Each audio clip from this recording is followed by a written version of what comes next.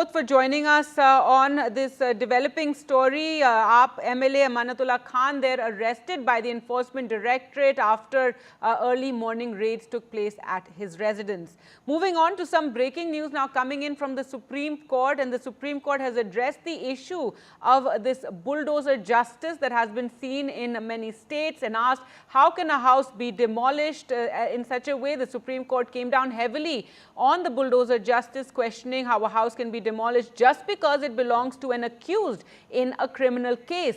Appearing for the petitioner, senior advocate Dushyant Dave sought direction from the court to ensure that bulldozer justice is not meted out across the country. Well, let's go across to NDTV, Sunil Prabhu, for more on this. As Sunil, this is something, we've been reporting on for several years now, in fact, and now the Supreme Court are questioning this bulldozer justice that we've seen taking place in many parts of the country. That's right, Gargi. In fact, a lot of conversation today and to and fro between Dushyant Dave as well as the Solicitor General. But I think the Supreme Court, the bench headed by Justice Gawai and Justice Vishwanath, making it clear that, they would like to ensure guidelines pan-India are done with respect to what is happening in Uttar Pradesh so that, this does not become a norm. And it's in that context that they've had that they will issue guidelines and look for submissions. They've asked, and if required, they'll put a amicus. They've asked Mr. Nachika Joshi to correlate all the suggestions that have come, and this can be, go forward. Mr. Mehta himself saying we will resolve it. No third-party intervention is required.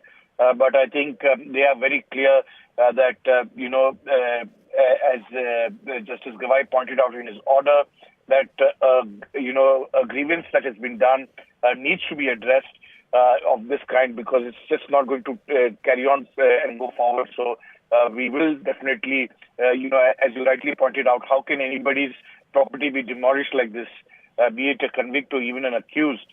And it's in that context they will, try and give suggestions across the country so as to ensure that this bulldozer justice is looked at, because as they pointed out, even if a convict is convicted, you just can't bulldoze his house. There has to be a certain norms and procedure, and this bulldozer justice has not gone down well with the Supreme Court. All right, Sunil, thanks so much for joining us with those details. So big observation there, big direction by the Supreme Court on bulldozer justice. Let's now go across to where the BJP is addressing a press conference. Let's listen in. Basic justice of investigating her complaint. And if it was any other organization today, I would argue respectfully with you that you would all not leave that organization alone. If any organization where a woman came and complained of sexual harassment, did not investigate that complaint and simply terminated that lady, you would not leave that organization alone.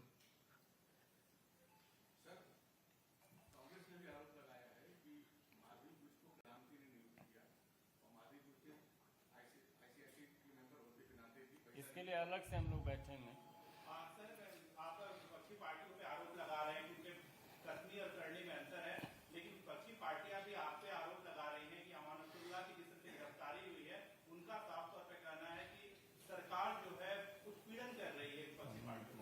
देखिए, मैं अब ये issue पहले भी मुझसे इस व्यक्ति के बारे में नहीं लेकिन पूछा गया है, और मैं साफ तौर पे ये कहना चाहता हूं कि आज इस देश में कानून से कोई नहीं बच सकता. The law of the land will catch up with whoever you are, however big or small you are, if you have committed a crime. That is New India. That is the India today that we live in.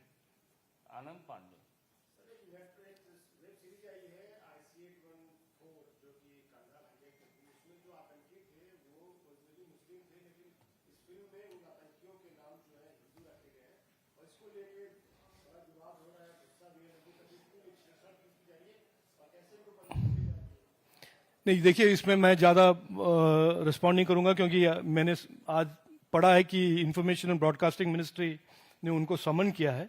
लेकिन हम सब जानते हैं कि hijackers ISI के पाकिस्तानी थे. इसमें कोई किसी में किसी में शक नहीं होना चाहिए. That is the truth. उन्होंने क्यों किया, क्या किया, वो आईएनबी मिनिस्ट्री जांच करेंगे और वो रिपोर्ट देंगे. बहुत बहुत धन्यवाद. थैंक यू जी. Live or something? हाँ. ചോദിക്കൂ.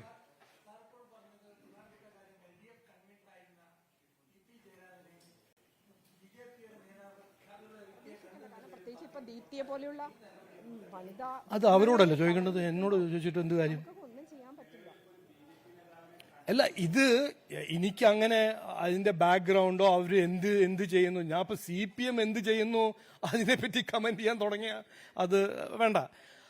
അവരുടെ ഇന്റേണൽ പാർട്ടി പോളിറ്റിക്സ് ആണ്. ഇന്നലെ നമ്മൾ അൻവറിന്റെയും സ്റ്റേറ്റ്മെന്റ് കണ്ടു. അക്കോർഡിംഗ് ടു മീ CPMല് അവരുടെ ഈ contradiction, politics of contradiction sustainable അല്ല.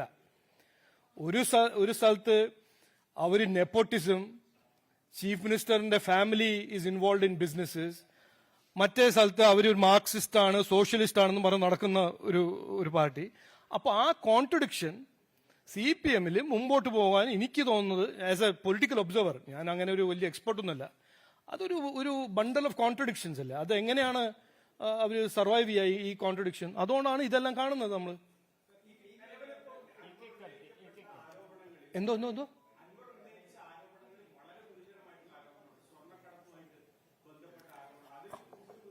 അല്ല, അതില് എനിക്കും പറയാനൊന്നുമില്ല. അത് അവരല്ലേ തീരുമാനിക്കേണ്ടത്. അതിൽ ആരോപണത്തിന് സത്യമുണ്ടോ ഇല്ലയോ അവർ ഇൻവെസ്റ്റിഗേറ്റ് ചെയ്യട്ടെ. അവര് CPMന്റെ തന്നെ ഒരു MLA പുറത്തു വന്ന് ഇങ്ങനെല്ലാം പറയും. All right, there you have BJP leader Rajiv Chandrasekhar there slamming the Congress party for expelling a Congress leader in Kerala who had spoken out on women being harassed within the Congress party in the state, and questioning this, and this comes amid the entire Me Too storm that's taking place in the Kerala film industry. And you had a Congress leader, Simi Rose Bell John, who then spoke out about women needing sponsorship from senior leaders from within the party to rise in the ranks, and she was soon expelled from the Kerala Congress. So Rajiv Chandrasekhar hitting out over this development. All right, moving on to news of the RSS now, and the RSS's 3-day conclave that was taking place in Kerala has concluded with some key remarks on the issue of caste census, which is something that the opposition has been raising. Remember, the RSS said that as RSS, we have already commented, it's a sensitive issue of caste and caste relation should be dealt with very seriously, not just for election caste where special attention is needed. Their government needs numbers. There's no problem, but it should be welfare practice, should not be used as a political tool. We draw the line there. Let's go across to Ishika now for more. In Ishika, the demand for caste census is a huge issue being raised by the opposition, and now the RSS commenting on this at the end of the 3-day conclave. Oh, yes, in fact, as you rightly mentioned, we have seen how the opposition parties like the Congress and the other parties have in fact, raised their demands for the caste census. And now, in fact, the RSS has, in fact, commented on this after their 3-day summit here in Kerala. They've said that this issue was discussed in this 3-day summit. And what the RSS believes is that, it is a sensitive issue and, it is a sensitive matter when it comes to caste and caste relations, and it should be dealt very seriously. Now, what the RSS also says that it should not be used for election purpose. RSS says that caste, caste which needs special attention, at that time the government certainly needs number. So the caste census, comes into play, and that is okay, but it should not be used as a political tool there. So RSS say that they draw the line there. So certainly a very important comment that now the RSS is coming from the RSS on the caste census. Over to you. All right. Thanks so much, Ishika, for joining us with those details. And from Kerala now to Jammu and Kashmir, and one army jawan has been injured after terrorists fired from a standoff distance near the largest army base in Jammu today morning. According to the defense spokesperson, Lieutenant Colonel Sunil Barthwal, the fire was launched from a distance between 10 to 10:30 a.m. Let's go across to Nazir Masoodi for more. We will get you more details on this, but remember, there has been an increase of incidents of terrorism in Jammu and Kashmir that has been a huge cause of concern, and now this latest incident in which an army base has been targeted, leading to one Jawan being injured there. So one army Jawan was injured after the base was targeted from a distance. So the terrorists from a distance targeted this largest army base in Jammu, leading to one army Jawan being injured, and this took place between 10 and 10:30 a.m. So as we said, this has been a huge concern in Jammu with the increased incidents of attacks and the military really coming under attack, and this time it is a military base that has been targeted in Jammu, with terrorists firing at the army base, and search operations are currently underway in this area. One army Jawan has been injured after the base was targeted in Jammu by the terrorists who opened fire from a distance. There was an exchange of fire as well in Jammu, and which led to the army Jawan being injured. This was the Sunjwan military station. Let's go across to Nazir now for more. Nazir, give us more details of what took place this morning. Well, this is a sniper attack. Sniper rifle has been used, which is not just an incident by one soldier as reportedly killed, but also very, very dangerous thing. Something happened in the middle of Jammu city. That too during elections, when the top leaders of the country will be campaigning in Jammu and Kashmir, and you have a sniping incident in Jammu. There was at least 3 to 4 rounds were fired. One Jawan was hit in the Sujwan camp. In early 2018, there was an attack on this camp. So in which 5 soldiers that time who were in their residential quarters were killed. So this is first such incident in Jammu at a large scale where we see sniper rifle is being used. So the snipers are normally highly trained. Every militant cannot be a sniper. So that's why it is a very dangerous thing. A massive coordinated search operation has been launched in the area. So also the kind of, a sniper can target from a long distance and need to have that vintage position. So this whole area has been cordoned off. We have not got any formal statement from the army so far, but according to sources, the injured Jawan has died in action. So this is where this operation is going on right now. But so far, there's no information if security forces are anyway closer to tracking down the attacker. Nazir, very concerning and serious situation, as you said, that a sniper, targeting this largest base there in Jammu, and this coming at a time when, high security, given that elections are going to take place soon. Exactly, and this is the time when, security forces are actually mainly involved in providing safe atmosphere for the election. And the Election Commission has made it clear, look, no external or the internal force can derail the election process. But when we see the sniper, attack, on army, one soldier being reportedly killed is a very, very serious, which goes beyond this incident. Because an active sniper in Jammu city is a nightmare for the security agencies unless he is neutralized or tracked down by the security forces. Jammu, as we know, has been high on terror radar for over the last few years, the region which was free from militancy. But as around 8 districts of Jammu region were involved in this, there have been multiple incidents and attacks and encounters. But now these highly trained militants getting into Jammu city is not just a new dimension, but also using snipers, which you can target from a long distance. So that is really a concern for the security agency. So right now this operation is underway. We have to see what will come out. Will they be able to track down the attacker? All right. Thanks so much, Nazir, for joining us with all those details. Well, talking about elections, the BJP and Congress are likely to release the list of candidates for the second and third phase of the Jammu and Kashmir Assembly elections today. Remember, BJP has been facing trouble over ticket distribution in Jammu, and its third list is expected to address some of those concerns that have been raised, and campaigning has picked up across Jammu and Kashmir as candidates are filing their nominations. Top leadership of BJP and Congress will also be addressing rallies across the region. Rahul Gandhi expected to start his campaign from Wednesday.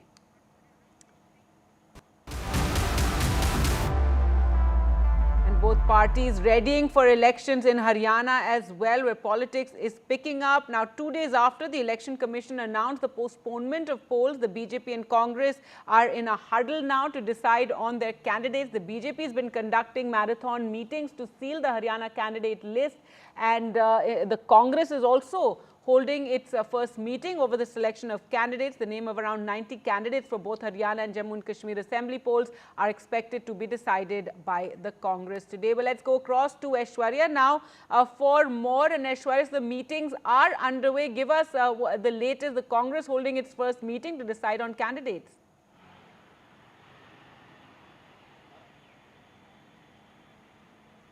Well, certainly, it's a series of meetings that are underway in the national capital as far as both the camps are concerned, be it the Bharatiya Janata Party or the Congress member. Till yesterday late night, the meeting went on at the residence of Dharmendra Pradhan, who is the in charge of Bharatiya Janata Party for the state of Haryana. And till midnight, it was discussed about how the names for the candidates as far as Haryana polls are going to be, how the equation of caste is kept in mind, and this comes on a backdrop when there was a BJP core group meeting that was held at JP Naddar's residence, where Home Minister Amit Shah to Chief Minister of Haryana, Nayab Singh Saini, former Chief Minister Manohar Lal Khattar, and other leaders arrived later. We have seen BJP CEC also been discussing the candidates, and Prime Minister Narendra Modi was also in attendance. So Bharatiya Janata Party is also yet to release the list of candidates for the Haryana Assembly polls by today evening or probably by tomorrow morning. On the other side, the Congress today had also also discussing on the candidates list as far as the CEC is concerned. That is underway at the AICC headquarters. Rahul Gandhi, Mallikarjun Kharge all have arrived at the AICC headquarters. Currently, the meeting is underway as far as Jammu and Kashmir polls are concerned. Remember, Congress has a alliance with the National Conference in Jammu and Kashmir, and they have already had come out with a list of 9 candidates in Jammu and Kashmir. With 32 seats, the Congress is contesting, plus 6, the friendly battle between the NC and the Congress. 29 seats is something that Congress will come out with as far as Jammu and Kashmir is concerned. Later at 4 p.m., the Congress CEC will convene as far as Haryana Assembly is concerned. All the 90 seats will be discussed in that as well. And certainly it is winnability, which is the criteria for the Congress party in Haryana. They wanted to retain the momentum that they had got in the Lok Sabha polls in Haryana, where they have bagged almost 5 seats. Certainly, Rahul Gandhi, Sonia Gandhi, Priyanka Gandhi, and the top leaders will be participating in the election campaign. That will start from Wednesday, is what the sources clearly indicating to us. So, Congress on their side will release the list by tomorrow morning, and Bharatiya Janata Party expected to release its list for the Haryana polls this evening. All right. Thanks so much, Aishwarya, for joining us with those details. So, a series of meetings as it's election mode for both Haryana and Jammu and Kashmir. News now from Telangana and Andhra Pradesh, where at least 27 people have been killed after heavy rain battered Telangana and Andhra for a second consecutive day on Sunday. It's been raining for several days. Today, though, there is some relief with less rain, and this incessant rain till yesterday caused flooding and waterlogging in several areas, disrupting road and rail traffic. More than 100 trains were cancelled, several others diverted, and now even though the rain is less, the fear is of flash flood floods taking place. So there's a flash flood risk warning for 19 districts in case any of the reservoirs overflow. A red alert in 9 districts and an orange alert in 12 other districts so far. So Telangana and Andhra Pradesh dealing with the incessant rain. Prime Minister Modi spoke to both the chief ministers of Telangana and Andhra Pradesh and offered them any help from the centre, and rescue and relief work is underway. It has been now 3 to 4 days of incessant rains, and both Andhra Pradesh and Telangana would be hoping that the worst is over or is behind them. As of now, still in Telangana, as many as 19 districts, the flash flood risk alert has been given. In as many as 9 districts, there is still a red alert, and in 12 districts, there is an orange alert.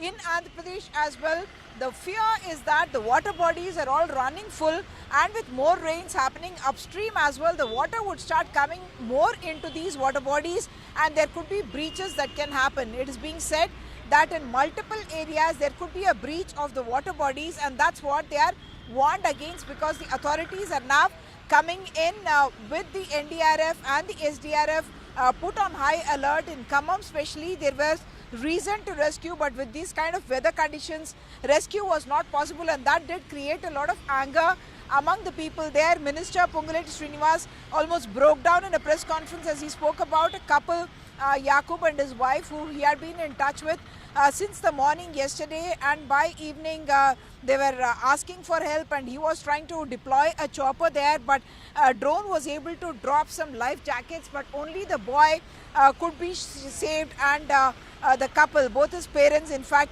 died in these floods. The boy in fact swam to safety with the life jacket that he was provided by the drone. Another very tragic case of a father and a daughter, Nunawat Motilal and his daughter Ashwini. The daughter in fact a scientist from the ICAR who were going to the Hyderabad airport, but their car in fact got washed away, because of which the scientist and her father both were their bodies were found later, 26-year-old Ashwini and her father.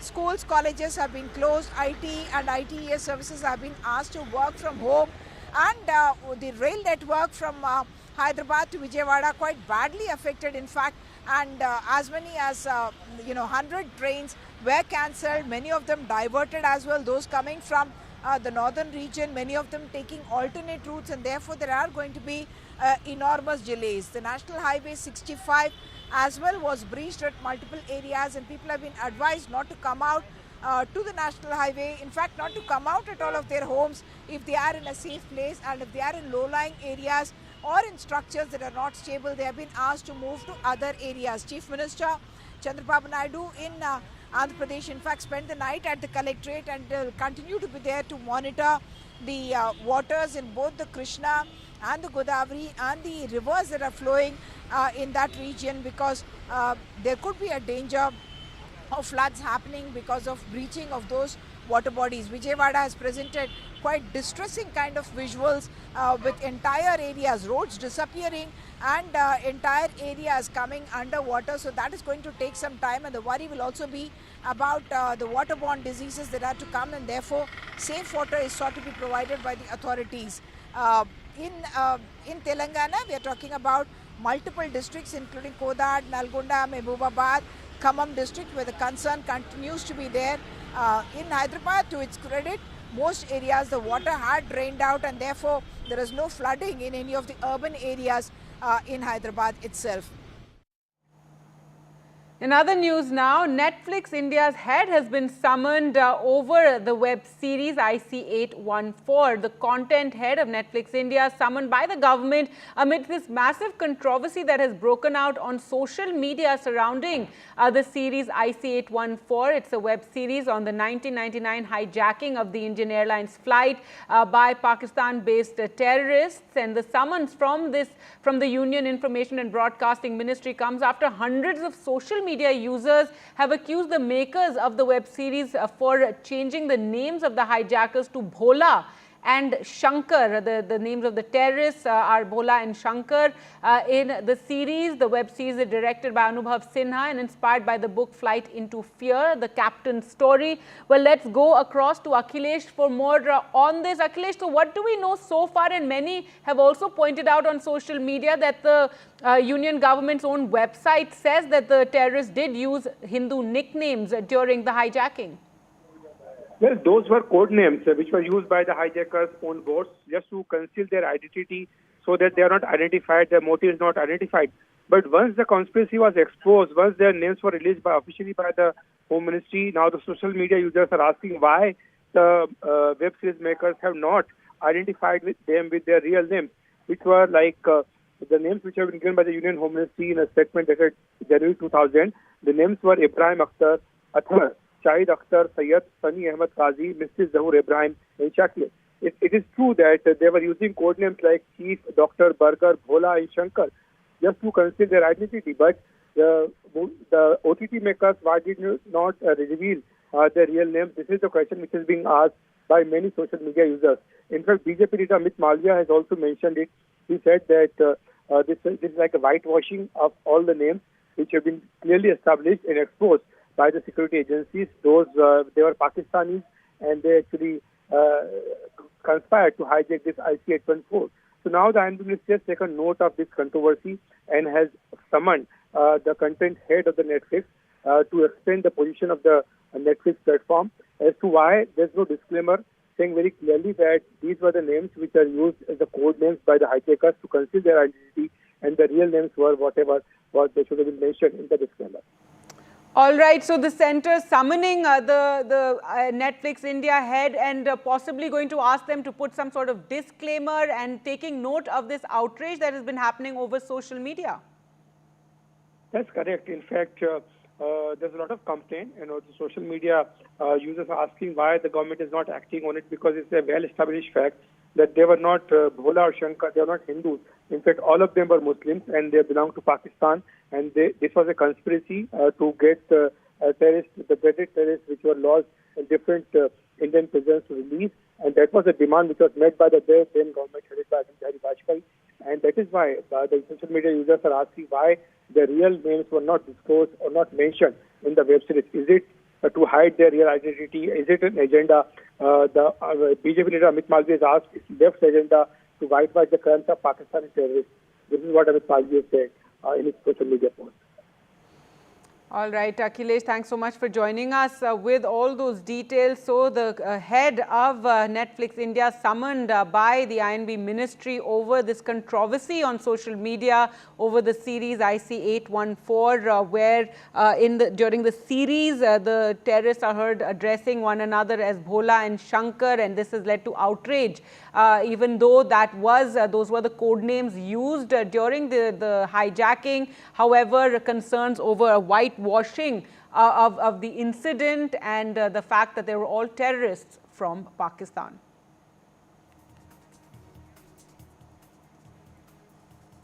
All right, with that, we'll slip into a short break. More news coming up on the other side. Stay with us.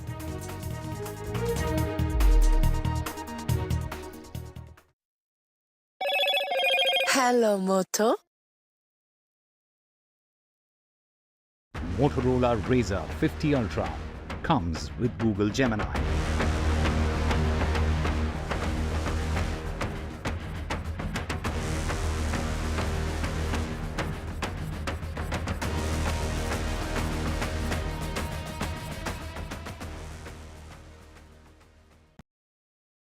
Hi, I'm Shreya Saran. Kerala's Wayanad area is hit by devastating landslides, resulting in loss of lives and livelihood. Kerala needs your help right now. Let's join NDTV initiative. Come, donate. Let's rebuild Wayanad.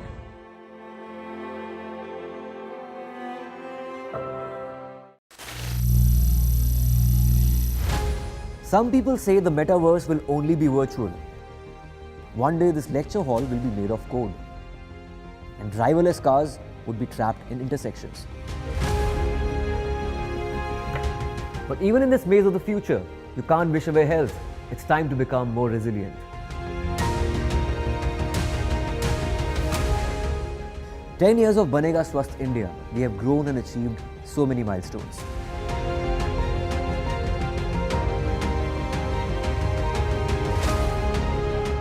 And now I have a plan to beat the urgency, to stop breathing with difficulty, to relieve getting choked with inactivity.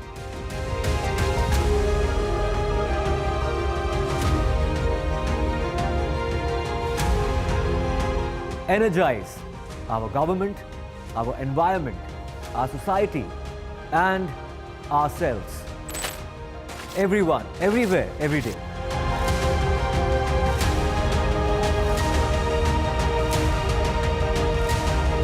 Banega Swasth India. One world hygiene. Stay informed and entertained with the new and updated NDTV News app. You can watch all our channels live, listen to podcasts, read breaking and exclusive news from around the world and more. Download the NDTV app today and get access to the best journalism and storytelling on your smartphone or tablet.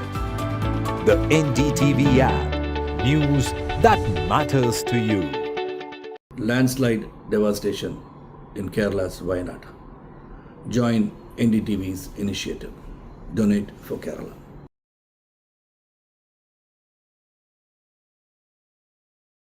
New day, new show, a new experience. Start your day with the news, not views. We bring you stories that matter and impact your life. News that informs and keeps you ahead.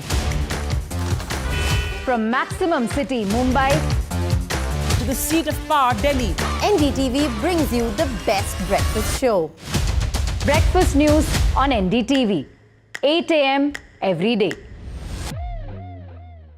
Hi, I'm Shreya Saran.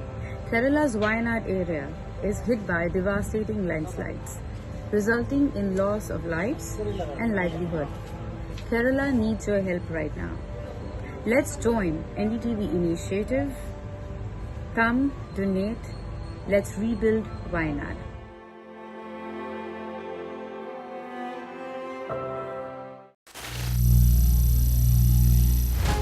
Some people say the metaverse will only be virtual. One day this lecture hall will be made of code, and driverless cars would be trapped in intersections. But even in this maze of the future, you can't wish away health. It's time to become more resilient.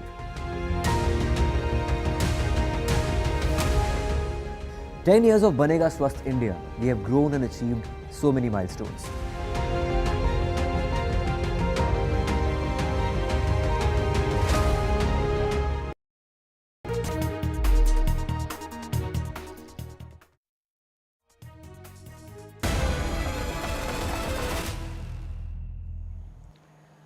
Welcome back. Now, the latest developments in the Mollywood Me Too case, the entire controversy where several senior actors and those involved in the film industry have been accused of sexual harassment. This after the Justice Hema Committee report was made public. Now, actor Sidik, who is also one of those who has been accused of harassment, has now approached the Kerala High Court seeking anticipatory bail. This is after one of the actors who spoke to the SIT. Remember, the state government has appointed an SIT to investigate all these allegations that have come to the fore, and many serious allegations of even rape were made against actor Sidik, and he has now approached the Kerala High Court. Let's go across to Ishika now for more, who's been tracking all these developments. Ishika, give us the latest.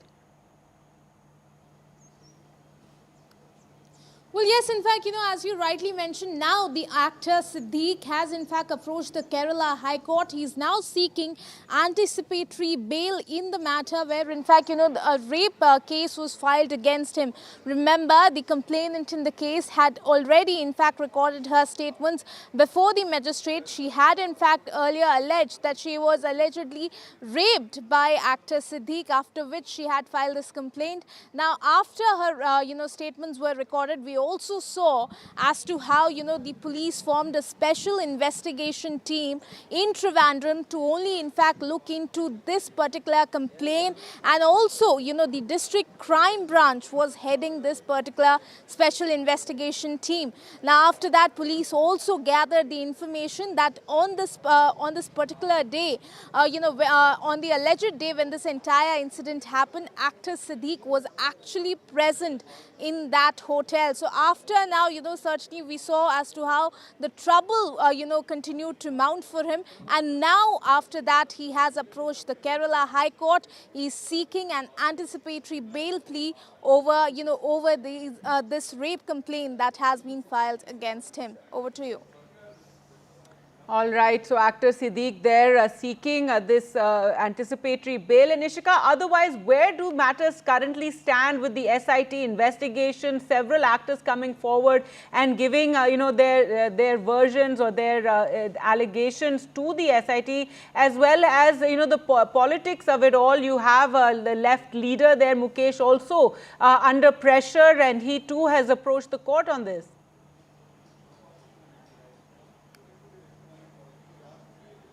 Well, Gargi, if we talk about the investigation so far, the police say that the first phase of investigation has been completed. They have in fact collected ample of evidences and recorded ample of statements in all of these cases, and now in fact they are going to submit a preliminary report, in fact inquiry report, to the court, and then after that they will be recording even more statements and even more evidences in all of these cases. Now as you rightly mentioned, if we talk about the political pressure that is amping up here, because remember, the MLA, Mukesh, is also one of those against whom the FIR has been. But the party in its, the state committee meeting decided not to take his resignation. After that, we saw that the agitations from the opposition parties here in Kerala, be it the Congress or be it the BJP, intensified, because, the parties now demand that his resignation should be taken by the government, and also question the chief minister's silence over this entire matter. So now, we are certainly seeing that the pressure continues to build up, for the left government, over not taking any action on, MLA Mukesh, even after senior voices from their own party, like Brinda Karat, was indirectly demanding his resignation. Over to you. All right. Thanks so much, Ishika, for joining us with all those latest developments. In other news now, the release of Kangana Ranaut's new film Emergency has been postponed amid a huge controversy over the portrayal of the Sikh community in it. The release of the trailer had caused a furor in Punjab, and the film is yet to get the green signal from the certification board. In fact, the film's release was due on September 6th, and it has been pushed back with no word on when that will be. Sources say the film board has asked for further cuts in the film and would take into account the sentiment of every community. Now, Kangana Ranaut has hit out over this. In fact, she quoted the entire controversy that has taken place on IC 814 and also talked about how her film is being held back. Earlier, we spoke to Abira for more.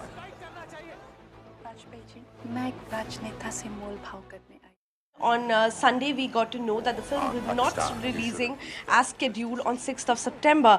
But what the latest is that Kangana has responded to a tweet just 10 minutes back, where she replied to a tweet which talked about the hijack of IC 814 series and how the names have been changed. She replied to it and said, the law of the land is that one can show unimaginable amount of violence and nudity on OTT platforms without any consequence or censorship. One can even distort real life events, we know who she's talking about, to suit her politically motivated sinister motives. That there is all the freedom for communists or leftists across the world for such anti-national expressions, but as a nationalist, no OTT platform allows us to make films that resolves around the integrity and unity of Bharat. It seems censorship is only for some of us who don't want tuked of national and make films of historic facts. It's hugely demotivating and unjust. So this is the first time we heard from Kangana since the news of her film not releasing as scheduled on 6th of September September. We'll be waiting for the new dates. The dates have not been released yet, the new release date. And what are the other, CBFC has to still issue a certificate, so the wait is still on. All right, moving on to other news now. Prime Minister Narendra Modi will be visiting Brunei for an official visit. This is the first visit by an Indian Prime Minister to Brunei, who is a crucial partner for India's Act East policy. And this comes right ahead of the Prime Minister's visit to Singapore, another emerging partner for India in Southeast Asia. So the Prime Minister will be leaving will visit Brunei for this official visit, first by an Indian Prime Minister.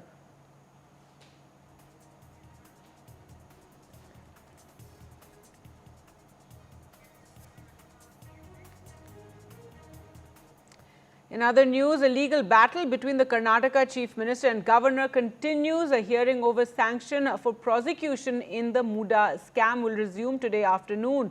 It's the Karnataka High Court which will decide the validity of the Governor's green light for prosecution of the Chief Minister. Earlier, we spoke to Pratibha for more. Well, as far as the court case is concerned, it was a pretty heavy session that was witnessed on Saturday with respect to the arguments that were presented by both the counsel for the Chief Minister as well as the counsel for the Governor there. Both of them arguing for and against in terms of the permission for prosecution. The Chief Minister's counsel claiming that there was no application of mind, also claiming that the Cabinet's advice wasn't really taken and that the Governor acted according to his own discretion. In the meantime, the counsel representing, or the Solicitor General representing the Governor, did mention that there was application of mind. Here is a case that involves the Chief Minister and there was absolutely no necessity to take the Cabinet's advice, but the Governor has all the powers to act as part of his independent decision there. We'll have to wait to see whether the arguments would continue today and what kind of course the legal action would take in terms of deciding or sealing the political fate of the Chief Minister, Mr. Sidharth there. In the meantime, on ground, there has been protests as well as counter-protests that were witnessed. The BJP claiming that there has been allegations pointing fingers at the Chief Minister, and the Congress leaders, all of them standing by the side of the Chief Minister, claiming that there is absolutely no document, no wrongdoing that can nail the Chief Minister here, and have also gone on to conduct a protest march of sorts from the Vidhan Sauda to the Raj Bhavan, reminding the Governor that there are pending cases there. We'll have to wait to see how this would also take shape as far as the Governor's green light with respect to the permission for prosecution is concerned. Back to you. With that, time for us to slip into a short break. News updates continue on the other side. Do stay with us.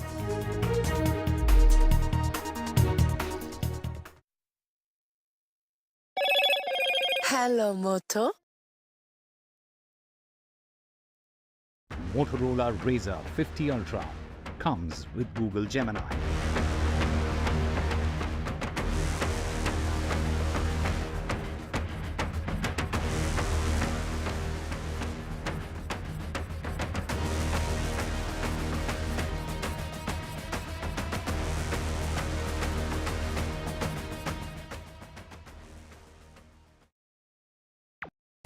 Stay informed and entertained with the new and updated NDTV News app.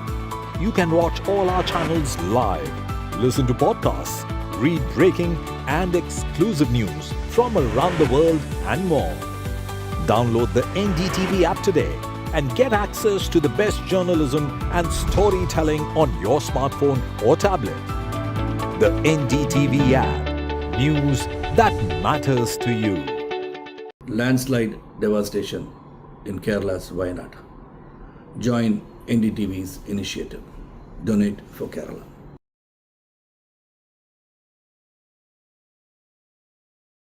New day, new show, a new experience.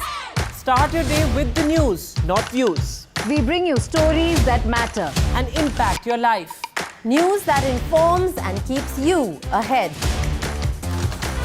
From Maximum City, Mumbai, to the seat of power, Delhi, NDTV brings you the best breakfast show. Breakfast news on NDTV, 8 a.m. every day. Hi, I'm Shreya Saran. Kerala's Wayanad area is hit by devastating landslides, resulting in loss of lives and livelihood. Kerala needs your help right now. Let's join NDTV initiative. Come, donate, let's rebuild Wayanad.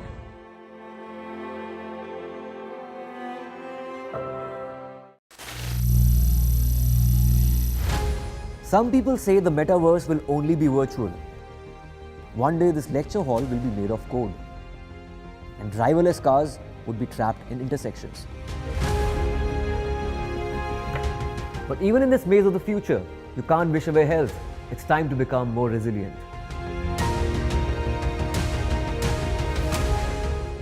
"10 years of Banega Swasth India, we have grown and achieved so many milestones.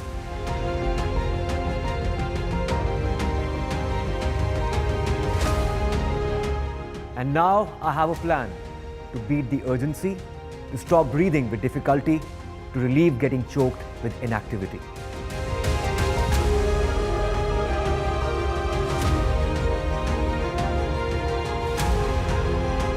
Energize our government, our environment, our society, and ourselves. Everyone, everywhere, every day.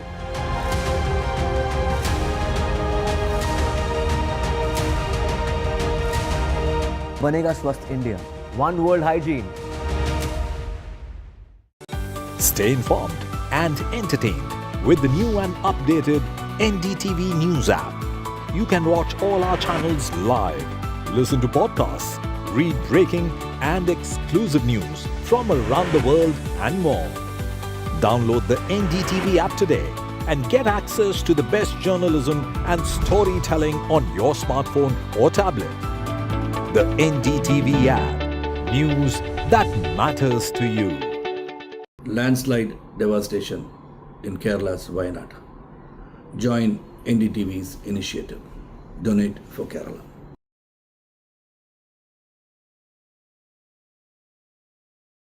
New day, new show, a new experience.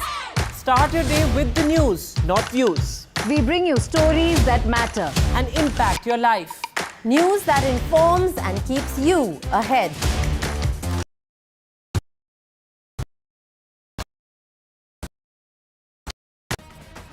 Hello and welcome. You're watching NDTV. I'm Gargi Rao. Stay with us for all the top news stories. AAP MLA Amanullah Khan has been arrested by the ED. Also, the Supreme Court has come down heavily on Bulldozer justice. More on that coming up. Let's take a look at the headlines. Aam Aadmi Party MLA Amanullah Khan arrested by the Enforcement Directorate today, 6 hours after they conducted a raid on his residence and questioning. This is following money laundering charges against him and allegations related to the Waqf board. Meanwhile, relief for AAP leader Vijay Nair as the Supreme Court has granted bail to the AAP ex-media in charge. The Supreme Court has spoken out on the bulldozer justice being meted out in many parts of the country, raising questions on the demolition of homes before the guilt is even proven. Why demolish even if a person is accused or a convict? No demolition without following the law. The Supreme Court will take up the matter tomorrow. A soldier injured in Jammu when terrorists fired from outside the Sunjwan army base this morning, triggering a search operation in the high security area after this sniper attack. This comes ahead of elections in the Union Territory. A controversy over Netflix series IC-814 hijacking. Sources say Netflix India content head has now been summoned by the government, and this is after social media controversy broke out over what many users alleged was a name change of the hijackers. The hijackers used code names like Bhola and Shankar during the hijacking. Rain havoc in Andhra Pradesh and Telangana. 27 people have died today. Flash flood risk warning for 19 districts as the Prime Minister offers all help to Chief Ministers of Andhra and Telangana. And West Bengal Assembly special session today to pass a bill proposing death penalty for rapists following the tragic rape and murder of a junior doctor. The bill seeks to ensure swift justice in such heinous cases.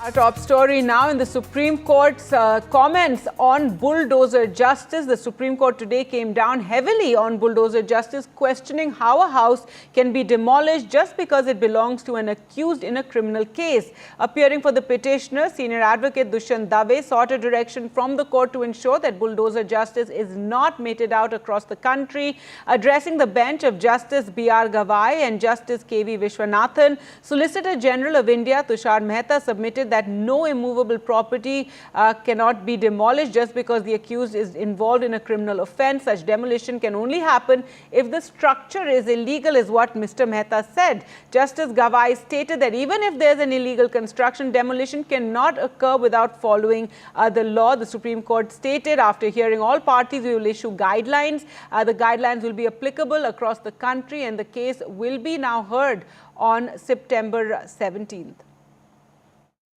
Supreme Court has taken a strong view with regard to the pan-India, what is happening after filing of the FIR and the next day they are demolishing the house. So Supreme Court has asked for a guidelines, complete guidelines they are going to frame on the next date of hearing. Without following the due process, without hearing and giving notice, etc., no action can be taken even if the construction is illegal. So they have to follow the law and they are going to frame a guidelines. They have asked for suggestion, both the parties, to give the suggestion what can be the guidelines can be given to pan-India, not limited to certain state. So they are going to frame that guideline on 17th of this month. All right, let's go across to Sunil for more. And Sunil, so this had been an extremely controversial issue, many questioning this, bulldozer justice that we've seen in different parts of the country. Now the Supreme Court will be framing guidelines on this. That's right, Gargi. As you rightly pointed out, the bulldozer justice is something that has come down very heavily by the Supreme Court because even if, as the Justice Gavai pointed out, even if there is a convict, it doesn't mean that his property can be demolished the next day. There has to be a proper set of procedures that have to be followed. And what has been happening across the country, UP is of course one example. It's also happened in Rajasthan. He says now that we will collate all the information, asked a person to, Mr. Joshi to, collate this information, and then they will definitely issue pan-India guidelines to ensure that this kind of bulldozer justice that has started must follow certain norms, certain practices, certain procedures, and not immediately try to dispense with justice on an immediate basis just because somebody has been, accused in a crime or any kind of atrocity, as has been the case in the recent past. Right, Sunil. So an important, directions there, observations by the Supreme Court, and soon guidelines will be framed for the entire country. But stay with us for the next story as well, and some relief to the AAP media, former media in charge, Vijay Nair, who has been granted bail by the Supreme Court today. He was arrested, remember, in the Delhi liquor policy case, and after 23 months, he's been granted bail. Let's go back to Sunil for more on that. Sunil, give us the details. Well, as you rightly pointed out, after 23 months, that's what Justice Irikesh Roy's bench pointed out. This is, mind you, not the same bench as Justice Gavai as well as Justice Vishwanath, where they said, bail is the rule, jail is the exception. But the fact that in this case of Mr. Vijay Nair, who's the AAP's social media in charge and media policy key person, he has now been granted bail because he's just been in jail for 23 months. As you're well aware, the case is going to take a long time to really start the trial because there's voluminous reports and documents that have to be gone through, as well as a number of witnesses. So that's not going to happen in the immediate future. And it's in that backdrop that the Supreme Court has granted him bail. All right, Sunil, thanks so much for joining us with all those developments there in the Supreme Court.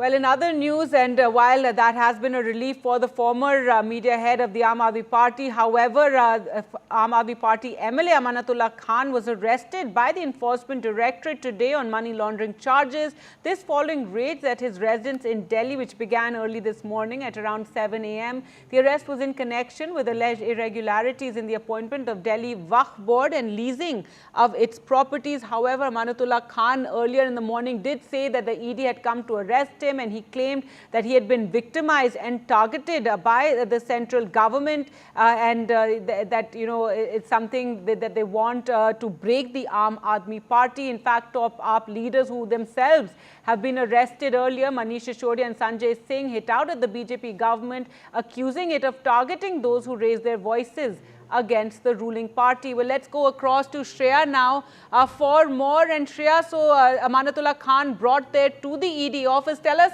what's happening now, what will happen next?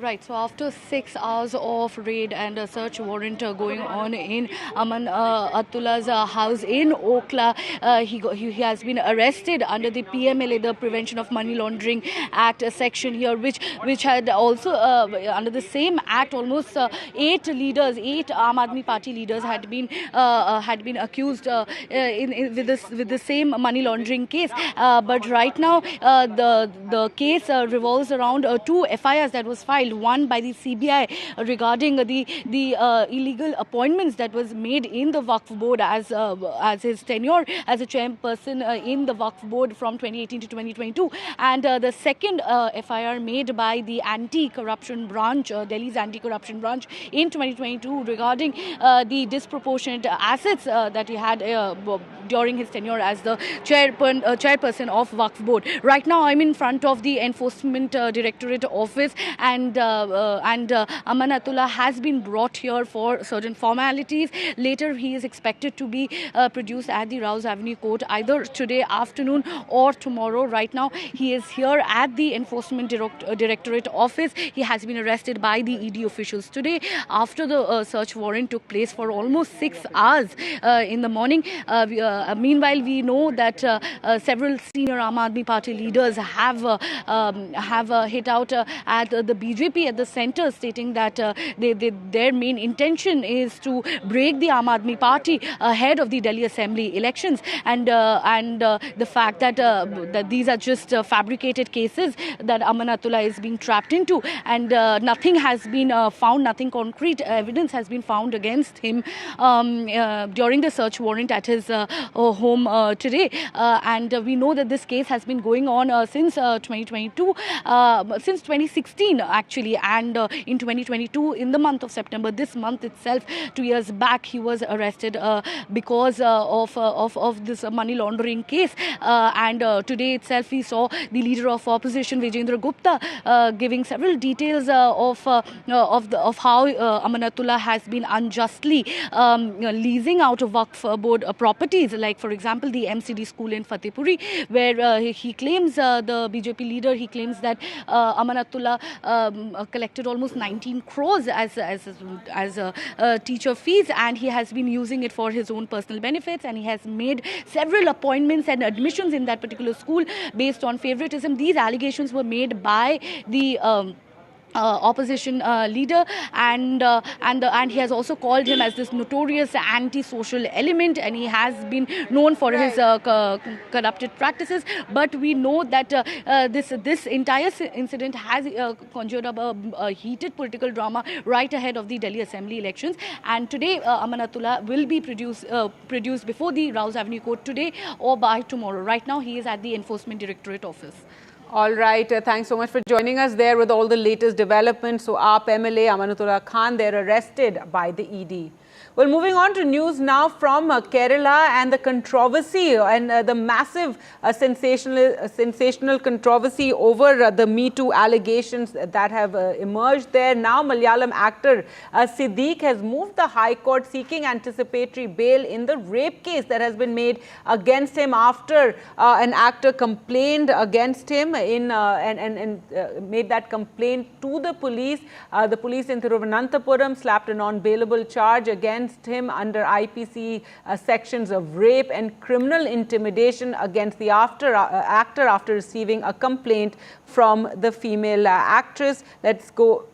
And remember, there have been several allegations that have been made in the Kerala film industry ever since the Justice Hema Committee report was made public, in which really detailed how many of the women in the Kerala film industry were facing harassment and that there was this clique within the industry that really was controlling the women actors and ensuring that those who spoke out were actually would not get roles, and how there was sexual harassment that was taking place. And after this report was finally made public is when that many actors have finally come out with their allegations against various senior actors and those filmmakers as well in the Kerala film industry. This has shaken the Mollywood industry.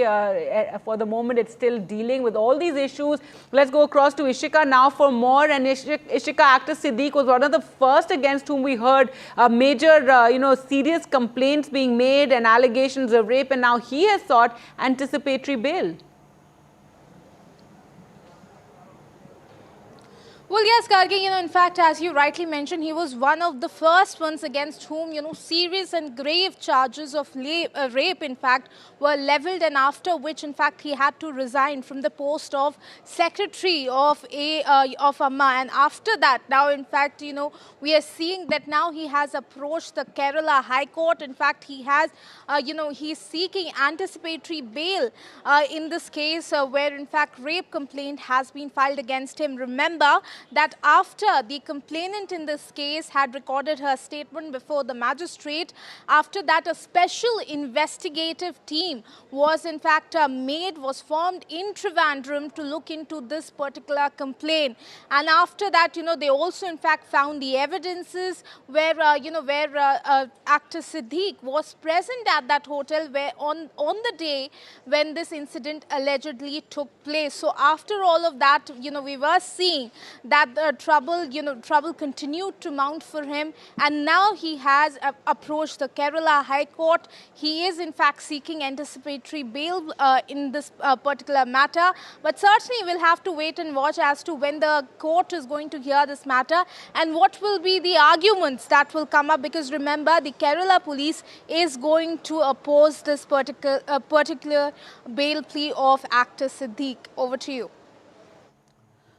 All right, Ishika, do stay with us for the next story as well. And the BJP has hit out at the Congress party for expelling a Kerala leader. Now, in the midst of this Me Too storm that Mollywood is seeing, a Congress leader also made certain claims, and the BJP slamming the Congress over expelling this leader who spoke about casting couch and hypocrisy of Congress exposed, is what the BJP said. This is after former Congress party and PSC member Simi Rose Bell John, who was expelled on Sunday following her "women leaders need sponsorship from party leaders to rise in the ranks" remark.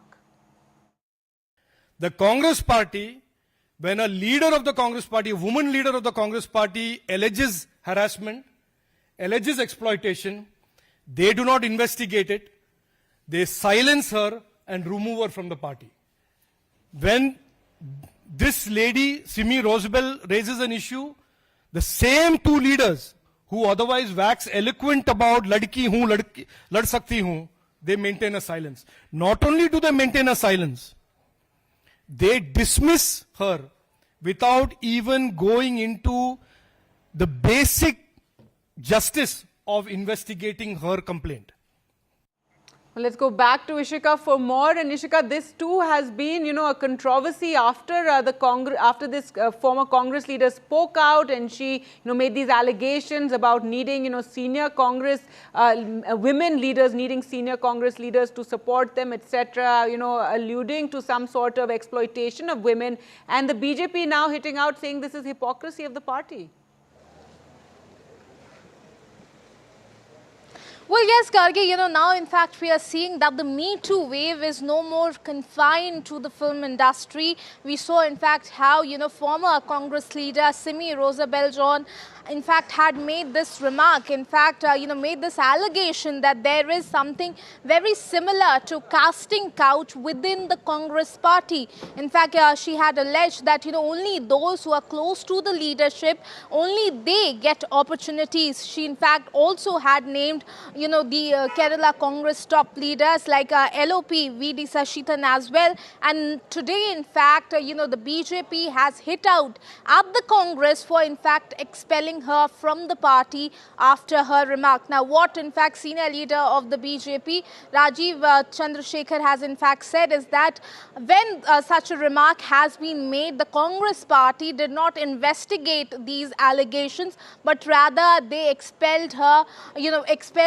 directly. So certainly this, BJP now hitting out at the Congress party, and not just only at the Kerala Congress, they are also hitting out at the top leadership of the Congress party, saying that those leaders, in fact, who talk about, beti hu lad sakti hu, they in fact, remain silent on this entire matter, and they watch, their leader getting expelled from the party after such an allegation has been made. So now certainly we are seeing, that even politics over this continues. Remember that the Congress party, while in fact expelling her, they had in fact said in their statement that such an action has been taken against Simi Rosabelle John for allegedly insulting the women leaders of the Congress party. Over to you. All right, Ishika, thanks so much for joining us. With that, so the Me Too storm, they're reaching, the politics as well in Kerala. Thanks a lot for joining us with the very latest. Now, staying with news from Kerala, the RSS three-day conclave concluded there, and some key remarks were made on the caste census. Remember, this is a huge issue with the opposition demanding a caste census. The RSS said that as the RSS, we have already commented, sensitive issue of caste and caste relations should be dealt very seriously, but not just for elections, caste where special attention is needed. There is no problem, but it should be welfare practice, should not be used as a political tool. As our society, Hindu society, we have the sensitive issue of our caste and caste relations. That is a very sensitive issue. So it should be dealt very seriously, not just on the basis of electioning or election practices or politics. Special attention is needed to some communities and caste. So for that, if sometime government needs the numbers, it is a very well practiced. So government needs the numbers, it takes, earlier also it has taken, so it can take it, no problem. But it should be only to address the welfare of those communities and caste. It should not be used as a political tool for electioneering. News now from Jammu and Kashmir, where one army jawan was injured after terrorists fired from a standoff distance near the largest army base in Jammu. This was a sniper targeting of the base, and according to the army defense spokesperson, the fire was launched from a distance between 10 to 10:30 a.m. and now search operations are taking place in the area. Let's go across to Nazir for more. And Nazir, give us more details, this targeting of an army base by a sniper. Counter-militancy operation, a large coordinate search operation has been launched to track down the attacker. It is really not just a challenge, but intriguing. The sniper somewhere in an area which is completely, seen as a secure area. It is a military installation, Sijwani army installation in Jammu city. Jammu is completely peaceful and free from militancy all these years. There have been in between some incidents in the past, but they were just one-off. But given the fact that military largely Jammu region has been high on terror radar, almost 8 districts have been infested. We know for the last few years we have seen attack after attack. Now the sniper attack on an army camp and 3-4 rounds fired, which clearly is just an challenge in the sense that they are sending a reminder they are here. An active sniper is in the Jammu city, that too during elections, when high-profile leaders from different parties, particularly BJP and Congress, will be visiting across Jammu and Kashmir for election campaigning. So it is a new challenge for the security force. While we know the highly trained militants were using M4 American-made rifles, which also is a very lethal weapon. But now a sniper active in the area, while as this coordinated search operation has been launched, but so far there's no indication if they are closer to tracking him down. So it needs highly trained, militant who can handle this sniper, because you have to shot from a long distance and choose the target. It's not the ordinary militant who can use such weapons. So it is another challenge for the security agencies, another dimension to the security situation. So this time, this coordinated search operation is underway. One soldier who was injured is reportedly, killed in action. So far, there's no official confirmation we have not seen the formal statement about his death by the army so far, but it may come. So it is this ongoing situation where this coordinated search operation is underway. All right, Nazir, thanks so much for joining us with all those developments. And let's just listen into what the SP South Jammu had to say. Gun shots यहाँ पे जो है वो सुने गए, उसमें एक army जवान अभी इंजर्ड है। इस पूरे इंसिडेंट की तफ्तीश चल रही है। As and when something comes out concrete we will share with you. Senior officers सारे ऑन स्पॉट हैं। All right, let's get you the latest now from Kolkata, where the protests are continuing over the rape and murder of a junior doctor in the state-run RG Kaur hospital. And there you can see protests taking place. This even as today a special assembly has been called by the Mamata Banerjee government to pass a law that makes it that has a stricter punishment for rape and heinous crimes, even and demanding a fast tracking of the cases and the capital punishment in such cases. However, doctors and BJP are holding a protest there and heavy barricading again to contain the protesters. Remember, we've seen protests in different parts of the country over this outrage after a junior doctor who was on night duty was raped and killed in the hospital. There's been a huge amount of criticism of the hospital authorities as well as the West Bengal government and the police for its handling of the case. Many allegations also made about how the parents were not informed initially about their daughter's murder. However, the police had clarified that they had not made those calls. It was the hospital authorities who had made those initial calls. Remember, this has also led to the Supreme Court intervening in the matter and asking for better security for doctors and assigning a national task force to look into all these issues regarding the safety of doctors in hospitals. And Mamata Banerjee also called for a special assembly session to be held so that stricter laws can be passed, an anti-rape bill, and they will pass a bill proposing the death penalty for all rapists. The BJP, however, criticizing the West Bengal government of doing this just for optics, given the huge outpouring of criticism and anger over the rape and murder of the junior doctor. Well, let's go across to Saurabh now for more. And Saurabh, now another protest, however, taking place today. Give us the details. Well, today's protest is again a march towards the police headquarters by junior doctors, is what we're being given to understand. Though, the police have made preparations like they do for any other protest. And of course, barricades put up on the way to the police headquarters here in Kolkata. Now, down this road is, of course, Lal Bazar, the headquarters of the Kolkata police. And so that, no one can reach that spot, these barricades have been set up here. And this is something that we see play out on the streets of Kolkata now on a regular basis, where there are a lot of barricading, etc. Given the number of protests that are taking place against this incident. Now, of course, as you know, on a couple of days ago, the Nabanno Abhijan, of course, had turned violent, and since then, of course, the police have been on tenterhooks and have been, every protest they've been prepared for unruly elements, etc.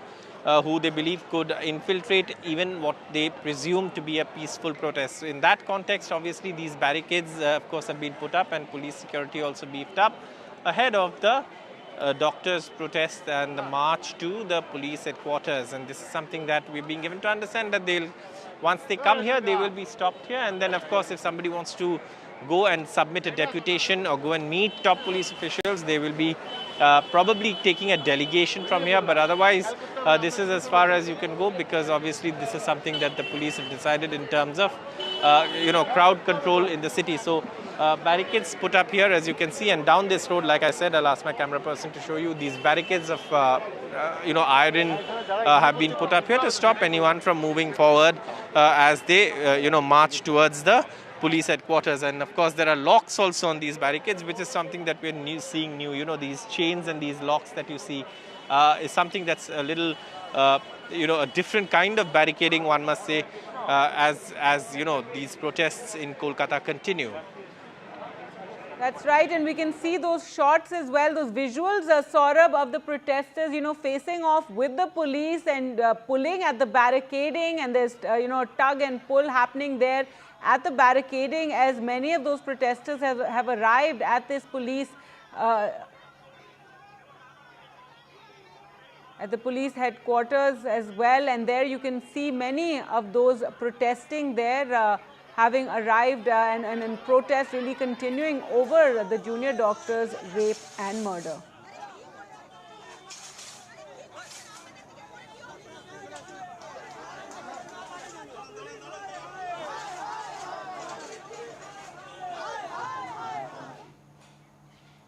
All right, we'll continue to track that story. For the moment, slipping into a short break. Do stay with us.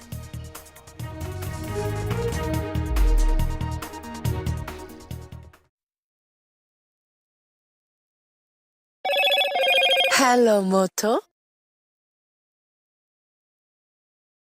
Motorola Razr 50 Ultra comes with Google Gemini.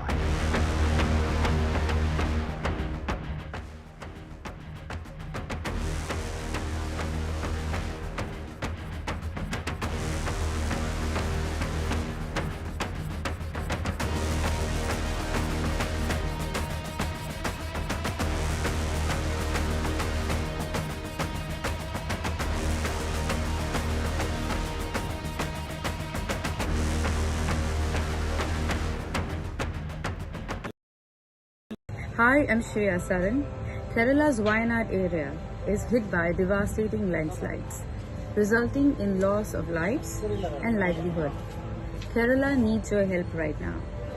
Let's join NDTV initiative. Come, donate, let's rebuild Wayanad.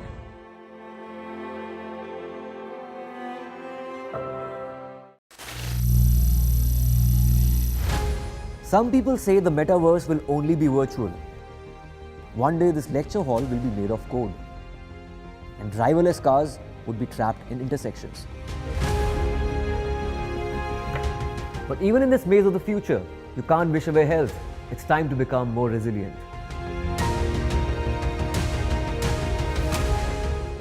"10 years of Banega Swasth India, we have grown and achieved so many milestones.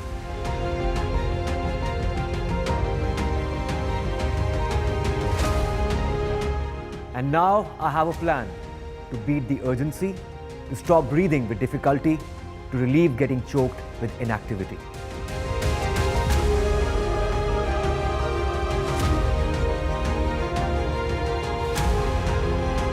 Energize our government, our environment, our society, and ourselves. Everyone, everywhere, every day.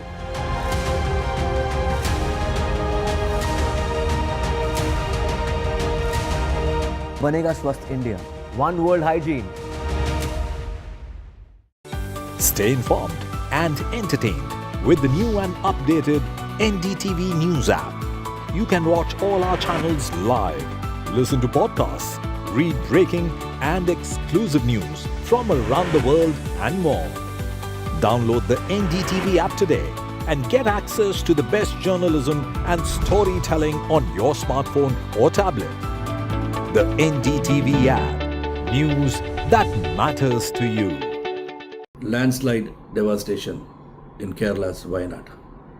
Join NDTV's initiative. Donate for Kerala.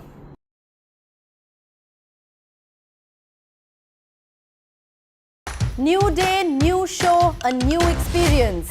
Start your day with the news, not views. We bring you stories that matter and impact your life.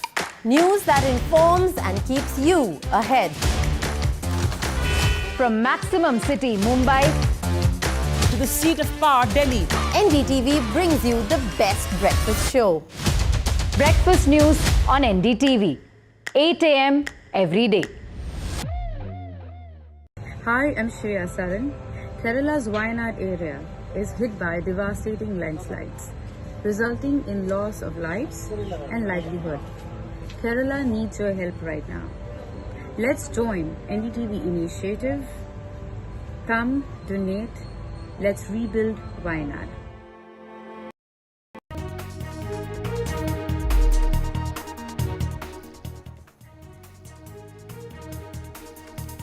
A very good afternoon. You're watching NDTV 24/7. This is news non-stop. We have a whole lot lined up for you. Let's just get you the top story that is in regard to the protests that are taking place in Israel. Now, it is, in fact, Israelis that staged this mass protest against Prime Minister Benjamin Netanyahu after the bodies of 6 hostages were recovered in Gaza, including an Israeli-American dual national. A major trade union also called a general strike. Many blame Netanyahu for the stalled ceasefire and hostage return as far as negotiations are concerned. But neither he nor Hamas seem in a rush to agree to such a deal, as per the local media. As per analysts, Netanyahu believes a deal could undo his government, while Hamas sees allowing tensions to boil over into a regional war as a potentially favorable outcome. However, it's also possible that agreeing a ceasefire now could be seen as a victory for Netanyahu, and any subsequent surge of approval may help him survive re-elections.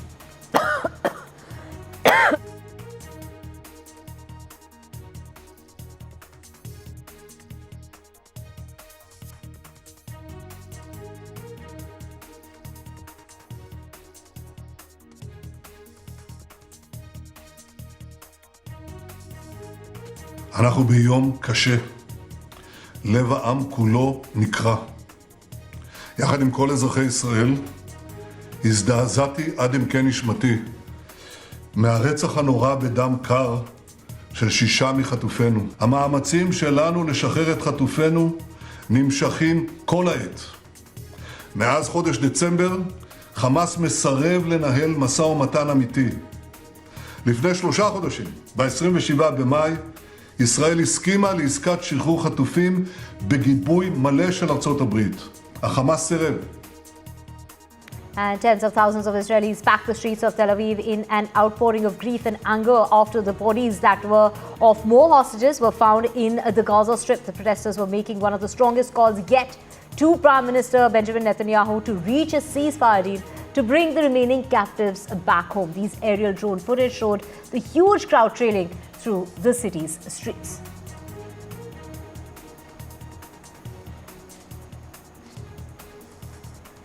And dozens of protesters rallied in London's Parliament Square on Sunday to add their voices to calls for the Israeli government to secure the release of the hostages still held in Gaza.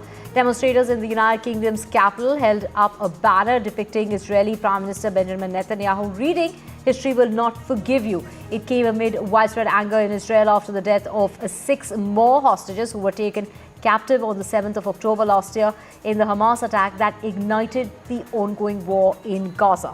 Now, the mass outpouring appeared to be the largest such demonstration in 11 months of war, and protesters said that it felt like a possible turning point. Although the country is deeply divided, ceasefire negotiations to end the Israeli offensive in Gaza have dragged on now for months.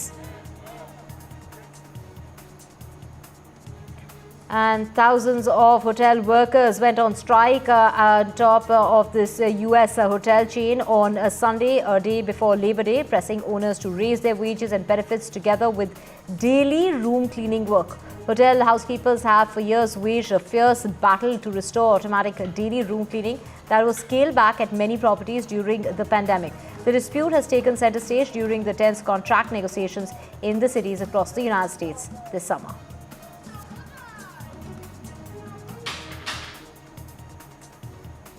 And Vice President Kamala Harris entered Labor Day weekend with a national polling lead over former President Donald Trump in the race for the White House. But the race still seems up for grabs. Kamala Harris's lead in Minnesota has been halved by Donald Trump, one new survey shows, despite the state's governor, Tim Walz, joining the Democratic ticket. The most recent poll by Survey USA has found that Harris is now leading Trump 48% to 43% in the must-win swing states, though still healthy. Her lead has shrunk to 5% points in the space of a month, having led 50% to 40% in a poll conducted between the 23rd of July and the 25th. And Russia said that its forces had seized the village of Kirovo in the Donetsk region and were continuing to advance deeper into the Ukrainian defenses lines, while Ukraine said that its forces engaged in 109 battles with the Russian army in various directions, with several still ongoing. The Russian Ministry of Defense said multiple units of the Russian army defeated several Ukrainian formations in the various directions, including Kharkov, Donetsk, Zaporizhia and Kherson.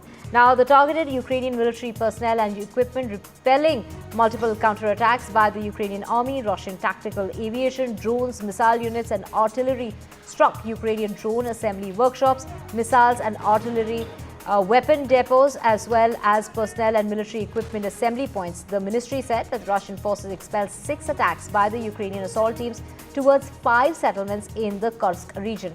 Meanwhile, the General Staff of the Ukrainian Army Forces said that there were about 109 battles in the frontline areas of Kharkov and Kupiansk and Toretsk, with many more ongoing among them, and the most intense battles occurred in the direction of Pokrovsk.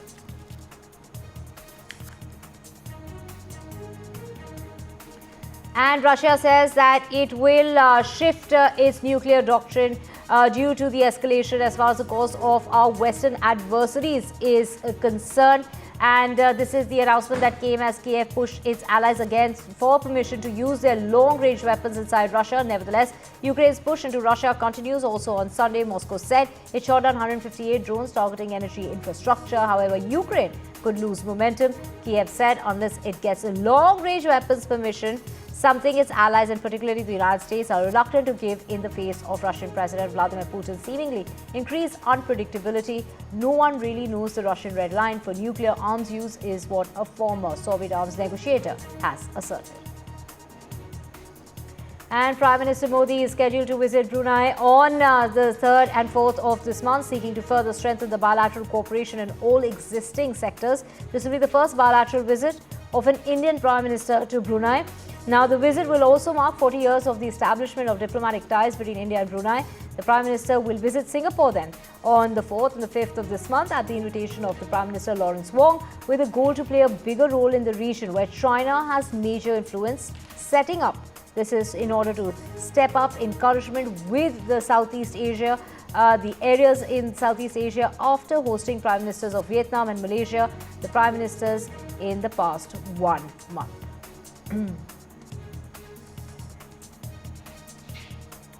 And Taiwan's oldest female panda has celebrated her 20th birthday with dozens of her fans in the zoo.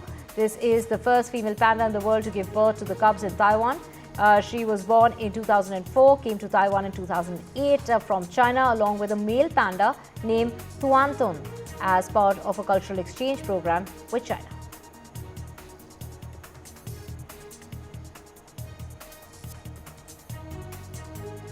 And Brad Pitt and George Clooney arrived by boat at the Venice Film Festival on Sunday. Clooney and Pitt star as rival fixers who are inadvertently hired for the same job to conceal a crime. George Clooney said that he takes no credit for President Joe Biden, who stepped down from the presidential race. I'm much younger. I know I don't look it, but I'm much younger. You know, this is, Brad and I have been doing this a long time, separately and together, and part of what was fun about this was, you know, there is a rhythm to talking over top of one another, right? There really is. It's like, it's not just blasting. You have to be able to hear one thing to be able to answer it, but not step all over each other. And I think over a period of time, we just had the rhythm worked pretty well right off the bat. We just felt like it's easy.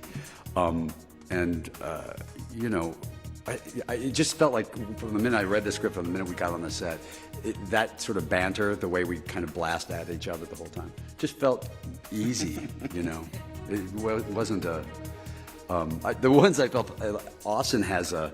was that like a 2-page monologue that he did all in one? And that's much harder than what we were doing.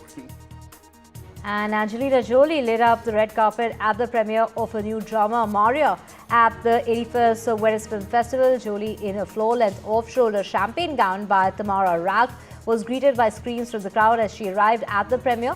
The film about famed opera singer Maria focuses on the final week of her life in 1977 in Paris. She is deeply isolated with only her butler and housemaid looking after her, concerned about her health, the drugs and the devastating ripple effects of her diminished voice. Maria is among the 21 features competing for the festival's award, which will be announced on the 7th of this month. Nicole Kidman returned to the Venice Film Festival for the world premiere of her film Baby Girl, 25 years after coming to Venice with Eyes Wide Shut. Nicole Kidman has returned to the festival. The star boated to the Lido with actors Antonio Banderas and Harris Dixon for the film's press conference before she signed autographs for waiting fans. Baby Girl stars Kidman as a high-powered CEO, begins an affair with a much younger intern. Baby Girl is among the 21 titles nominated for the Golden Lion. I didn't feel exploited. I felt very much a part of it. It's the story that I wanted to be a part of, that I wanted to tell, and every part of me was committed to that. So for me, that wasn't at all exploitive. There was enormous care taken by all of us. We were all very, very gentle with each other and helped each other. Harris, Antonio, Sophie wasn't in the bed with us, but what I remember is that I used to come to this type of festivals in Venice, Berlin, and Cannes with movies that actually in our days would be impossible to do. Movies that would be very highly criticized, or that it would just jump in the territory of the politically incorrect.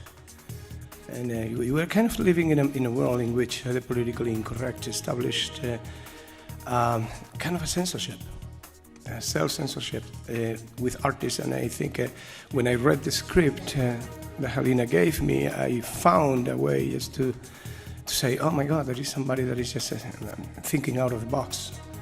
That he got actually, you know, the strength and the courageous mind to just put on the screen things that we all think we are, in a way, you know, we are prisoners of our own instincts. Yes, we are animals, you know, and there is something about nature there is nothing democratic about nature. None of which are here. We didn't ask to be born. We didn't ask to be humans or animals or a plant or whatever, you know.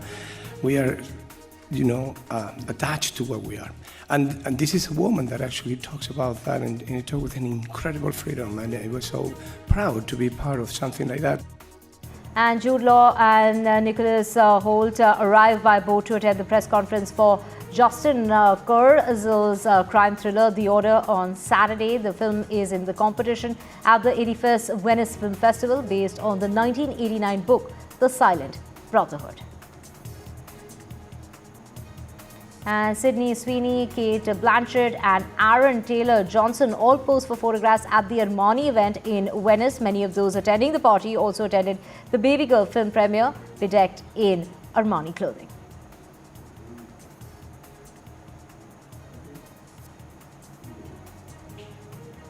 And stars including Antonio Banderas and Eva Longoria arrived at the AMFA, that's the American Foundation for AIDS Research Gala, during the Venice Film Festival on Sunday night. The fundraising event includes a dinner, auction and performances by Kelly Rowland and Rama Willis. Now Banderas, along with Richard Gere and Mohammed Al-Turki, were being honoured.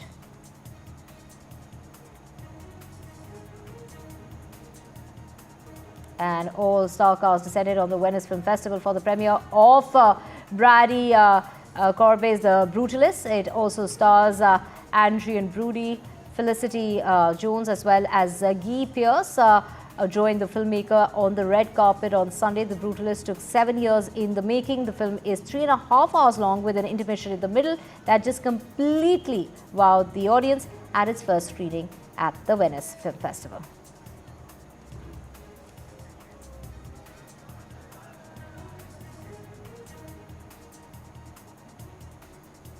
And switching tracks now to get you news from Andhra Pradesh and Telangana, where at least 27 people have died as heavy rain battered the two states for the second consecutive day, causing flooding and waterlogging in several areas and disrupting road as well as rail traffic. More than 100 trains have been cancelled so far, while several others have been diverted due to heavy rain and waterlogging. Well, schools and colleges were shut today on account of the rain situation in Hyderabad, and work from home is being suggested as far as Hyderabad is concerned. The Prime Minister also spoke with the Chief Minister of Andhra Pradesh, Chandrababu Naidu. He also spoke with Telangana's counterpart, Revant Reddy, and assured them all possible help from the centre. Now, Chandrababu Naidu went on to add that they are streamlining the system. 110 boats are being used in order to supply food and medical assistance. Also, that he is regularly monitoring the flood situation, and officials are actively working on the ground since last night, having visited many flood-affected areas as well. And the public should not be worrying or be panicking. They are setting up command and control centres in the flood-affected areas as well. So far, thousands of people have been evacuated by the national and state disaster response forces from those flooded areas to relief camps.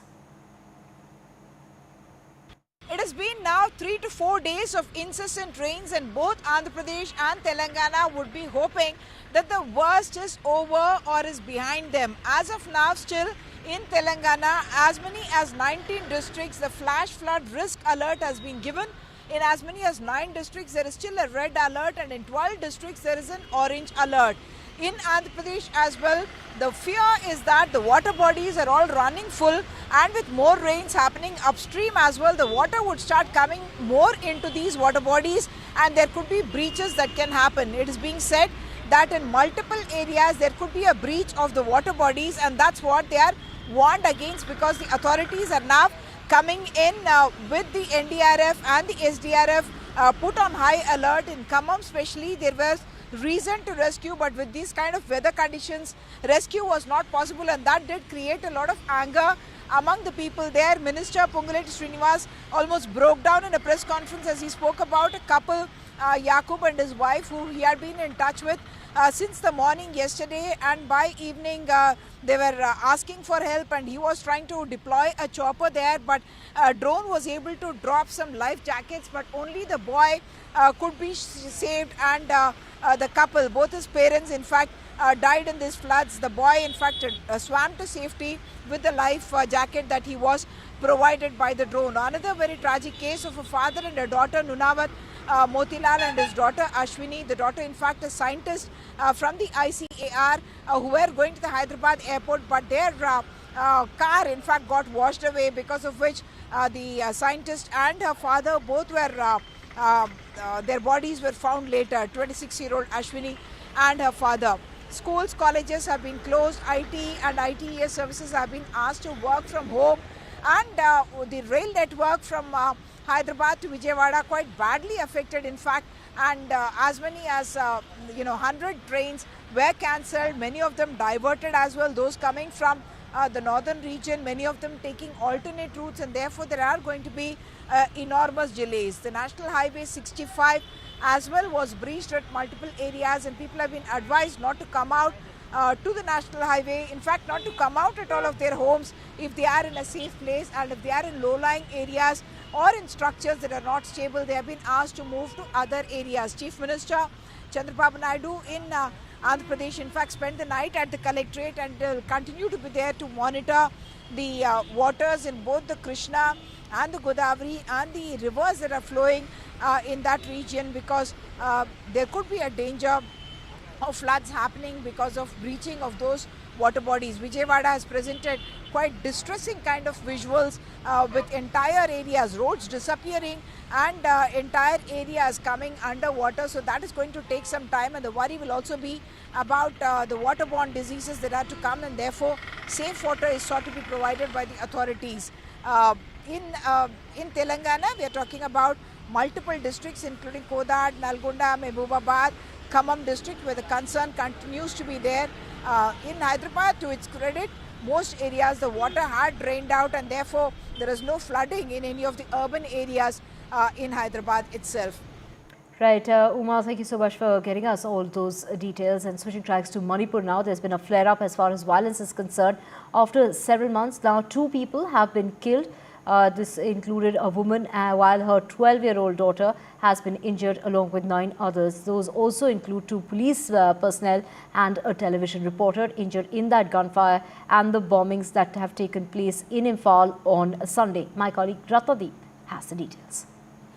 This is a major escalation after months of Manipur being a little bit normal in terms of that there were no major violence. Remember, in the beginning of this year, we did see escalation, and then a couple of months back, there were escalation in Jiribam district of Manipur, and after that, there was a lull. In fact, the central government had reviewed the Manipur situation. Manipur governor was changed, and some strategy changes had taken place. But now what we are picking up is that after yesterday's escalation, where at least 2 people have died, 10 people are injured. That includes this minor girl of the lady who has been shot dead, and also one journalist who was there covering it. Now more central forces have moved into this area, Kotuk, which is in Imphal West. It is actually in the border area with Kankopi district. Now this border areas, these fringe areas have been the reason of concern since last year's ethnic violence, and have seen violence before, but there have been intermittent firing not only in that area but in some other areas as well. So that is the reason of concern. What we have picked up from our sources in the security establishment is that what is concerning is the way yesterday's attack was carried out. That what we are hearing, that snipers were used to target the villagers. They were fired upon, and then what the state government claims, that drones were used to drop bombs. Now that is something which would be a reason of concern. The Manipur police has come on record to say RPG were fired upon from platforms which were drone, which were basically high-tech military grade drones. And switching tracks now, Netflix India's head of content has now been summoned as far as the new web series over the IC-814 hijacking is concerned. So the content head has been summoned by the government amid the massive controversy surrounding that web series based on the 1999 hijacking of an Indian Airlines flight by the Pakistani-based terror outfit. The summons from the Union Information and Broadcasting Ministry comes after hundreds of social media users accuse the makers of the web series of deliberately changing the names of the hijackers to Bhola and Shankar. The web series is directed by Anubhav Sinha and is inspired by the book Flight into Fear, the Captain's Story. What I have heard, I have interviewed Anubhav Sinha already regarding the series. He made a OTT debut with the series, the IC-814, the Kandahar hijack. And let's start with this. The hijackers were known by their code names while the hijack was happening, and they were called Chief, Doctor, Burger, Bhola and Shankar. These were the code names. And later on, it was released their real name after they were captured. The real names were released. That is Ibrahim Athar, Shahid Akhtar Saeed, Sunny Ahmed Qazi, Mistri Zahur. And the release of Kangana Ranaut's new film Emergency has been postponed as far as that controversy that has erupted over the portrayal of the Sikh community in it. The release of the trailer had caused a furore in Punjab, and the film is yet to get a green signal from the certification board. The film's release was due on the 6th of September, which has now been pushed back.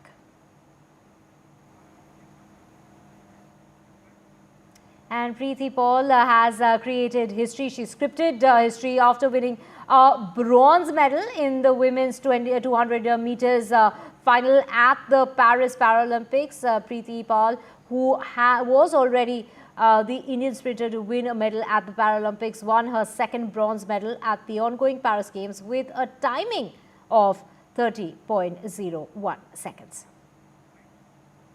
And silver medal for India in the high jump category with the season's best effort of 2.04. Nishad Kumar brings home a silver in the men's high jump. He repeats his Tokyo performance.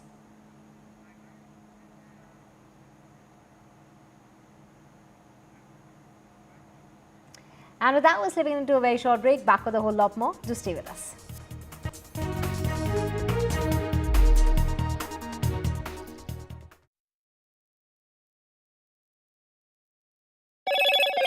Hello, Moto. Motorola Razr 50 Ultra comes with Google Gemini. Preeti Pal on Sunday's scripted history after winning a bronze medal in the women's 200-meter final at the Paris Paralympics 2024. She scripted history by winning her second medal.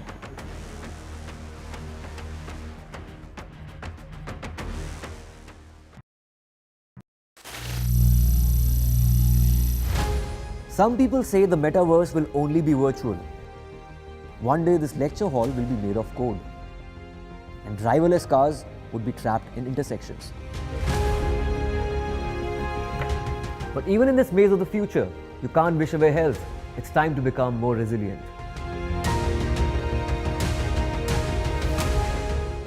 "10 years of Banega Swasth India, we have grown and achieved so many milestones.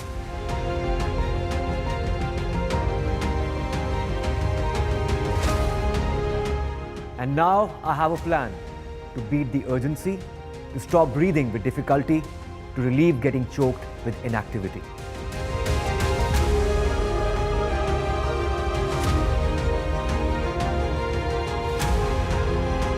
Energize our government, our environment, our society, and ourselves. Everyone, everywhere, every day.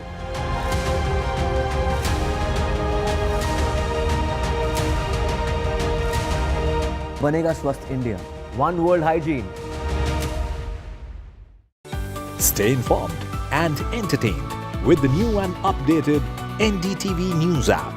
You can watch all our channels live, listen to podcasts, read breaking and exclusive news from around the world and more. Download the NDTV app today and get access to the best journalism and storytelling on your smartphone or tablet. The NDTV app. News that matters to you. Landslide devastation in Kerala's Wayanad. Join NDTV's initiative. Donate for Kerala.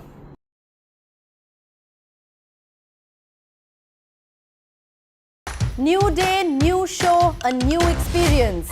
Start your day with the news, not views. We bring you stories that matter and impact your life. News that informs and keeps you ahead. From Maximum City, Mumbai.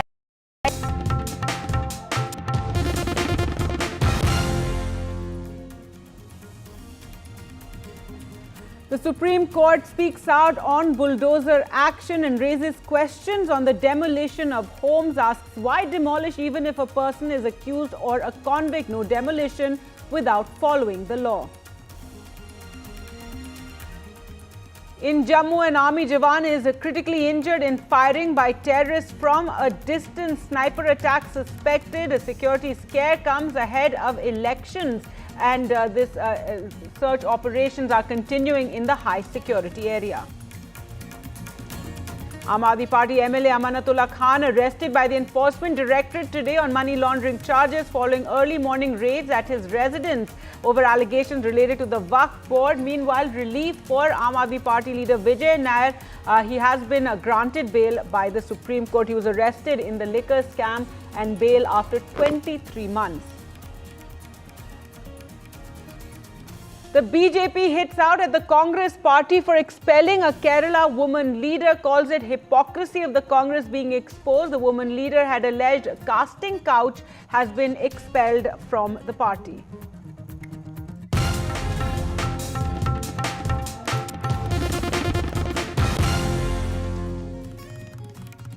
Hello and welcome. You're watching NDTV. I'm Gargi Rawat. Our top story, the BJP is hit out at the Congress for expelling a Kerala leader. The BJP slams the Congress amid the Mollywood Me Too scandal that is currently taking place. Remember, after allegations of sexual harassment in the film industry, a Congress leader had claimed, Simi Rosabelle John had claimed that women leaders need sponsorship from party leaders to rise in the ranks, and she was then expelled from the party on Sunday. The BJP hit out saying the hypocrisy of the Congress has been exposed.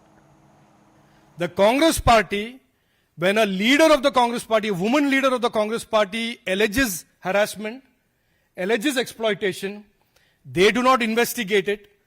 They silence her and remove her from the party. When this lady, Simi Rosabelle, raises an issue, the same two leaders who otherwise wax eloquent about ladki hoon, lad sakti hoon, they maintain a silence. Not only do they maintain a silence, they dismiss her without even going into the basic justice of investigating her complaint. Well, we're now joined by Simi Rosabelle John. Thank you so much for speaking to us. Firstly, if you can tell us about, these allegations that you made that led to your expulsion from the Congress. There are many women leaders who approach me for support because they are facing a lot of issues.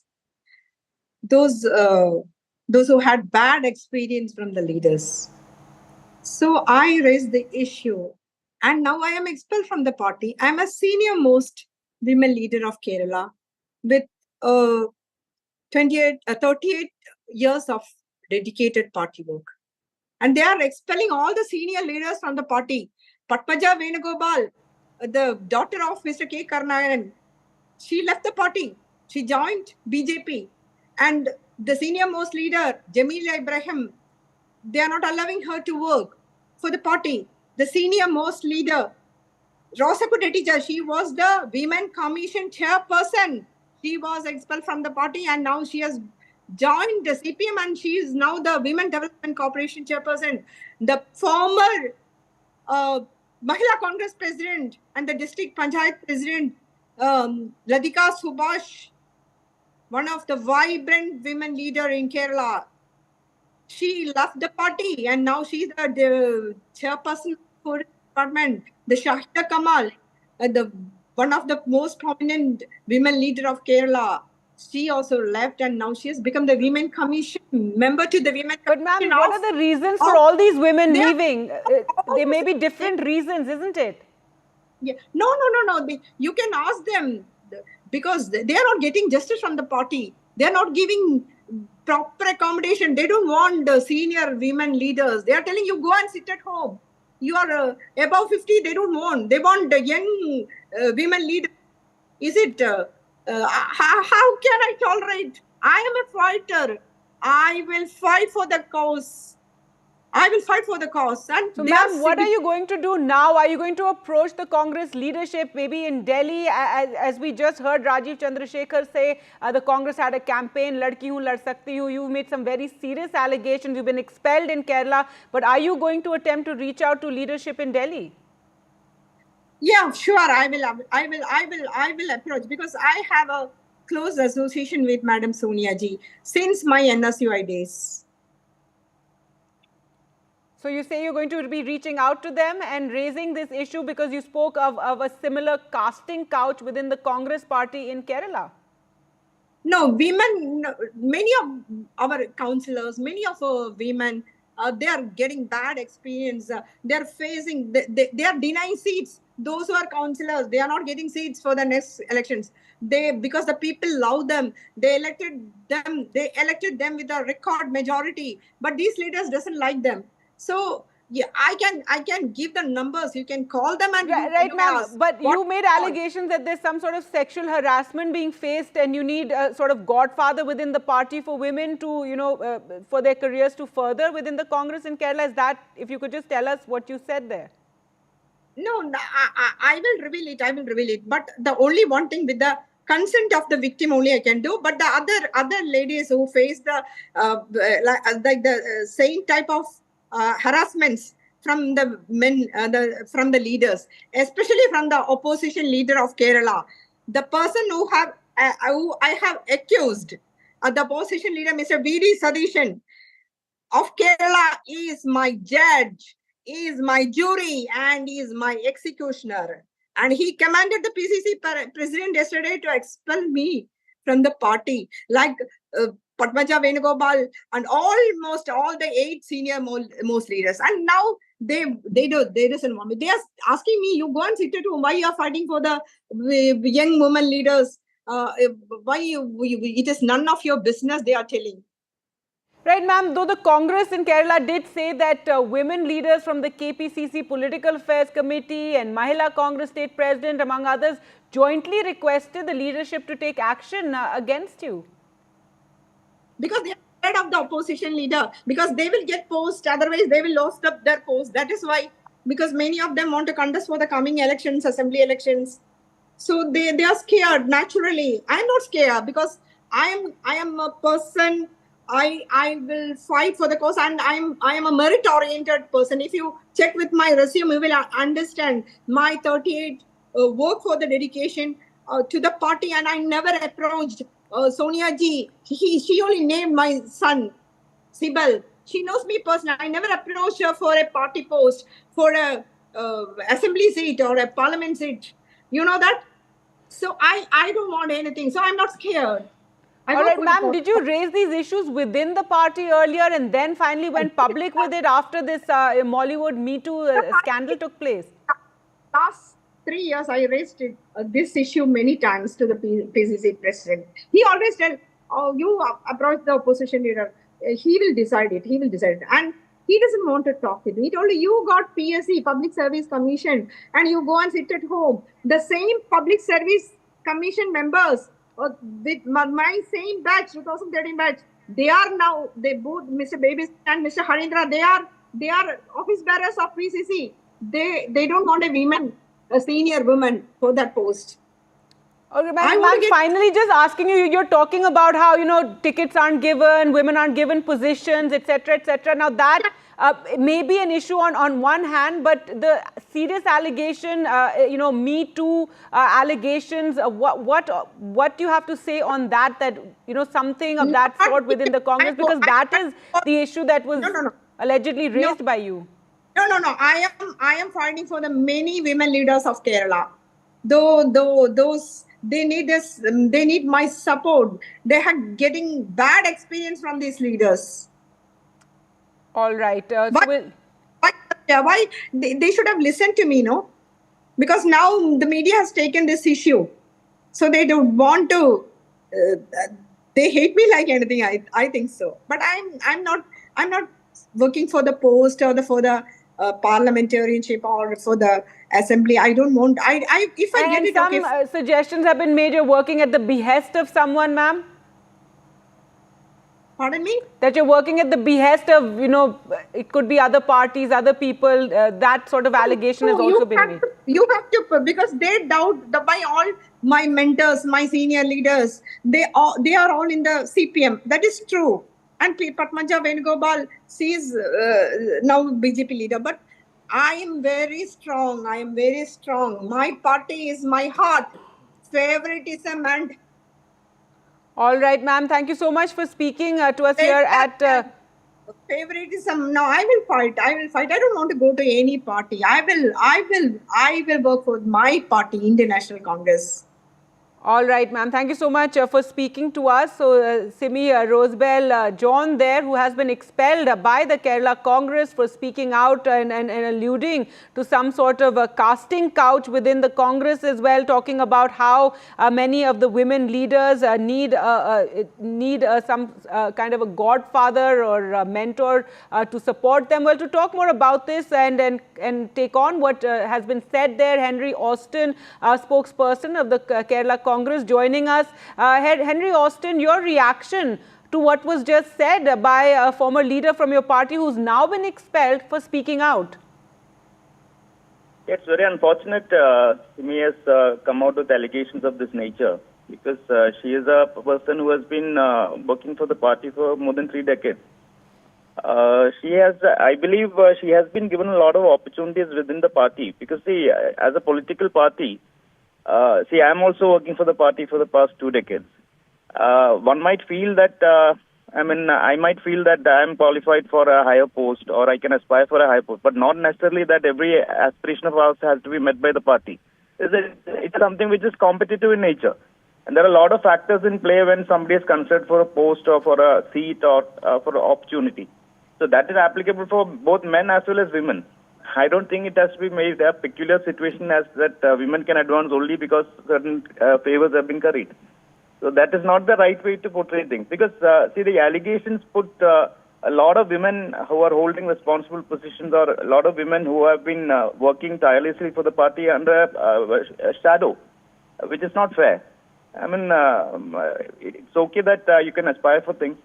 You can work for the party. Very serious allegations were made by her, saying a situation similar to a casting couch, saying those closest to leadership were people who saw their careers progress. So, do you feel the party could have handled this differently instead of expelling someone who's speaking out? At least look into the allegations that she has made. Allegations cast some aspersions as well as she's alluding to the fact that people get into positions only if certain dispositions favor them. Can I just ask in return, Simiji herself was a very young leader when she was given a lot of opportunities inside the party. She was the Youth Congress State Committee member, Mahila Congress State Committee member, she was an AICC delegate. She has contested for the Jilla Council election, she has contested for the council election in the corporation, she was given an assembly seat, she was also made a PSC member. So for a person at a relative young age, she has been given a lot of opportunities within the party. Would it be fair to say that she has also undergone, has she also gone through the same path that she has alleged? Well, she also claimed that she was speaking for many other women leaders who, weren't given what they felt was due within the party. And she says that many of them spoke to her. She didn't want to name them, but she said many of them have been sidelined. Madam, what I would like to submit is, there are a lot of people, see, we have lakhs and lakhs of party karyakartas, lakhs and lakhs of people working for the party tirelessly. And not everybody. See, how many MLA seats are there in the state? It's only 140 seats. Or if she was talking about MP seats, we only have 18 seats. We have 3.4 crore people living in Kerala. Maybe around 1 crore people have an aptitude towards the Congress. So how is it possible that everybody's aspirations can be met by the party leadership? All right. Finally, the BJP has hit out at the Congress and saying your hypocrisy has been exposed. Well, that's quite natural for them to say that. Because as and when a political scandal comes out. See, this has come out at a very inopportune time because that is why we feel that this has come as a manipulated scandal. The channel concerned and the anchor, she is a known left activist. She's put out Facebook posts every day on a regular basis supporting the left.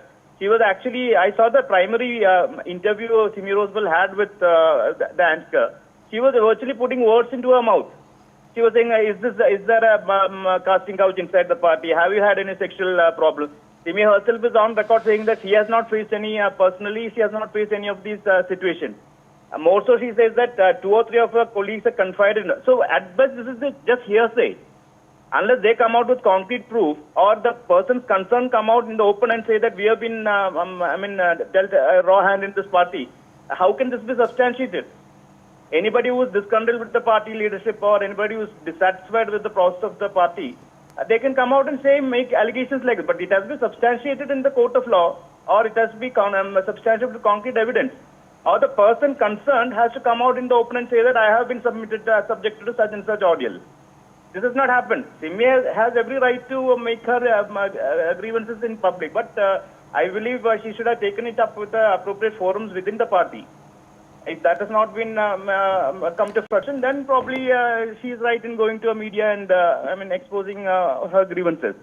All right, well, we'll leave it there. Thank you so much, Henry Austin. She did say that she raised it for 3 years within the party and finally went public. But thanks so much for joining us on the program. And this is over the controversy over the former Congress leader Simi Rosebell John, who has been expelled for speaking out about how women are treated within the Congress in Kerala. Well, moving on to news now from the Supreme Court. And the Supreme Court today came down very heavily on Bulldozer justice, questioning how a house can be demolished just because it belongs to an accused in a criminal case.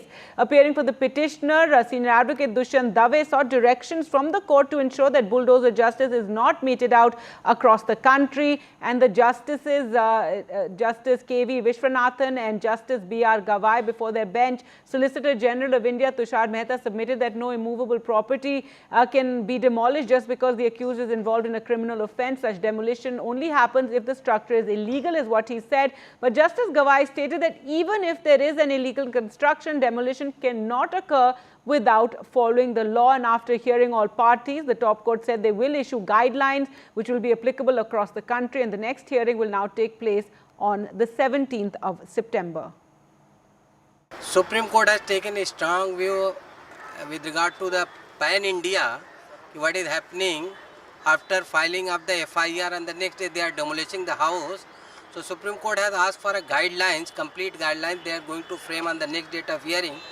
Without following the due process, without hearing and giving notice, etc., no action can be taken even if the construction is illegal. So they have to follow the law and they are going to frame a guidelines. They have asked for suggestion, both the parties, to give the suggestion what can be the guidelines can be given to pan-India, not limited to certain state. So they are going to frame that guideline on 17th of this month. Well, that time for us to slip into a short break. News updates continue right here on NDTV.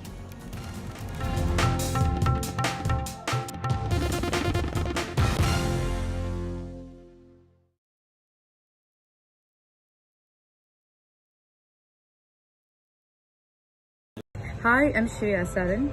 Kerala's Wayanad area is hit by devastating landslides, resulting in loss of lives and livelihood. Kerala needs your help right now.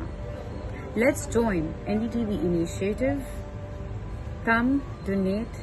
Let's rebuild Wayanad.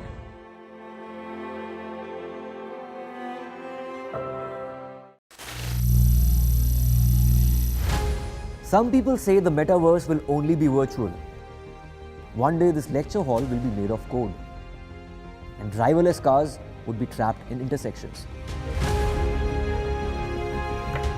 But even in this maze of the future, you can't wish away health. It's time to become more resilient.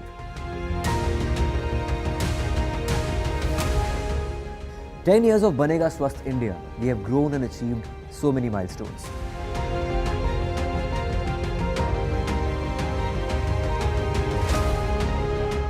And now I have a plan to beat the urgency, to stop breathing with difficulty, to relieve getting choked with inactivity.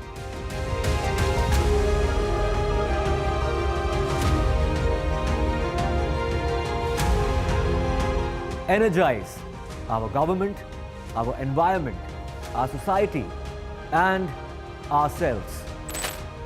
Everyone, everywhere, every day.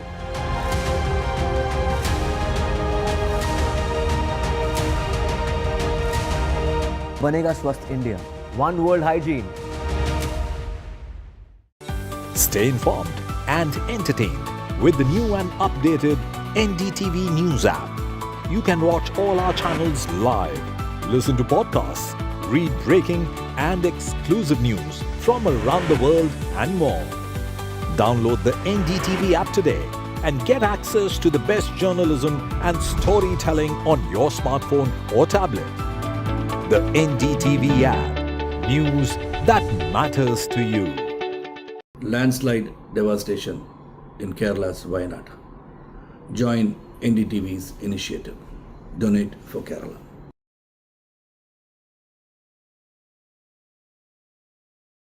New day, new show, a new experience.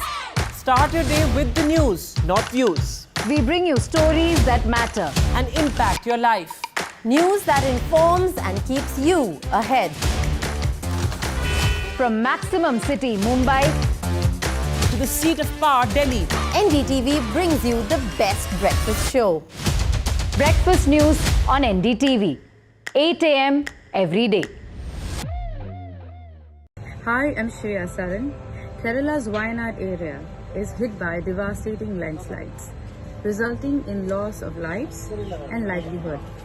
Kerala needs your help right now. Let's join NDTV initiative.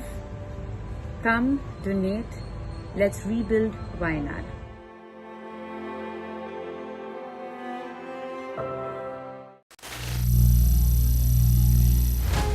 Some people say the metaverse will only be virtual. One day this lecture hall will be made of code, and driverless cars would be trapped in intersections. But even in this maze of the future, you can't wish away health. It's time to become more resilient.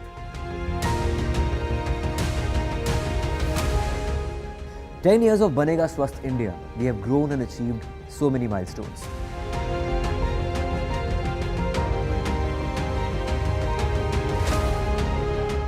And now I have a plan to beat the urgency, to stop breathing with difficulty, to relieve getting choked with inactivity.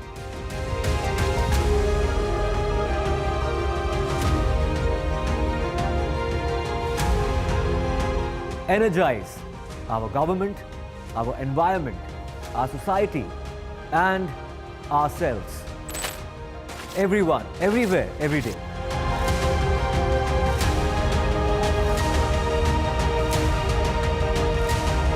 Banega Swasth India. One world hygiene.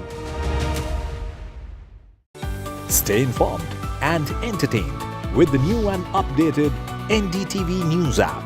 You can watch all our channels live, listen to podcasts, read breaking and exclusive news from around the world and more.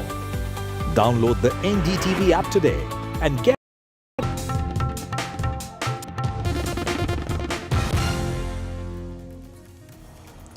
Welcome back. News now on Telangana and Andhra Pradesh after incessant rain led to flooding across many parts of the states. At least 27 people were killed after heavy rain battered Telangana and Andhra Pradesh over 3 days till Sunday. Today, there has been some relief, but due to the incessant rain, there was flooding and waterlogging and disruption of road and rail traffic. More than 100 trains were cancelled, while several others were diverted due to heavy rain and waterlogging over tracks. Today, a flash flood risk warning has been issued for around 19 districts in case any of the reservoirs should overflow. A red alert in 9 districts, orange alert in 12 districts. Prime Minister Modi spoke to Andhra Chief Minister Chandrababu Naidu and Telangana counterpart Revant Reddy, assured them of all possible help from the centre. In fact, you can see Chandrababu Naidu also conducting an inspection and taking stock of the situation given the incessant floods that were seen in many parts of the state.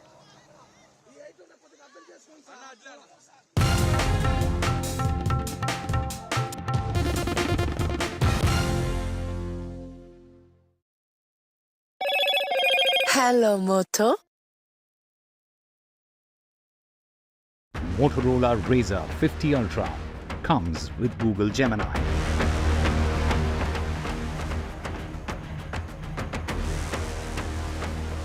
The Supreme Court speaks out on bulldozer action after a plea. It raises questions on the demolition of homes. Why demolish even if person is accused or a convict? No demolition without following the law. The next hearing will be on the 17th.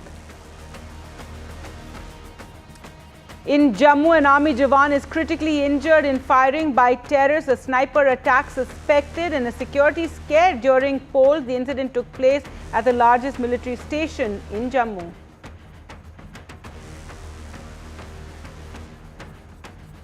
Aam Aadmi Party MLA Amanullah Khan arrested by the Enforcement Directorate today on money laundering charges following early morning raids at his residence in Delhi.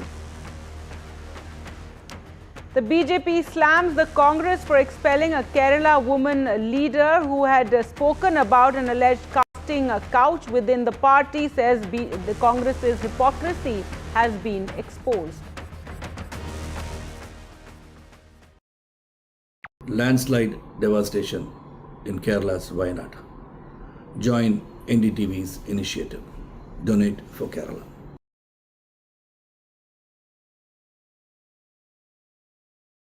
New day, new show, a new experience.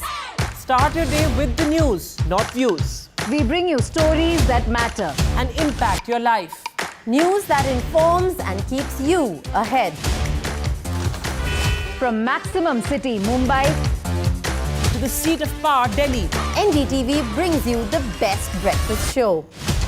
Breakfast news on NDTV, 8 a.m. every day. Hi, I'm Shreya Saran.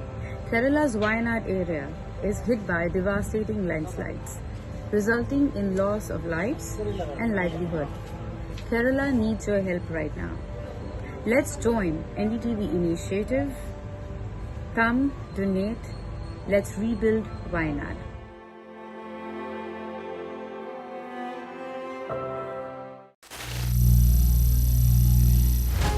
Some people say the metaverse will only be virtual.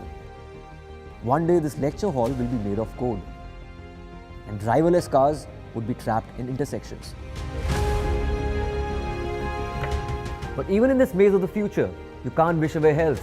It's time to become more resilient.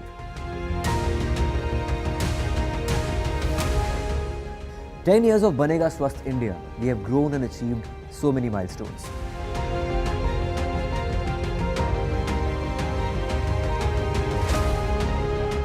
And now I have a plan to beat the urgency, to stop breathing with difficulty, to relieve getting choked with inactivity.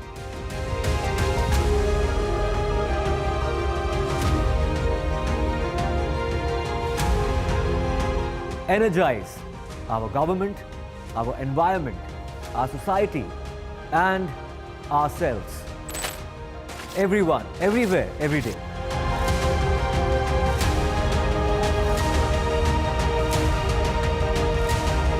Banega Swasth India.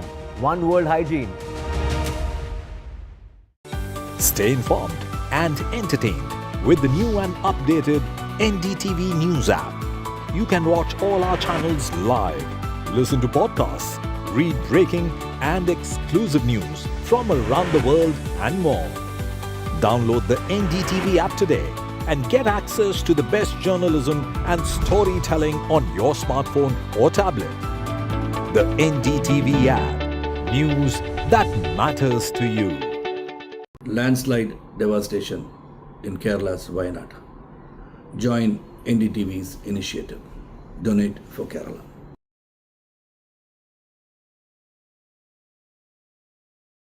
New day, new show, a new experience.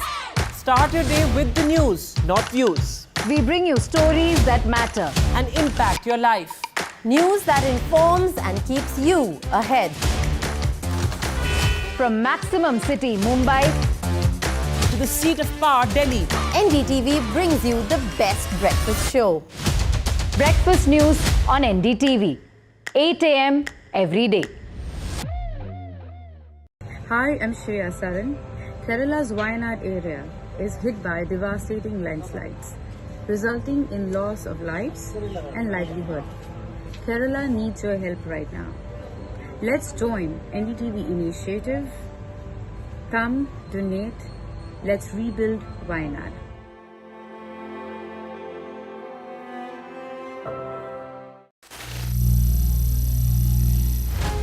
Some people say the metaverse will only be virtual. One day this lecture hall will be made of code, and driverless cars would be trapped in intersections.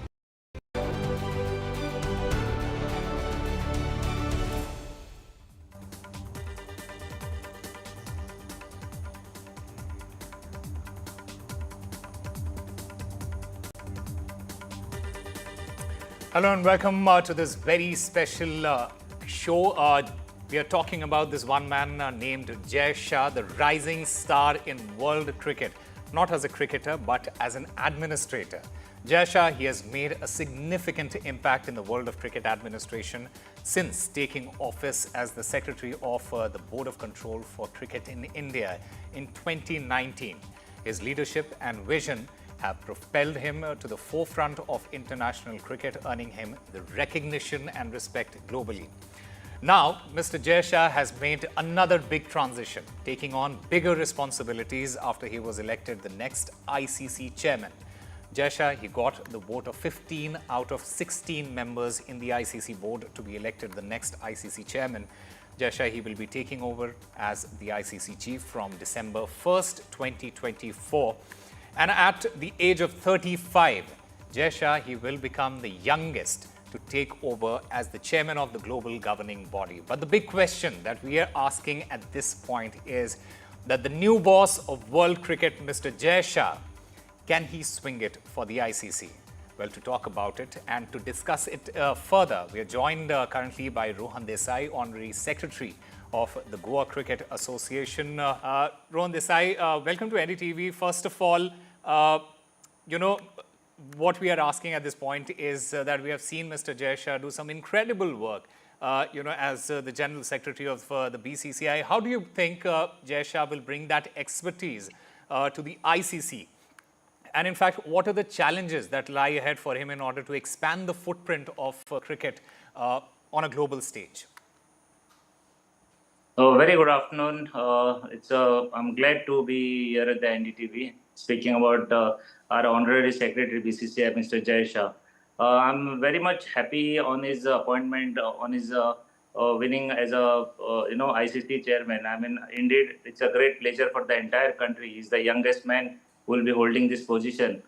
If you see, Mr. Jay Shah has been, working tremendously well for the BCCI and for the Indian cricket over the years. I mean, we have seen many reforms, many policies were changed, and the infrastructure-wise things were changed drastically during his tenure. And I'm hoping, even as a ICC chairman, he will do the best for the country and for the entire cricketing world. He has the capability. That's what I feel. It's my personal, experience along with him as a secretary of Goa Cricket Association. I had an opportunity to work with him very closely. And if you see this man is full of a vision and full of a confidence. I mean, the way he works, the way he portrays himself, his behavior with the cricketing fraternity has been, commendable. Though he will face challenges, I mean, we are hoping to see cricket in the upcoming Olympics, and getting entire cricketing world to achieve that goal and to participate in the first ever Olympics in next year, 2028 for that matter. So we are just hoping for that, and looking for a better cricketing prospect under his tenure. I also want to talk about the Goa Cricket Association, and as a smaller association yourselves, what has been your experience of working with him personally? So it's been 2 years. I'm working as a secretary of Goa Cricket Association. I've attended around 2 annual general meetings with him. I mean, if you see the entire association, entire BCCI, the community as a cricketing community. I mean, I feel I was the only person. I want to share one more thing. We share the same birth year. Even I'm born in '88, and we are of the same age. And amongst all the people, all the senior people who are in the BCCI, and taking the youth along with him, discussing the policies, discussing the cricket, and not making you feel that you are you are a junior, you are yet to establish yourself, and considering all the points, whatever recommendations we do. So overall, the experience was really good because he was always helpful. Because Goa Cricket Association, Goa being a very small state, we had a lot of queries, we had a lot of demands with the BCCI, and he happily always said, Rohan, you have to do this, you have to do this, you have to do this, and he was helpful, and giving grants, discussing the infrastructure, how you can develop those infrastructures. So overall, I had a very good experience working with him, because the first thing, he never said no to anything. He was always approachable. He was approachable, as well as his way of working was quite impressive. That's what I feel. Right, Mr. Rohan Desai, stay with us, because we are also joined by Mr. Shyam Sharma, the director of the DDCA, as well as Rakesh Rao, senior sports journalist, and former cricketer Ritender Sodhi. Gentlemen, welcome to NDTV. Let me go across to Shyam Sharma first. The big question that everyone is asking, after his elevation. Do you think, Mr. Shyam Sharma, Mr. Jay Shah is capable of taking that experience that he has earned as the General Secretary of the BCCI and excelling at it at the biggest stage now?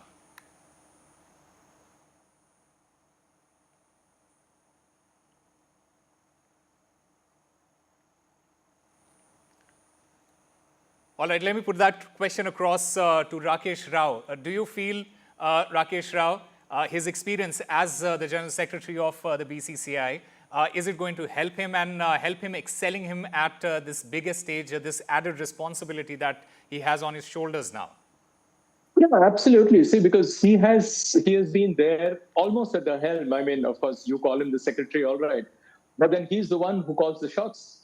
So, for him to get the feel of, being the captain of the ship, that's nothing new for him. And of course, he's been in a position of authority for so long now, since 2019. And he has given you results. Most of the people, they have, right from the beginning, right from 2019, when he took over, a lot of people looked at his surname and they were saying that, look, he's there because of his surname and not because of his abilities. Obviously, initially, he didn't look like a deserving candidate up there. But then look at the results that he actually gave you. He exceeded expectations. He really, dealt with a lot of issues brilliantly, I thought.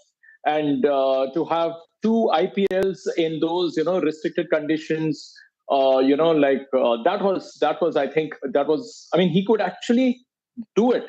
He used to talk about it, but to actually do back-to-back IPLs in those conditions were really, really tough. And taking over, one of his major thing was that when India was to host the 2021 World Cup, the way he got it, to UAE, and still Indians retained the rights, all those rights which were meant for the host. And he did that. And then again, 2019 World Cup. The World Cup in 2023. So give him a lot of credit where it's due. He's one person who hasn't faced opposition, in the sense that nobody dares say a word when he says or when he speaks. So I think that has given him a position of comfort. And the same thing we saw even in the ICC. 15 out of 16 members supported him. And it's almost unanimous. And, it was almost that everybody wanted him. Now, previously also, Indians have had people in the ICC, be it, like Jagmohan and the Dalmia in 97, till Shashank Manohar in 2017, I guess. In between, you've had, Sharad Pawar as well as Srinivasan. Nobody enjoyed the kind of solidarity that this man has enjoyed. So give the devil his due, but at the same time, give him credit for what he has done. Absolutely. And let's also get the views of the cricketer here, Mr. Ritinder Singh Sodhi. Ritinder, Jay Shah becoming the new ICC chief, what does it mean to Indian cricket in general? Because while India has succeeded off the field cricket-wise, it has fallen short in the longer formats in terms of winning trophies, not just generally in terms of getting the results, but in getting those trophies. Does this also, in a way, mount pressure on Mr. Jay Shah? Look, one thing we have to accept, Osama here, is that Jai Bhai has been phenomenal and he has given results. We won the World Cup. We talk about the policies in Indian cricket. The domestic cricket has come up leaps and bounds. So lots of things are happening if we talk about domestic cricket. And if you talk about international cricket, if you talk about the coaching staff, if you talk about lots of things which are required for a cricketer to excel, that has been provided by Jai Bhai. And that is what good administration is all about. And talking about the World Cup, look, Jai Bhai, we have to give it to him because commitment is his forte. When we talk about he eats cricket, drinks cricket, sleeps cricket, and that is what you need from somebody at the helm, and that has been now given in abundance. So yes, he being ICC chairman, this will be great for the world cricket and above all the Indian cricket. In fact, we are also joined by Mr. Shyam Sharma, the director of DDCS. Sir, you have been in administration, cricket administration, and as the General Secretary of the BCCI, Mr. Jay Shah, he has taken a lot of key decisions in benefit of the cricket in India. Do you think we'll see him take those decisions cricket-wise at the global level now, and especially because India is going through a transition phase in terms of cricket? So it's not just having the youngest president of the ICC, but also in a way showing immediate impact there. Yeah, I mean, I've been associated with the cricket. I'm in DDCA, and we have the youngest president here, Mr. Rohan Jaitley, and I have seen the tenure of the youngest secretary of PCCI. Few decisions he has taken are like excellent. As far as the women cricket promotion is there, the match fee of the women cricketer and the WPL, all decisions like he's providing the best of the facilities to the players, staff, cricket associations, and to everyone. So his tenure will be remembered as one of the finest tenure of a secretary in BCCI. And I'm very happy. I'm very hopeful also that when he will go to ICC, the scenario will be changed there. The cricket will be more popular, like it's coming back to the Olympic, and now it will be more popular in more countries. He has a vision, and he complete that vision with the dedication and hard work. And he make others also to work very hard. Look at our cricket stadium in Arun Jaitley Stadium in Delhi. It was in a pathetic condition. He said, I wanted a world-class cricket stadium. He told Mr. Rohan Jaitley to spend whatever money is there required, but he needs the best facilities to be the best. And we have done it. So we need such an administrator at the highest level also, who can think about cricket and who can working hard for the promotion of cricket. Absolutely. And you, in fact, spoke about women's cricket. And I want to ask Rohan Desai this question. Sir, his work, especially around women's cricket, it has been much appreciated, especially with what he has done with the Women's Premier League. What do you think he can do internationally to make women's cricket more commercially more viable? Yeah, absolutely. I mean, the Women's Premier League was one of the flagship, program initiated by Jai. So it was a hit, and with all the financial and whatever you had discussed about the roles of promotion of cricket and financial and commercial growth of the entire BCCI structure. It was again very appreciating for him to organize this tournament, and even the other association has followed his footsteps. Even Goa Cricket Association went on to organize Women's Premier League in the state of Goa. So the women empowerment and the pay equity, what he spoke about, the policies which I had mentioned, equal pay for both women and even the men's. So this was a welcoming step in the Indian cricket, and it is much appreciating because that was the need of the hour. That's what we feel. And I feel as a ICC chairman, he has experience of being a ACC Asian Cricket Council chairman since 2021. So obviously, the grassroots level, the chronology which he has worked in, like he was a joint secretary before, then he became the secretary, he became the Asian Cricket Council chairman, and now he is the ICC chairman. So all the experience what he gained over the years, I mean, will definitely help him, in working as a ICC chairman, and the entire cricketing world will be, I think, will get benefited out of it, because as my colleague said, he has a very result-oriented approach in doing things, and the hard work what he has, what he does, so that will definitely help him in achieving major goals which he is looking at as ICC chairman, and that will be a good thing for the world cricket. Another thing that the ICC at this moment is struggling with is the tiff between the broadcasters, the negotiations that are happening at the moment. Rakesh Rao, I want to understand from you, the broadcasters and the ICC, they have been in negotiation and disputes with respect to discounts and broadcasts, etc. Firstly, how do you think this will affect the health of the sport, and how do you feel Mr. Shah will navigate through all of this? See, when it comes to like broadcasting rights and all, Jai Shah is an old hand here because he knows exactly how to deal with them. And just look at the rise in revenue. In fact, if you just look at, say a 5-year deal where the broadcasting rights and everything, the revenue is up about 600 million, out of which India's share is 231 million. And if you see countries like Pakistan, it is only 37. So just compare 231 with 37. That gives you an idea, India's contribution. And with this man doing all the negotiations, I mean, he's right up there. And that is why I'm saying he will find a way. It is not that when he's around, there won't be issues. There will be issues, yes. But he is not the man who is only looking at problems. He is the man who looks at solutions. And he has proved it. Once I remember having a chat with Mr. Shah, Mr. Arun Jaitley, and Sidharth, right here at the BBC. And when I asked him, I said, what is it that people don't know about you, what you are doing, and the media doesn't know?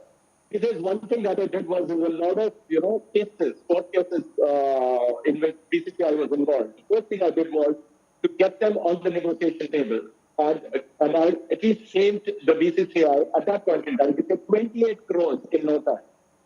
So if you look at what he's capable of doing, he's the man who's going to get both sides on the table, and if he has a role to play, he'll definitely do it. And now that he is heading the ICC, and of course, this is all about the broadcasting rights, and that's I think probably the reason why he's got such unstinted support from every member of the ICC, be it the associated members, be it the full members, there's absolutely no opposition, because they understand that if BCCI can gain so much, and when the same man is heading the ICC, of course, the ICC stands to gain. So there's no point in opposing a man just for the heck of it. And that is, I think, over a period of time, last 5 years in particular, the way the world of cricket has seen him. They somehow, reluctantly, they all started, but today they respect him. Today he has gained the respect by showing results. And that is where you have to give him his due. And most of the people tend to discount the fact that, he owns a certain surname. I want people to look beyond that. It's all there. He can't help it. But the point is, when he is in the ICC, the surname won't help. Only his work and his commitment to results will make him what people expect him to be. Absolutely. And in fact, I also want to get the cricketers' perspective here. Ritendra Sodhi, how do you think the cricketers will benefit now? We have seen how the prize money, it has been raised, perks and compensations being given, pensions being given to former India cricketers. As a cricketer yourself, how do you feel the players can now benefit from his elevation? Yeah, they are already being benefited to the core with the rise of Jai Bhai, and Jai Bhai really takes care of cricketers. If you talk about, I just want to put a personal example that every cricketer, first-class cricketer, who has played a certain amount of cricket, that is 10 first-class matches, above that, he's given 10 lakh rupees one time for his medical expenses. And my dad recently had a knee operation and 5 lakhs were spent there at the hospital, and I sent the bills to BCCI. And in 2 days, I got the bills, I got the reimbursement. And that is what cricketers look for, because they have given their heart and life to cricket. And when you get these incentives as cricketers back, I think that's a blessing. And that is where Jai Bhai has been phenomenal. The incentives given to cricketers are huge, and I just wish and pray that they keep expanding. And the way Indian cricket is performing at the moment, fingers crossed, I think we are world beaters. Absolutely. We are on that path right now. And Rohan Desai, I also want to understand from you, cricket, it will be a part of the LA Olympics. In terms of making cricket a global sport, what kind of changes do you feel Mr. Shah can bring about to make cricket a little more attractive to the Olympic watchers? See, what we are expecting is more of a bilateral series, being organized, like what we have seen during Afghanistan, especially Afghanistan international side. During the crisis, Jai Bhai, helped the Afghanistan team also, to come practice, and they provided all the infrastructure in the country. The cricketers came to our country, and, before the World Cup, they practiced in India. So these are the approaches, these are the small things which Jai Bhai had done for the international cricketers. At the same time, what we are looking at is all these bilateral series happening. More non-cricketing countries, the cricket should grow in all these areas, all these countries where the cricket is not being played. Like what we see in the T20 tournament, or the World Cup cricket tournament, which was organized in America. So these are the few steps, Jai Bhai will definitely take care, and, participation of all these countries will definitely help in the growth of the cricketing countries. To play this sport. So this is what we are looking at. More number of matches, more number of countries participating in this sport. before this 2028 Olympics, and we see a competitive cricket being played all over the country now. We saw Nepal, Afghanistan, and many other countries participating actively in this sport. And Jai Bhai being an Indian, because in India cricket is a religion. Everybody knows that, and spreading our cricketing expertise across the globe, which I'm sure Jai Bhai will definitely do it, with dedication and with his vision. He will achieve all the goals what are required to, for the sports. All right, positive signs there as per Rohan Desai, but we also want to understand the financial side of it a little bit from Shyam Sharma. Sir, Jai Shah, he was also the part of the financial group of the ICC. What do you think he could do differently as his predecessor now, as the chief of the ICC now?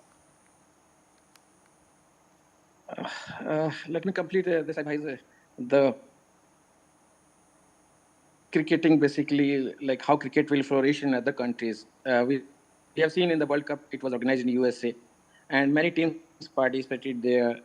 I mean, like Oman, Nepal, Papua Guinea, all these teams. I mean, cricket, you can't stop the cricket. Like I've been associated with the cricket since 40 years, and I've seen the top brass of BCCI used to think that cricket is only for the 12 countries.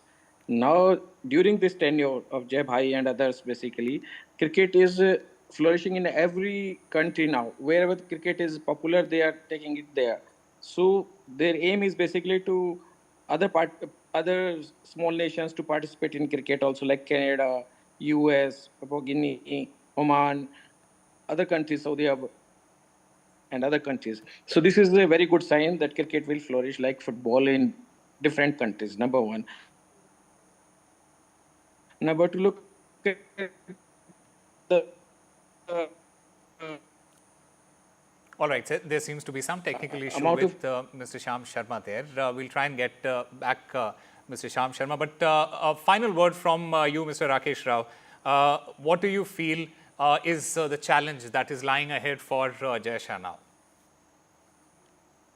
See, first thing is that, of course, the global growth of the sport, that of course remains there. But I think what he needs to do now is to make sure that, the sport grows, not just the whole idea is that the white ball cricket is actually dominating everything. So he has to do something about the survival of red ball cricket here. Because this cricket, by and large, barring a couple of nations, you can have a test match, you can have a world championship of this. But it doesn't somehow, if he's not able to sell it, I mean, people are still not watching test cricket the way once they used to, because white ball cricket has somehow got into the psyche of the last two generations, if I say. So, but he will have a challenge because the world believes that the red ball cricket is dying. And as the ICC head, and that too, at the time when this particular thing about, even the change in the 50-over format, that has been, kind of a talking point that you can have two innings and kind of, I mean, a lot of, like variations are being talked about, different variants. But the point is that how much of it will come to reality, we really don't know. But yes, the game still has to evolve. Revenue part is all fine. You can still sell the sport. You are taking it all over the world. More and more countries are playing. But look at the quality overall. All right. What we saw in the World Cup was, okay, USA winning was fine, Nepal running, the country was close. All this are fine, this is one-off. But the point is, we still have a long way to go. It's still not a global sport. Let it enter the Olympics, let the world see it and have its own opinion on that. All right. Thank you, gentlemen, for your very diverse and important views there. Like we have been talking about it, Jai Shah's rise in the world of cricket as an administrator, it is a result of his tireless efforts, strategic thinking and passion for sports. So will he continue doing that as the chief of the ICCI? That is a question that still needs to be answered. Thank you for watching.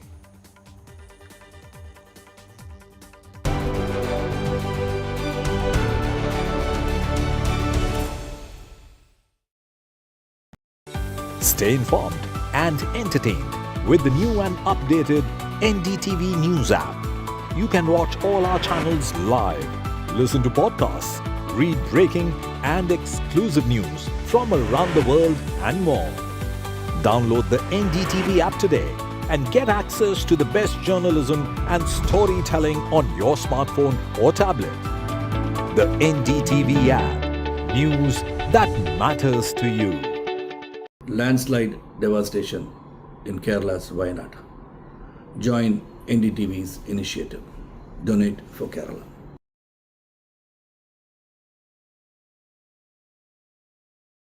New day, new show, a new experience. Start your day with the news, not views. We bring you stories that matter and impact your life. News that informs and keeps you ahead. From Maximum City, Mumbai, to the seat of power, Delhi, NDTV brings you the best breakfast show. Breakfast news on NDTV, 8 a.m. every day. Hi, I'm Shreya Saran. Kerala's Wayanad area is hit by devastating landslides, resulting in loss of lives and livelihood. Kerala needs your help right now. Let's join NDTV initiative. Come, donate.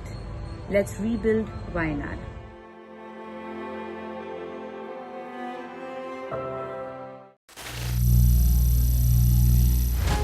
Some people say the metaverse will only be virtual. One day this lecture hall will be made of code, and driverless cars would be trapped in intersections. But even in this maze of the future, you can't wish away health. It's time to become more resilient.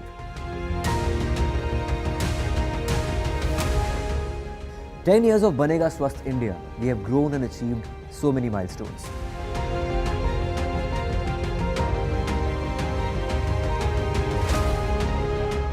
And now I have a plan to beat the urgency, to stop breathing with difficulty, to relieve getting choked with inactivity.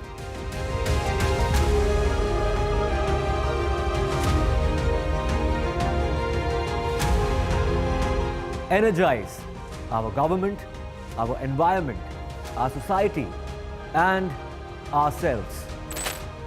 Everyone, everywhere, every day.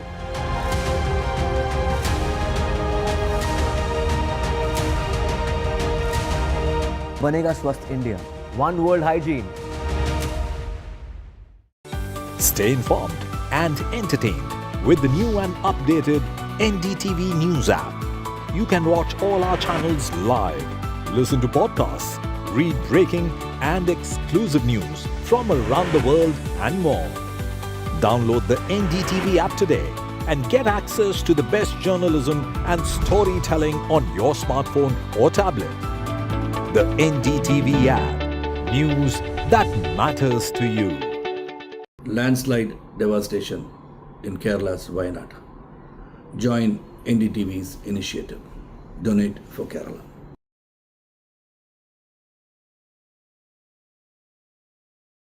New day, new show, a new experience. Start your day with the news, not views. We bring you stories that matter and impact your life. News that informs and keeps you ahead.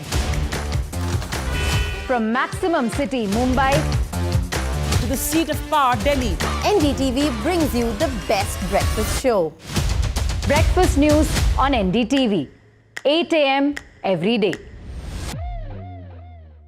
Hi, I'm Shreya Saran. Kerala's Wayanad area is hit by devastating landslides, resulting in loss of lives and livelihood. Kerala needs your help right now. Let's join NDTV initiative. Come, donate.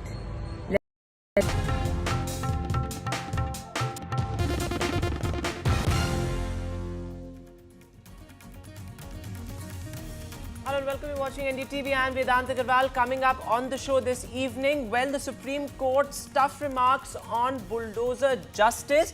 Well, the Supreme Court says that a house cannot be demolished just because it belongs to an accused in a particular case. We'll get you all the latest on that. But first up, the headlines. Top court on bulldozer action. The Supreme Court raises questions on the demolition of homes. Why demolish a home even if the person is an accused or a convict? The Supreme Court says no demolition should be done without following the procedure of law.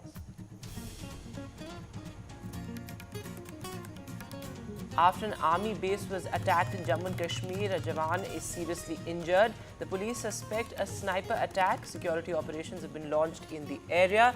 This amid a security scare during the polls.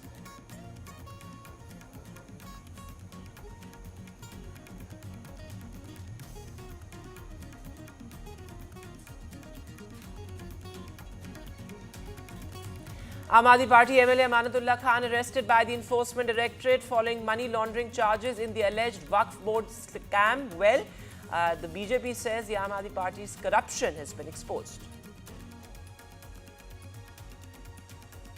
The BJP slams the Congress for expelling a Kerala woman leader. The BJP says the hypocrisy of the Congress has been exposed. It was a woman leader from Kerala who alleged casting couch, who has now been expelled from the party. The BJP slams the Congress amid the Me Too row.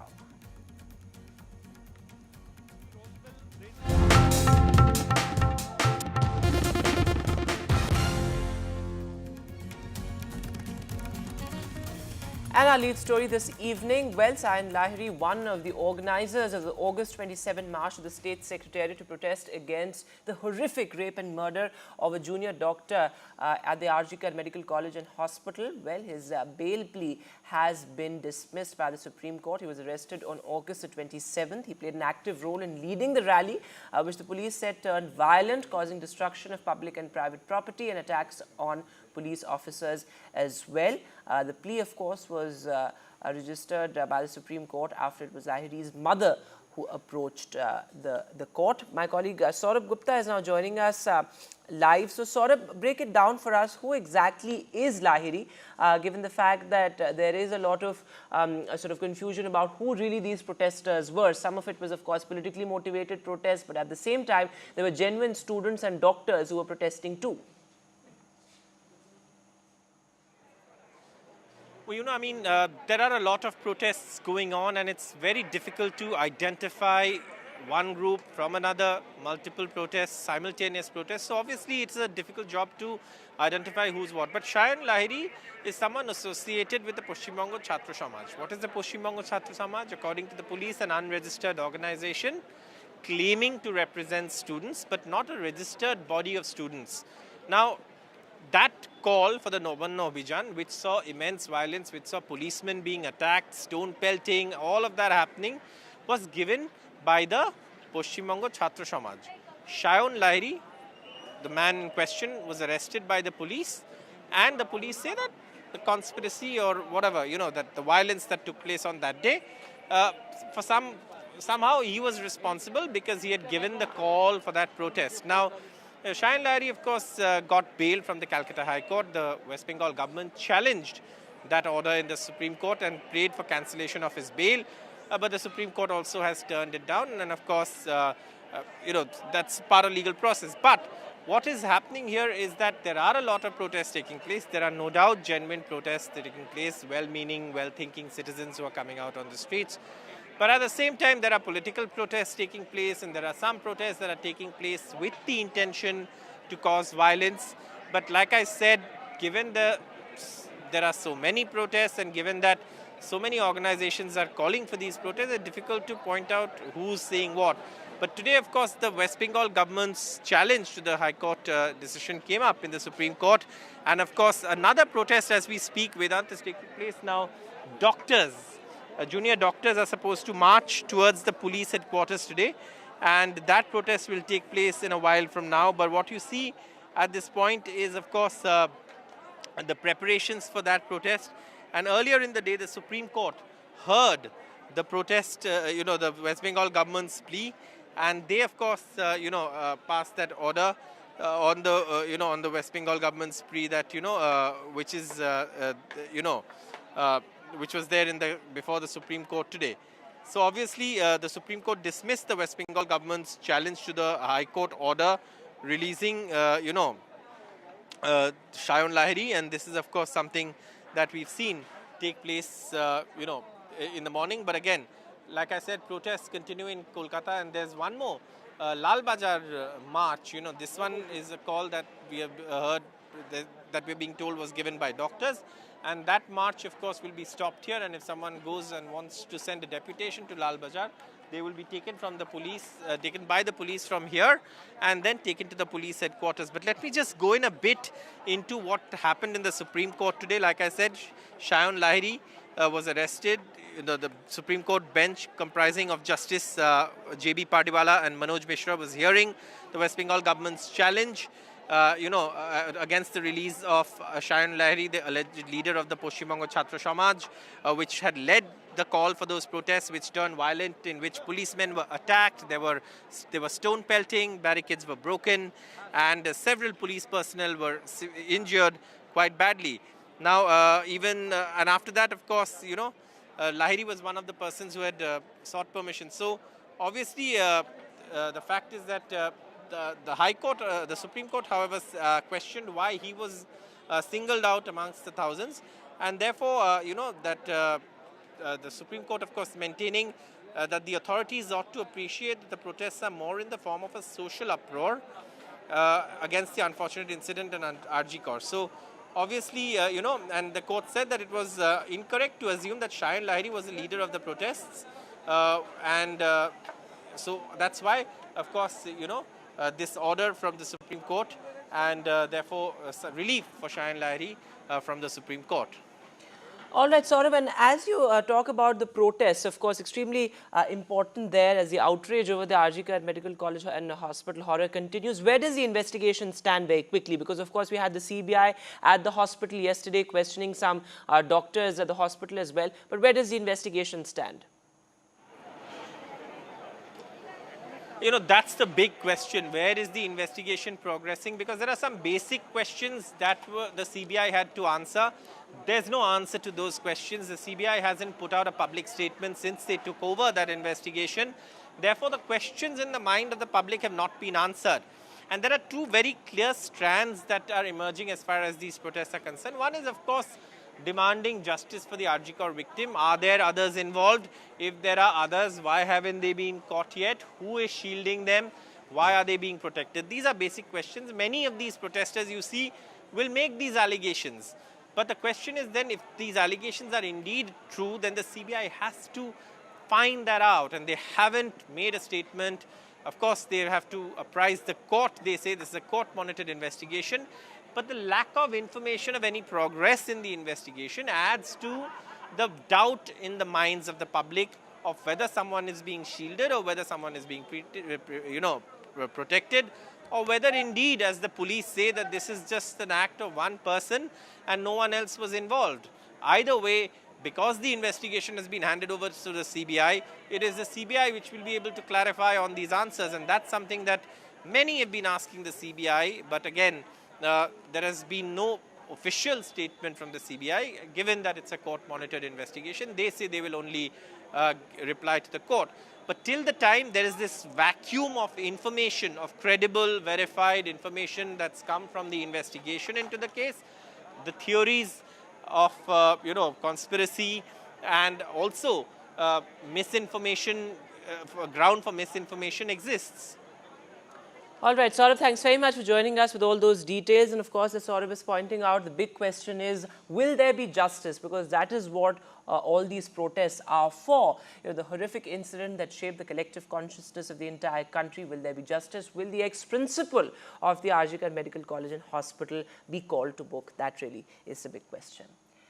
But the other big headline, well, the cabinet has approved some important plans, including, of course, a new semiconductor plant. It has cleared the proposal by Keynes Micron, and also this comes after that nod to the Micron Tech plant last year, and also an over 2,000 crore plan for Digi agriculture. So, of course, the digital infra and tech in agriculture, as well as, of course, the big semiconductor push. These seem to be the big takeaways of the cabinet briefing there. Let me go across live now to my colleague Sunil Prabhu. So, Sunil sir, the semiconductor push has been something that the government has been working relentlessly towards. Of course, it approved that Micron tech plant last year, and now this plant. Break it down for us. Why is this such an important policy initiative for the government? Well, semiconductor is actually the future. And really, if there is one country which has really got a huge advantage, it is the United States of America. And India now wants to become the semiconductor hub. And that is the reason why you saw the minister brief after the cabinet that there have been 4 projects. One again today has been cleared, clearly with the focus to ensure that, there is production of semiconductors and we become a new destination point and the, the real, what they call the crucible for the semiconductor push in the near future. Because if you see it, the semiconductors are used not only in automobiles, but in various other critical infrastructure as well as various other machinery. And if India does take the lead in the semiconductor world, it will definitely be a big push. Having said that, the cabinet also clearing a rail project, as which is, of course, in the context of Maharashtra. There is a rail project because elections are due there. One more rail project being cleared. The other, of course, is the agriculture push, as you call it, the Digi agriculture policy, a whole host of measures to be taken in terms of how things go forward. So these are definitely huge steps that are being taken, 3,979 crores in terms of the agriculture mission, because if India has to succeed in terms of nutrition, in terms of food security, they believe that this new technology and this new plan will help boost the farmers in the years to come. All right, Sunil, thanks very much for joining us with the latest on the key cabinet decisions. But stay on with us as we look at the other big story, where the Supreme Court coming down heavily on what is being called bulldozer justice, questioning how a house can be demolished just because it belongs to an accused in a criminal case. And this amid, a series of such incidents across India where, bulldozers arrive at the accused's house just days after a case comes to light. I'll go across to my colleague Sunil, but listen to what Rakesh Tripathi had to say on this. Supreme Court has taken a strong view with regard to the pan-India, what is happening after filing of the FIR and the next day they are demolishing the house. So Supreme Court has asked for a guidelines, complete guidelines they are going to frame on the next date of hearing. Without following the due process, without hearing and giving notice, etc., no action can be taken even if the construction is illegal. So they have to follow the law and they are going to frame a guidelines. They have asked for suggestion, both the parties, to give the suggestion what can be the guidelines can be given to pan-India, not limited to certain state. So they are going to frame that guideline on 17th of this month. किसी भी आरोप में या अपराध में वांछित होने पर किसी का मकान, दुकान या किसी प्रकार का कंस्ट्रक्शन बुलडोजर के द्वारा नहीं गिराया जाता। लेकिन अगर कोई मकान, दुकान या कोई निर्माण कार्य किसी अवैध स्थान पर है, अतिक्रमण करके बनाया गया है, नियमों का उल्लंघन करके बनाया गया है, तो निश्चित तौर पर उस अतिक्रमण को गिराया जाएगा। और उत्तर प्रदेश हो या अलग-अलग राज्यों में बुलडोजर की यह कार्रवाई विधि की परिधि के दायरे में हुई है। जहां कहीं भी अवैध निर्माण है, अतिक्रमण किया गया है, तो निश्चित तौर पर उसको विधि की परिधि के दायरे में ही बुलडोजर के द्वारा गिराया गया है। And Sunil Prabhu continues to be with us. Sunil, sir, an important point the Supreme Court made that all demolitions must be under the rule of law, because in many cases we see that, bulldozers arrive at the accused residence, for example, or in other cases also without, despite a stay, despite a court stay, and that seems to be becoming a norm across states. That's the reason why the bench in the Supreme Court saying that we are going to pass guidelines for, pan-India. How can you, start doing justice in the manner they took strong objection to the fact that you are doing bulldozer justice, as it's now being called. If somebody's been part of some violent act or some kind of crime, then the next day they go to their house and illegally start bulldozing it for some reason or the other, citing that this has been an illegal construction and thereof. So it's in that context that the Supreme Court has said that even if it's a convict, there has to be certain norms, there's certain procedures. You just can't start using bulldozers. And that's the reason why they have posted it for the 17th of September to take a final call and see the inputs that have come in and then collate and ensure that this bulldozer justice that it's being popularly called as is, there are certain guidelines that are followed and that the law of the land must be prevailing in terms of how you go about doing bulldozer justice there have to be certain norms and criteria before you bulldoze somebody's house. All right, sir. Thanks very much for joining us with the latest there. Of course, there's also, as many a times we see that bulldozers demolish houses of accused despite the families staying there. And of course, the idea, the adage that an accused is innocent until proven guilty is sacrosanct, and that cannot be tampered with. But news now coming in, well, Kejriwal's key aide, Bibhav Kumar, has been given bail by the Supreme Court after 100 days. Important there because remember, Bibhav Kumar is one of Arvind Kejriwal's most important aides, the man who really runs the show when it comes to the Aam Aadmi Party organization, you know, a backroom strategist really for the Aam Aadmi Party, for Arvind Kejriwal. In fact, he is involved in key decisions that Arvind Kejriwal has taken. Remember, this is in the Swati Maliwal assault case. The Supreme Court, of course, saying that the trial court may decide on the conditions, but the investigation has been completed. Remember, a charge sheet was filed, but politically speaking, a big relief for the Aam Aadmi Party because while, of course, he does not really hold any position either in the party or the government, but he has really been the man who has been involved in key decisions of Arvind Kejriwal's and a personal aide as well for over 10 years. Let me go back to my colleague Sunil Prabhu on this. Sunil sir, what all did the Supreme Court say on this? Of course, the Delhi police had very strongly opposed his bail earlier, and the High Court had also denied bail to Bibhav Kumar, but a big relief there from the Supreme Court. That's right. After the fiasco of Bibhav Kumar, you know, the behavior in which the entire Swati Maliwal's episode played out during the course of the Lok Sabha elections and those unfortunate incidents of an attack on her, finally the Supreme Court giving him relief. This after Justice Gawai making it clear that he can't go back to the Chief Minister's residence, even though he's the political secretary, and also making it clear that the trial court will decide the bail plea.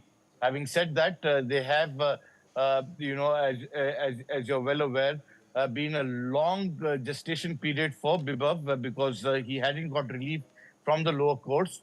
Here, Justice Mr. Singhvi, as his advocate, putting the case forward, and finally Justice Gawai and his bench agreeing to grant him bail, but with certain conditions, certain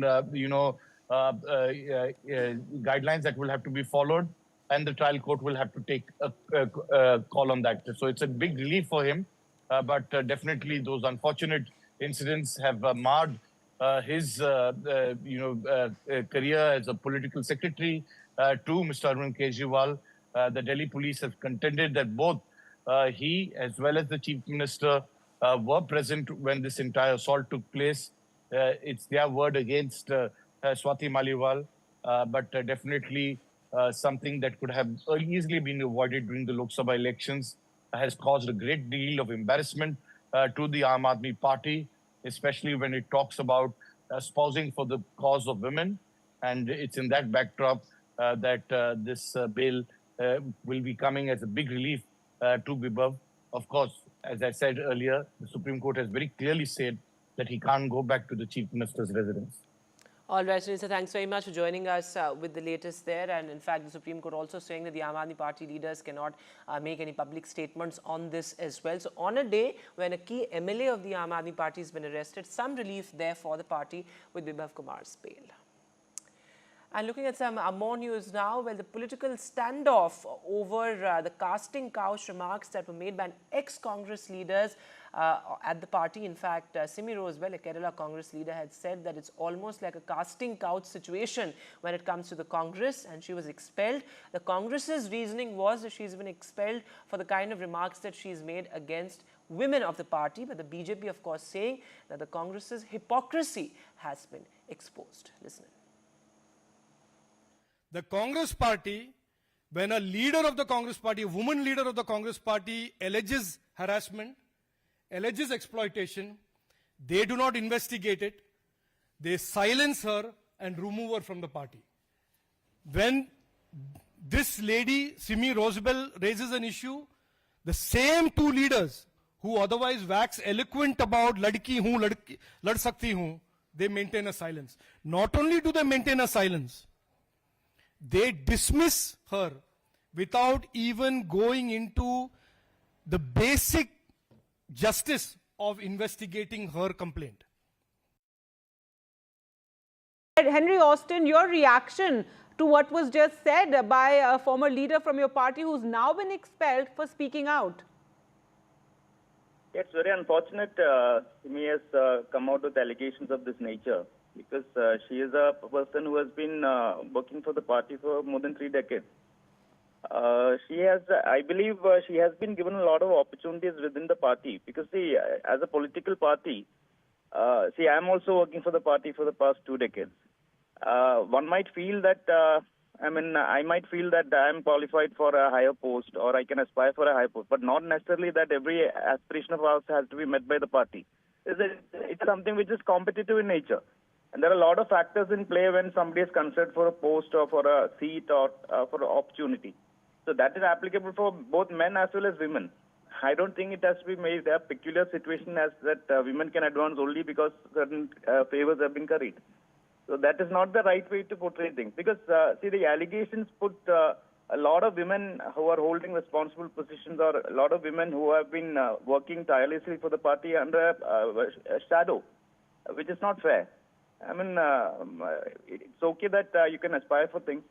You can work for the party. Very serious allegations were made by her, saying a situation similar to a casting couch, saying those closest to leadership were people who saw their careers progress. So do you feel the party could have handled this differently? Instead of expelling someone who's speaking out, at least look into the allegations that she has made? Allegations cast some aspersions, as well as she's alluding to the fact that people get into positions only if certain dispositions favor them. Can I just ask in return, CMG herself was a very young leader when she was given a lot of opportunities inside the party. She was the Youth Congress State Committee member, Mahila Congress State Committee member. She was an AICC delegate. She has contested for the Jilla Council election. She has contested for the council election in the corporation. She was given an assembly seat. She was also made a PSC member. So for a person at a relative young age, she has been given a lot of opportunities within the party. And listen, in fact, to what Simi Rosebell told NDTV amid this huge political controversy. Take a look. So you say you're going to be reaching out to them and raising this issue because you spoke of a similar casting couch within the Congress party in Kerala? No, women, many of our councillors, many of our women, they are getting bad experience. They are facing, they are denying seats. Those who are councillors, they are not getting seats for the next elections. Because the people love them, they elected them with a record majority. But these leaders doesn't like them.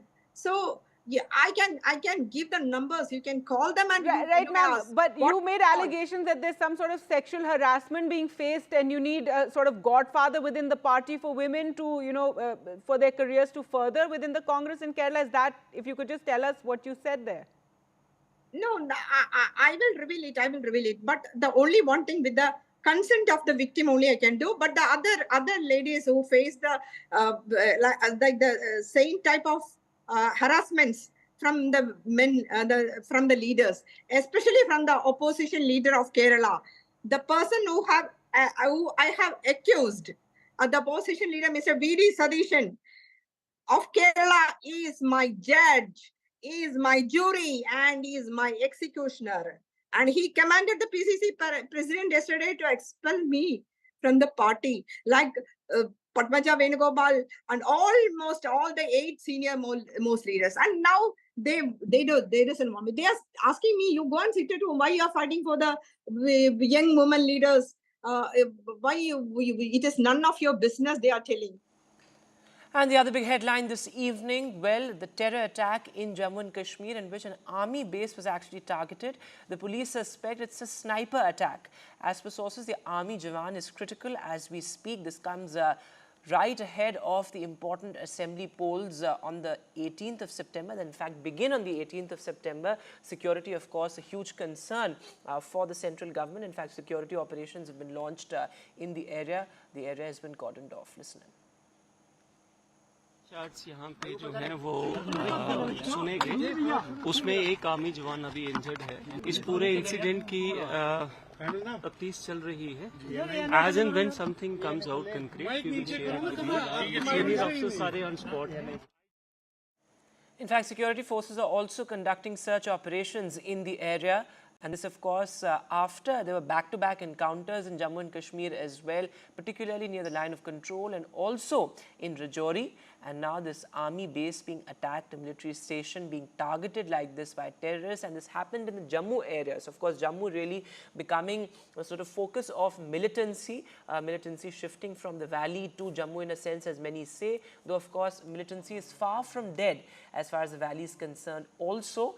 But this incident certainly raising a lot of concerns given the fact that this comes right ahead of the multi-phase elections in Jammu and Kashmir that are being held after over a decade in the Union territory.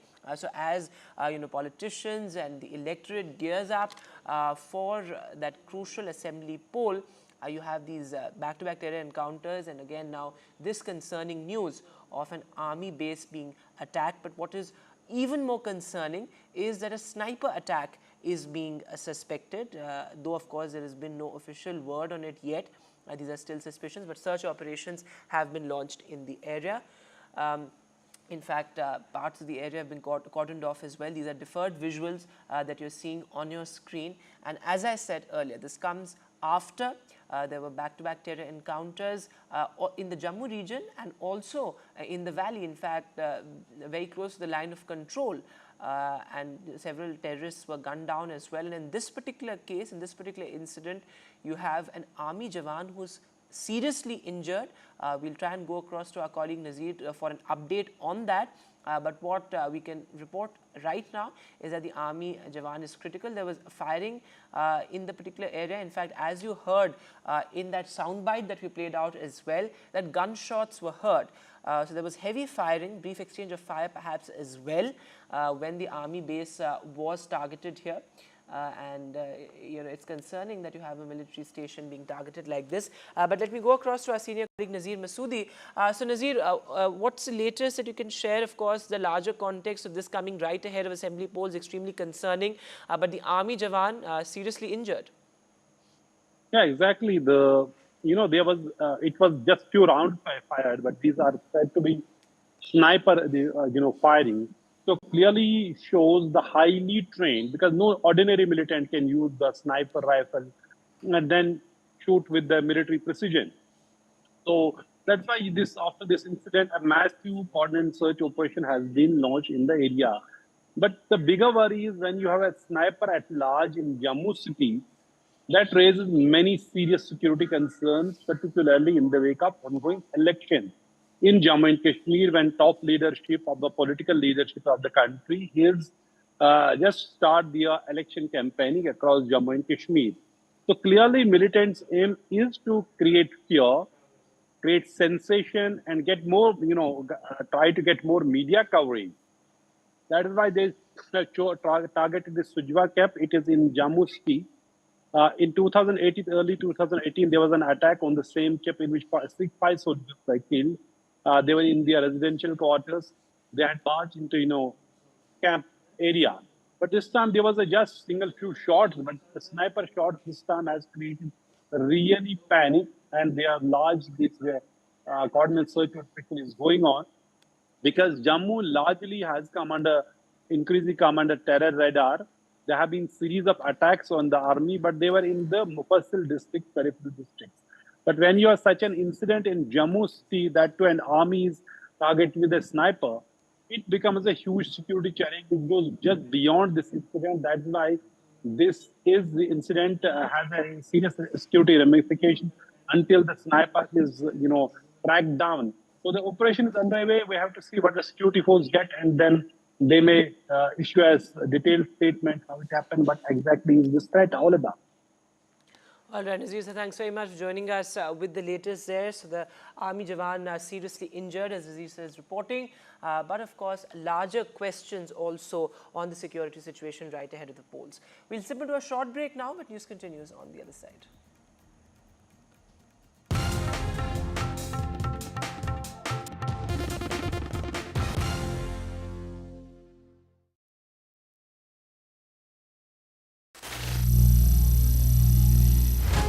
Some people say the metaverse will only be virtual. One day this lecture hall will be made of code, and driverless cars would be trapped in intersections. But even in this maze of the future, you can't wish away health. It's time to become more resilient.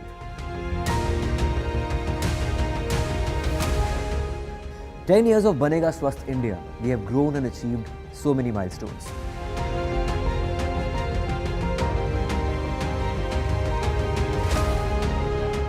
And now I have a plan to beat the urgency, to stop breathing with difficulty, to relieve getting choked with inactivity.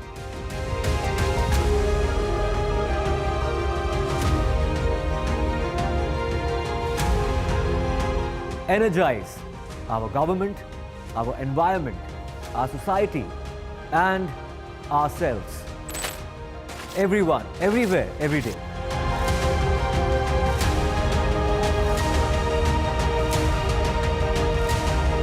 Banega Swasth India. One world hygiene. Stay informed and entertained with the new and updated NDTV News app. You can watch all our channels live, listen to podcasts, read breaking and exclusive news from around the world and more. Download the NDTV app today and get access to the best journalism and storytelling on your smartphone or tablet. The NDTV app. News that matters to you. Landslide devastation in Kerala's Wayanad. Join NDTV's initiative. Donate for Kerala.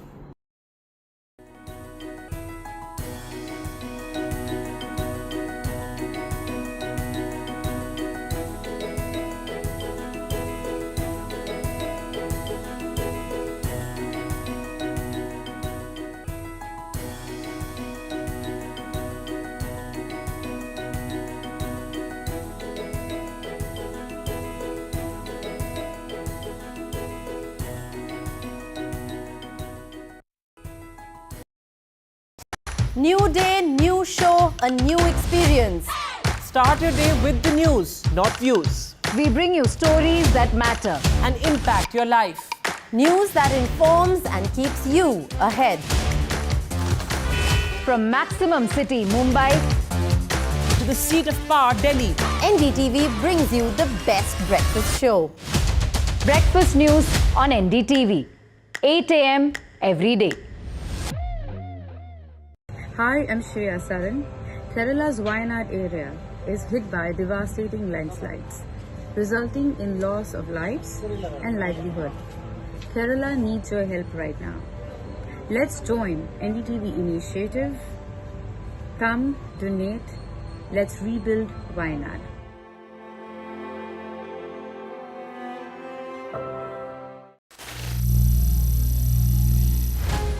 Some people say the metaverse will only be virtual. One day this lecture hall will be made of code, and driverless cars would be trapped in intersections. But even in this maze of the future, you can't wish away health. It's time to become more resilient.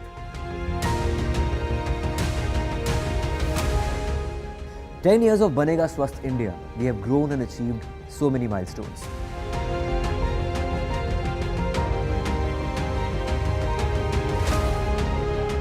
And now I have a plan to beat the urgency, to stop breathing with difficulty, to relieve getting choked with inactivity.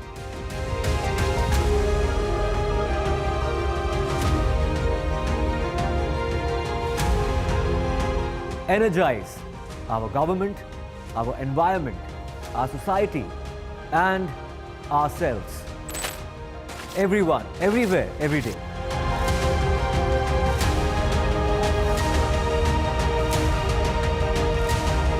Banega Swasth India. One world hygiene. Stay informed and entertained with the new and updated NDTV News app. You can watch all our channels live, listen to podcasts, read breaking and exclusive news from around the world and more. Download the NDTV app today and get access to the best journalism and storytelling on your smartphone or tablet. The NDTV app. News that matters to you.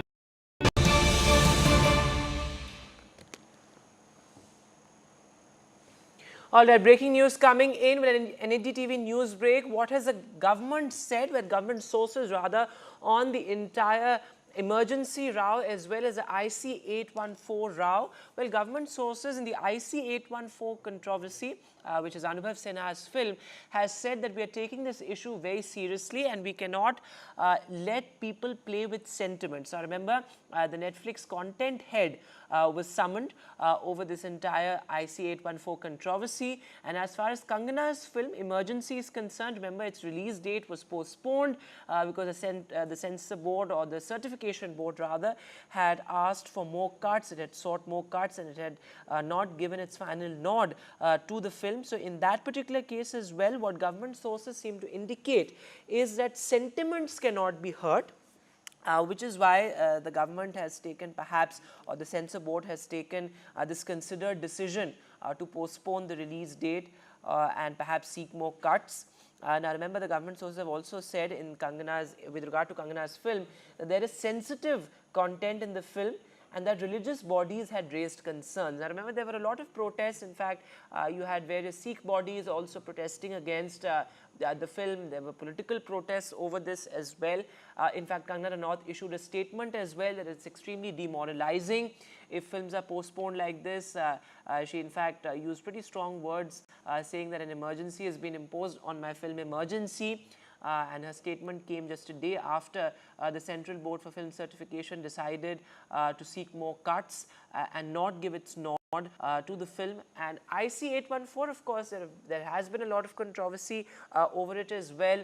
In fact, on social media all day today, there was outrage over the names of the hijackers. So far, there's been no statement that has really been issued from Anubhav Sinha, the director of the film, or the producers of the film with regard to the whole controversy. But the Netflix content head has been summoned, and the government sources making it clear that sentiments cannot be played with and we're taking it very seriously. So, of course, this also ties into the larger censorship debate, as many people from within the film industry have pointed out that the certification board, the job of which is to certify films, is sort of being excessive in its role as the film board. But let me go across to my colleague Aishwarya. So Aishwarya, first on Kangana's film Emergency. There was a lot of outrage. In fact, Sikh bodies had also registered their protest, but the government sources making it clear that sentiments cannot be played with and there is some sensitive content in the film. Well, remember the SGPC, which is the Sikh Gurudwara Prabandhak Committee, who had approached the INB ministry earlier and referred to several remarks and the content that was portrayed in the trailer of the movie Emergency, and certainly that was something which had stated by the SGPC that those had been an issue for them and that had hurt the religious sentiments, according to them, which the government sources are now being telling that why the movie delay had been postponed and why the certification had not been given to Kangana's movie Emergency. It has been stated by the top sources in the government to us that there had been few religious organizations, that is the SGPC, who approached the government and raised concerns over this. It has been stated by the government sources that the religious sentiments cannot be hurt, and therefore the reason these are sensitive issues and the content in the movie is very sensitive, looking to a large number of the Sikh community in the country as well, and therefore the reason perhaps the government had taken the note very seriously. This has been referred again back to the content team. Remember, today it was the Netflix India content head who had been summoned by the INB ministry as well, and the objections that the SGPC has raised, that had been referred to her as well, and now to make correction again, it has been stated to us that that the director of the movie had also been informed accordingly, and this again will be censored, and therefore later the census certificate will be given after the approval of the government in this particular case. All right, Aishwarya, and in the entire IC 814 controversy, there has been a lot of outrage on social media over the names of the hijackers. So the government saying that, this is again something which is a sensitive issue. Many people have also cited a previous MEA document, though of course the government saying that we are taking it very seriously, and now the Netflix head being summoned, but no response yet from the producers or the directors of the film. But certainly this is an unprecedented move, isn't it, to summon the head of a streaming platform over a film? Well, to make it as a precedent, certainly it is the government of India who has taken it very, very seriously. This is a part of the history, and history cannot be rewrite. Is something that the government had made it very clear. Of course, there are documents and there are the statements of the government which is already on the MEA website as far as IC 184 is concerned. But it is the government who had stated that nobody has right to play with the sentiments of the people of this nation. India's culture and civilization should always be respectful. One should think before presenting and portraying in a wrong manner. Of course, the Bharatiya Janata Party and several of the leaders have questioned that why the Indian names had been used as far as the terrorist who was portrayed in the entire movie was concerned, to which the reply was also, reply from one side also came in that, these names, the Indian names were referred by the terrorists to each other. Right. And that's what was mentioned in the website as well. But this cannot be, portrayed in a wrong manner, as the message is conveyed in a wrong fashion as far as what the government thinks, and therefore the reason perhaps the Netflix content director of India had been summoned today, and this has been referred to her as far as creating a right content and portraying to the audience in a right way is something that the government is thinking. All right, Aishwarya, thanks very much for joining us with the very latest there. So Aishwarya getting us up to speed with what the government reasoning is perhaps behind summoning the Netflix ahead.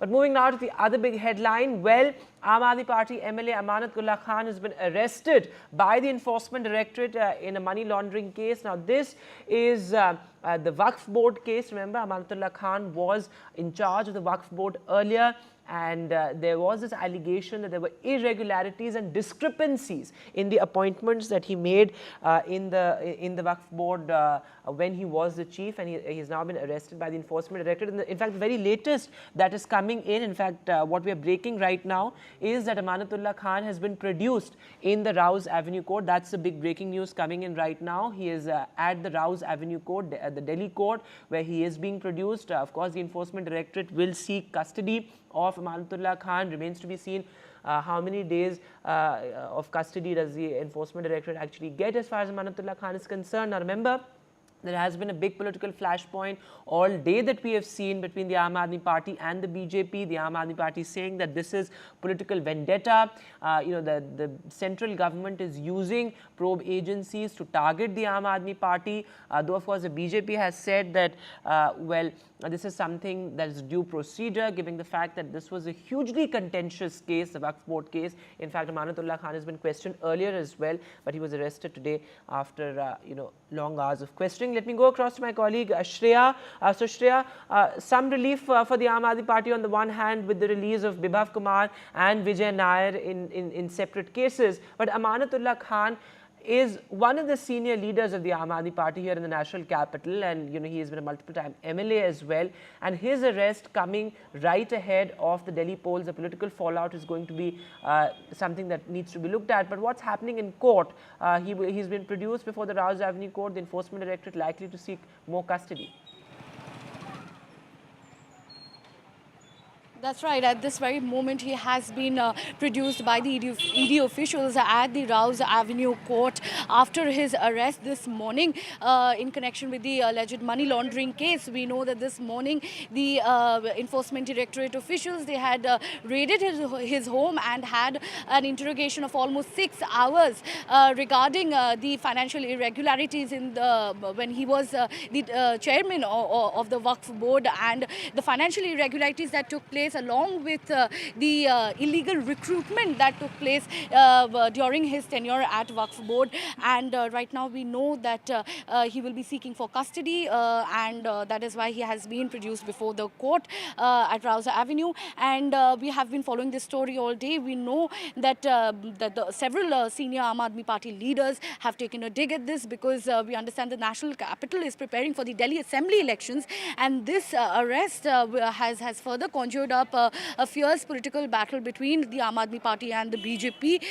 The BJP leaders, they have pointed out that this case has been going on for quite some time, and they have alleged, they have asserted that he has been Amanullah Khan, the Aam Aadmi Party MLA from Okhla constituency. He has been practicing corruption during his tenure at the Waqf Board. He has been unjustly leasing out the Waqf Board properties and earning lakhs of money illegally. And we also know we know that Sanjay Singh, senior Aam Aadmi Party leader Sanjay Singh, as well as Manish Sisodia, has condemned this move and said that this is BJP's political vendetta, and they are using the ED and the central probe agencies as a tool of intimidation. They're trying to suppress the voice of dissent, the voice of opposition of the Aam Aadmi Party, and they have gone on to say that this is a fabricated case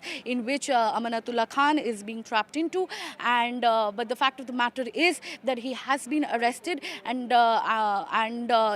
he has been produced at the Rouse Avenue court at this moment, and we will get the updates from now on as to what comes next for the Aam Aadmi Party leader Amanullah Khan. All right, Shreya, thanks very much for joining us with the latest there. As Shreya is reporting, Amanullah Khan has been produced before the Rouse Avenue court. The Enforcement Directorate likely to seek custody. Remains to be seen how many days he is sent to as far as that ED custody is concerned.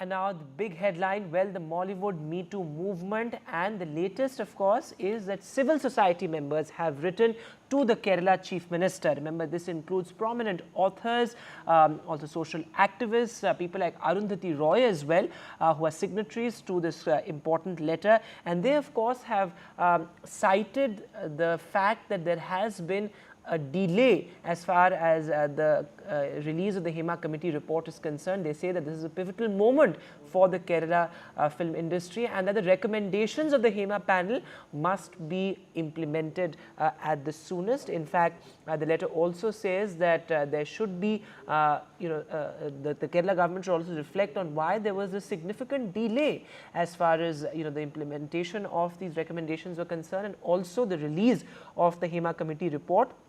Remember, it was almost 5-6 years that the Kerala government sat on the Hema panel report, and now also a PIL has now been filed, and that PIL seeks a CBI probe into the entire incident.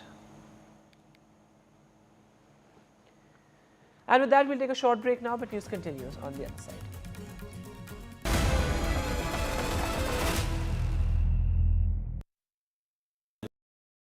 Landslide devastation in Kerala's Wayanad. Join NDTV's initiative. Donate for Kerala.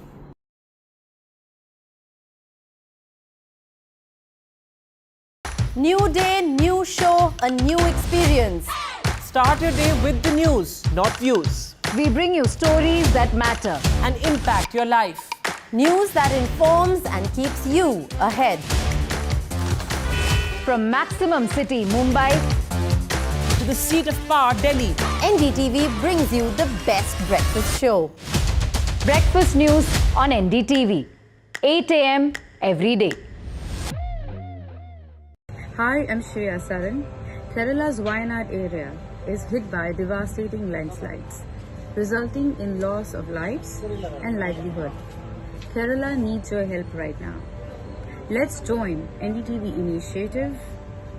Come, donate. Let's rebuild Wayanad.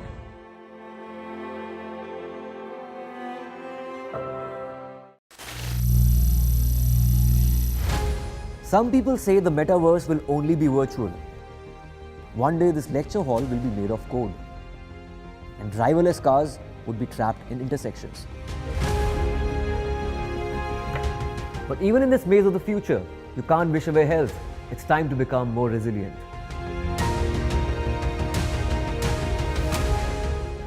"10 years of Banega Swasth India, we have grown and achieved so many milestones.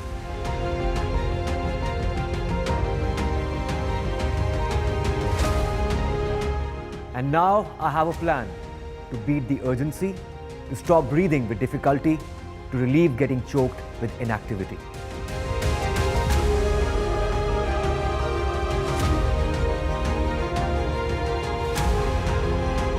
Energize our government, our environment, our society, and ourselves.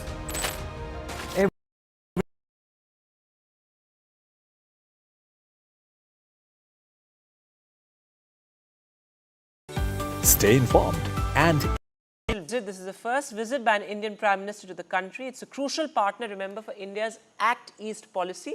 Also, this comes right ahead of the Prime Minister's visit to Singapore, another emerging and crucial partner for India in Southeast Asia. Of course, India's Act East policy is something that has been a key focus of the Modi government. Listen in to what the Ministry of External Affairs spokesperson had to say.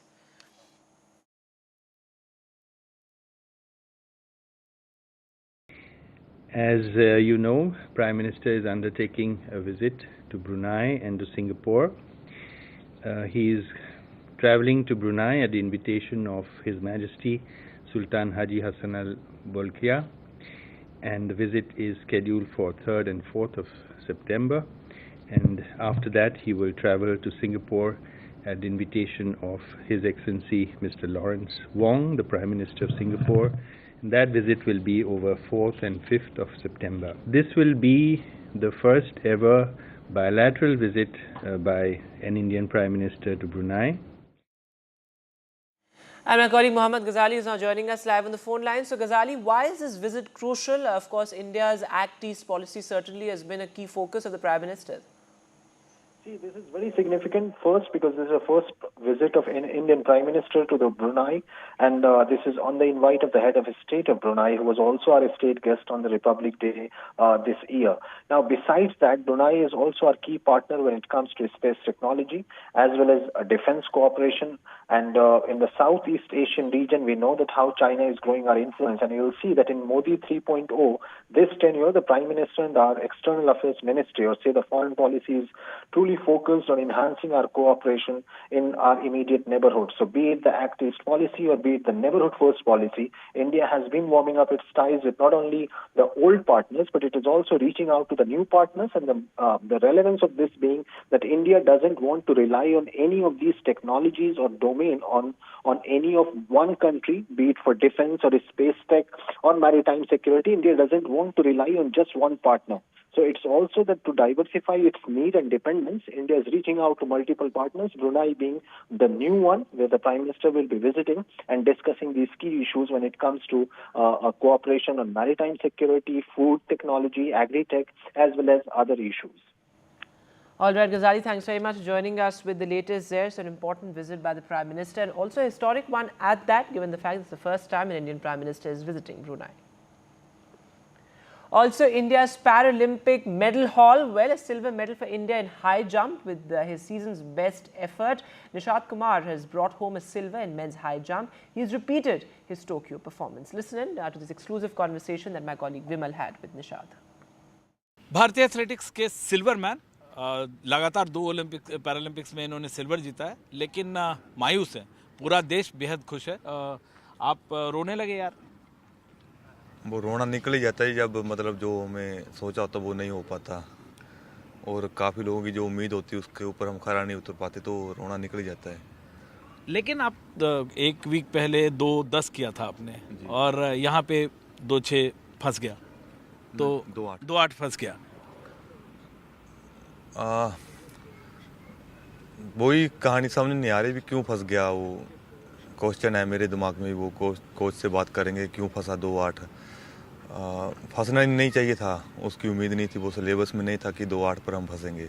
आपका हाथ भी एक तरह से जो हाथ जो कटा था बचपन में, वो घास काटने वाली मशीन से, है ना, खिलौने वाली जो कहानी आपकी, नाराज उसने झूठ बोला, आप चले आए, हाथ कट गया। लेकिन वहाँ से जो एक सफ़र रहा आपका, मैंने देखा आपको एक याद है टूर्नामेंट स्टेट लेवल पे जब 3,500 लोगों ने क्राउड ने कलेक्ट करके दिया था, वो उसकी बात अलग होती है एकदम। जी वो मतलब मैंने उससे पहले मतलब लाइफ में ऐसा कभी नहीं देखा था। हमारे उधर जो शिंज होती है पहलवान की, तो उसका सीजन आता है, मतलब 1 महीने का रहता है, तो उसमें जो पहलवान जीतता है तो उसको सभी दर्शक कलेक्ट करके देते 10-10, मतलब पहलवान खुद खाड़े का चक्कर लाता है तो उसको 10-10 रुपये, 20 रुपये, 100 रुपये अपने कैपेसिटी के हिसाब से देते हैं। तो मैंने वहाँ पर स्टेट में हमीरपुर में गोल्ड मेडल जीता था, तो सभी ने कोचिज जो वहाँ पर DP से PTI से किसी ने 100, किसी ने 200, किसी ने 500 रुपये ऐसे दिए थे, तो उसके 3500 रुपये इकट्ठे हुए थे।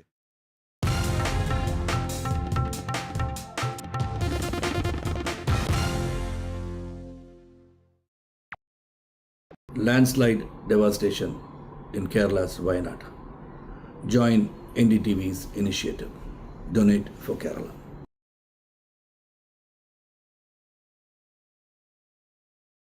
New day, new show, a new experience. Start your day with the news, not views. We bring you stories that matter and impact your life. News that informs and keeps you ahead. From Maximum City, Mumbai, to the seat of power, Delhi, NDTV brings you the best breakfast show. Breakfast news on NDTV, 8 a.m. every day. Hi, I'm Shreya Saran. Kerala's Wayanad area is hit by devastating landslides, resulting in loss of lives and livelihood. Kerala needs your help right now. Let's join NDTV initiative. Come, donate. Let's rebuild Wayanad.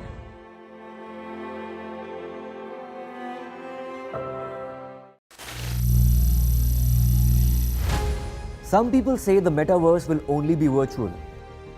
One day this lecture hall will be made of code, and driverless cars would be trapped in intersections. But even in this maze of the future, you can't wish away health. It's time to become more resilient.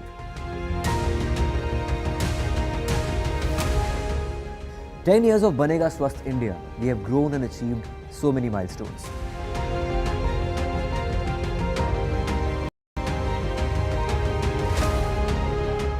And now I have a plan to beat the urgency, to stop breathing with difficulty, to relieve getting choked with inactivity.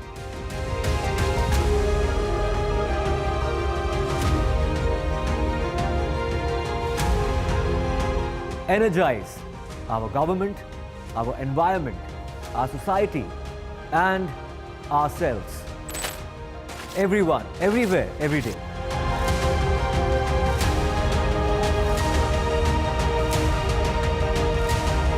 Banega Swasth India. One world hygiene. Stay informed and entertained with the new and updated NDTV News app. You can watch all our channels live, listen to podcasts, read breaking and exclusive news from around the world and more. Download the NDTV app today and get access to the best journalism and storytelling on your smartphone or tablet. The NDTV app. News that matters to you. Landslide devastation in Kerala's Wayanad. Join NDTV's initiative. Donate for Kerala.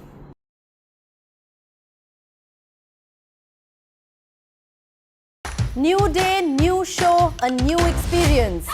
Start your day with the news, not views. We bring you stories that matter and impact your life. News that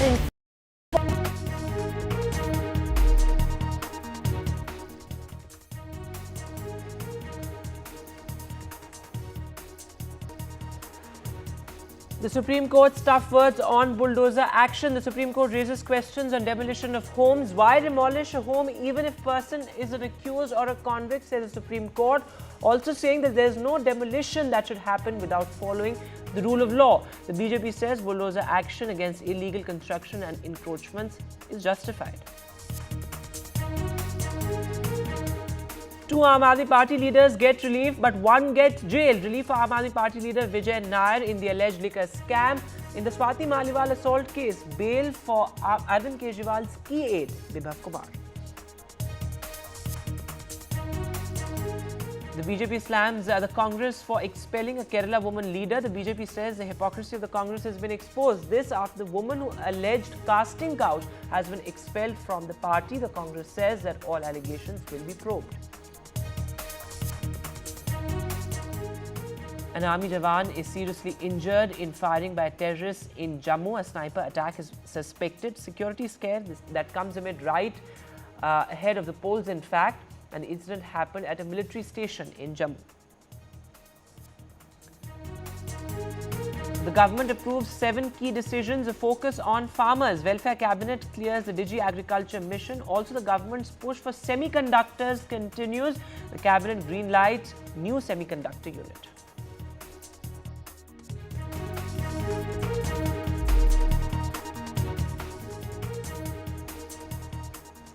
Hello and welcome. You're watching NDTV. I'm Vedant Agarwal. Our lead story, well, the huge controversy over two films, Emergency and IC814, the Kandahar hijack, and now government sources have told NDTV that the Netflix head has been summoned in the IC814 row because the government is taking it very seriously, and that this is a sensitive issue that involves history and the portrayal of terrorists, which is why the Netflix content head was summoned by the government. Now remember, government sources have also said that history cannot be rewritten, though of course there has been no statement yet from director Anubhav Sinha or the producers of the film. This is on social media. There's huge outrage over the names of the two hijackers in the film. Let me go across live to my colleague Aishwarya. So Aishwarya, the government sources in a sense setting the record straight that history cannot be rewritten by filmmakers, and that particularly when it comes to matters so sensitive that involves perhaps a terrorist attack, an incident of hijacking, one has to be extremely, sort of considerate, and one has to be extremely factually watertight.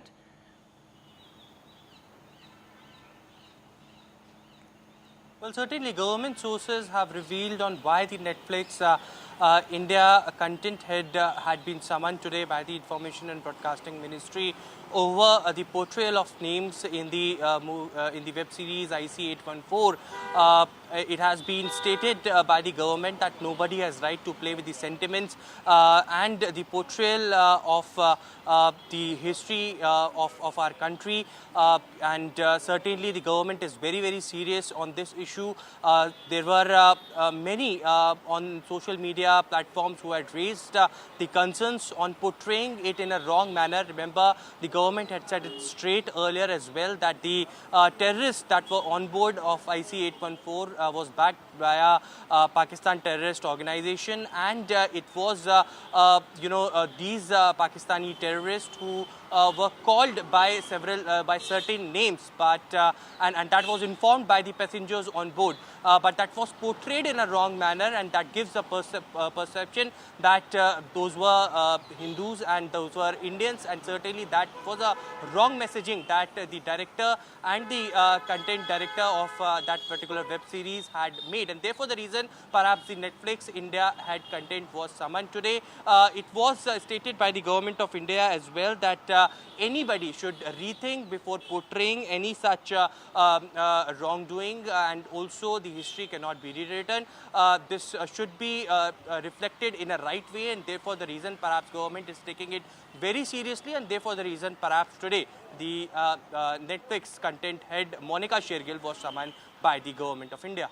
All right, Aishwarya, stay on with us as we look at the other big story involving a film and involving censorship. Well, this Film Certification Board decided to postpone the release date for Kangana Ranaut's Emergency, but government sources have said that there's sensitive content in the film, which is why all aspects need to be considered before the CBFC actually gives a green light for this film. Kangana Ranaut, of course, came out with a statement. She said it's extremely demoralizing and that an emergency has been imposed on her film Emergency. Earlier, of course, there were various protests, political protests, and also the Akal Takht, which is, of course, one of the topmost Sikh body, and also the SGPC had protested against the film as well. But government sources are now talking about the sensitivity of the content. Let me go back to Aishwarya. So, Aishwarya, what more are your sources telling you?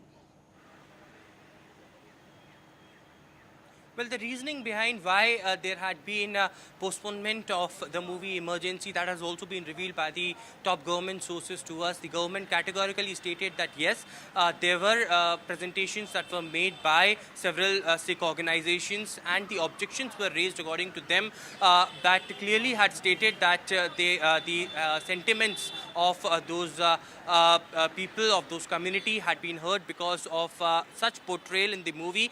The movie also contains very sensitive content as well, and therefore the reason perhaps the government is not on a view that any religious sentiments should be heard by portraying anything on such movie, and there are sensitive content as well that had been showcased. Yes, of course, for the fact of the matter, we know that Kangana Ranaut had put out a statement that clearly shows that how she had been demotivated, and she's not in an agreement that any movie should be stopped, but government had been stated that there are some sensitive contents in the movie and government is taking it very seriously, and therefore the reason perhaps it has been sent back to the censor board before giving a new date to rehash the content in it.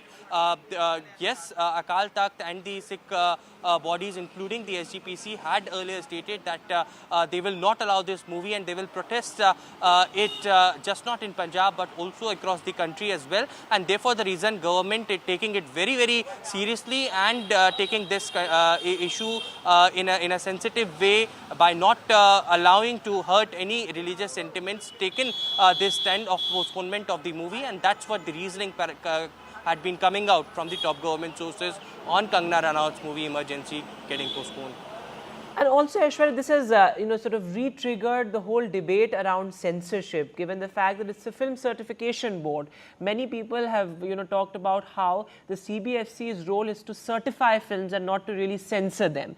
But this debate has now been sort of reignited, given the fact that sources had told us earlier as well that the CBFC is seeking more cuts to the film.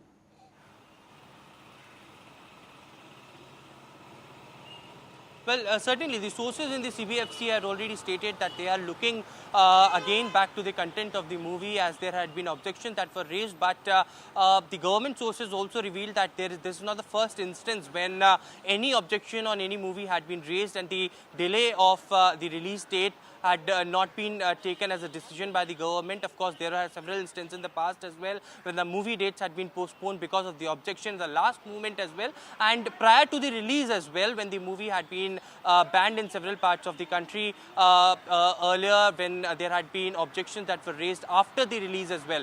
So when these Sikh organizations had raised the issue, it went back to the CBFC. Of course, censorship and release of the dates are two different things, but the government had been proactively taking in step and they had been interfering in it, as being said by the top government sources to us. And if any requirement is there to cut a few important contents or the sensitive content for that matter that can lead to hurt the religious sentiments, that will not be taken as yes from the government, and therefore the reason perhaps this decision was taken. All right, Aishwarya, thanks very much for joining us with the latest there. So Aishwarya getting us that news break on what is perhaps the government's reasoning when it comes to A, summoning the Netflix head, and also the postponement of the release of Kangana Ranaut's film. But looking at news just coming in, well, firing has been reported outside AP Dillon's Canada home. AP Dillon, of course, a popular singer, and firing has been reported outside his Vancouver home. In fact, the video of which has surfaced on social media as well. Security force agencies, in fact, are looking at that video and the veracity of that video and who exactly was behind this firing that has been reported outside AP Dillon's Canada residence. Let me go across to my colleague Abira joining us on the phone line. Abira, what more details do you have? Of course, this video has now surfaced on social media, but the security agency is still sort of investigating as to who really is behind this incident. Yes, the video has surfaced, but again, we do not know if actually the video is the authenticity of the video. So that also the investigation is on. So the singer's house is located on Victoria Island in Vancouver, where the shooting has happened. And additionally, there's another shooting that has occurred in a different location in Canada.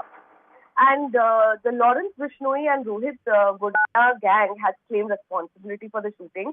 Let me take you back a little bit.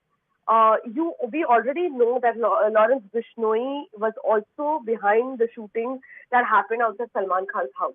Now, last year, Gippy Garagwal, who is also very close to Salman Khan, there was a shooting in Vancouver. He also stays in Vancouver. There was shooting outside his house also, giving him warnings not to be too close to Bhai, that is Salman Khan.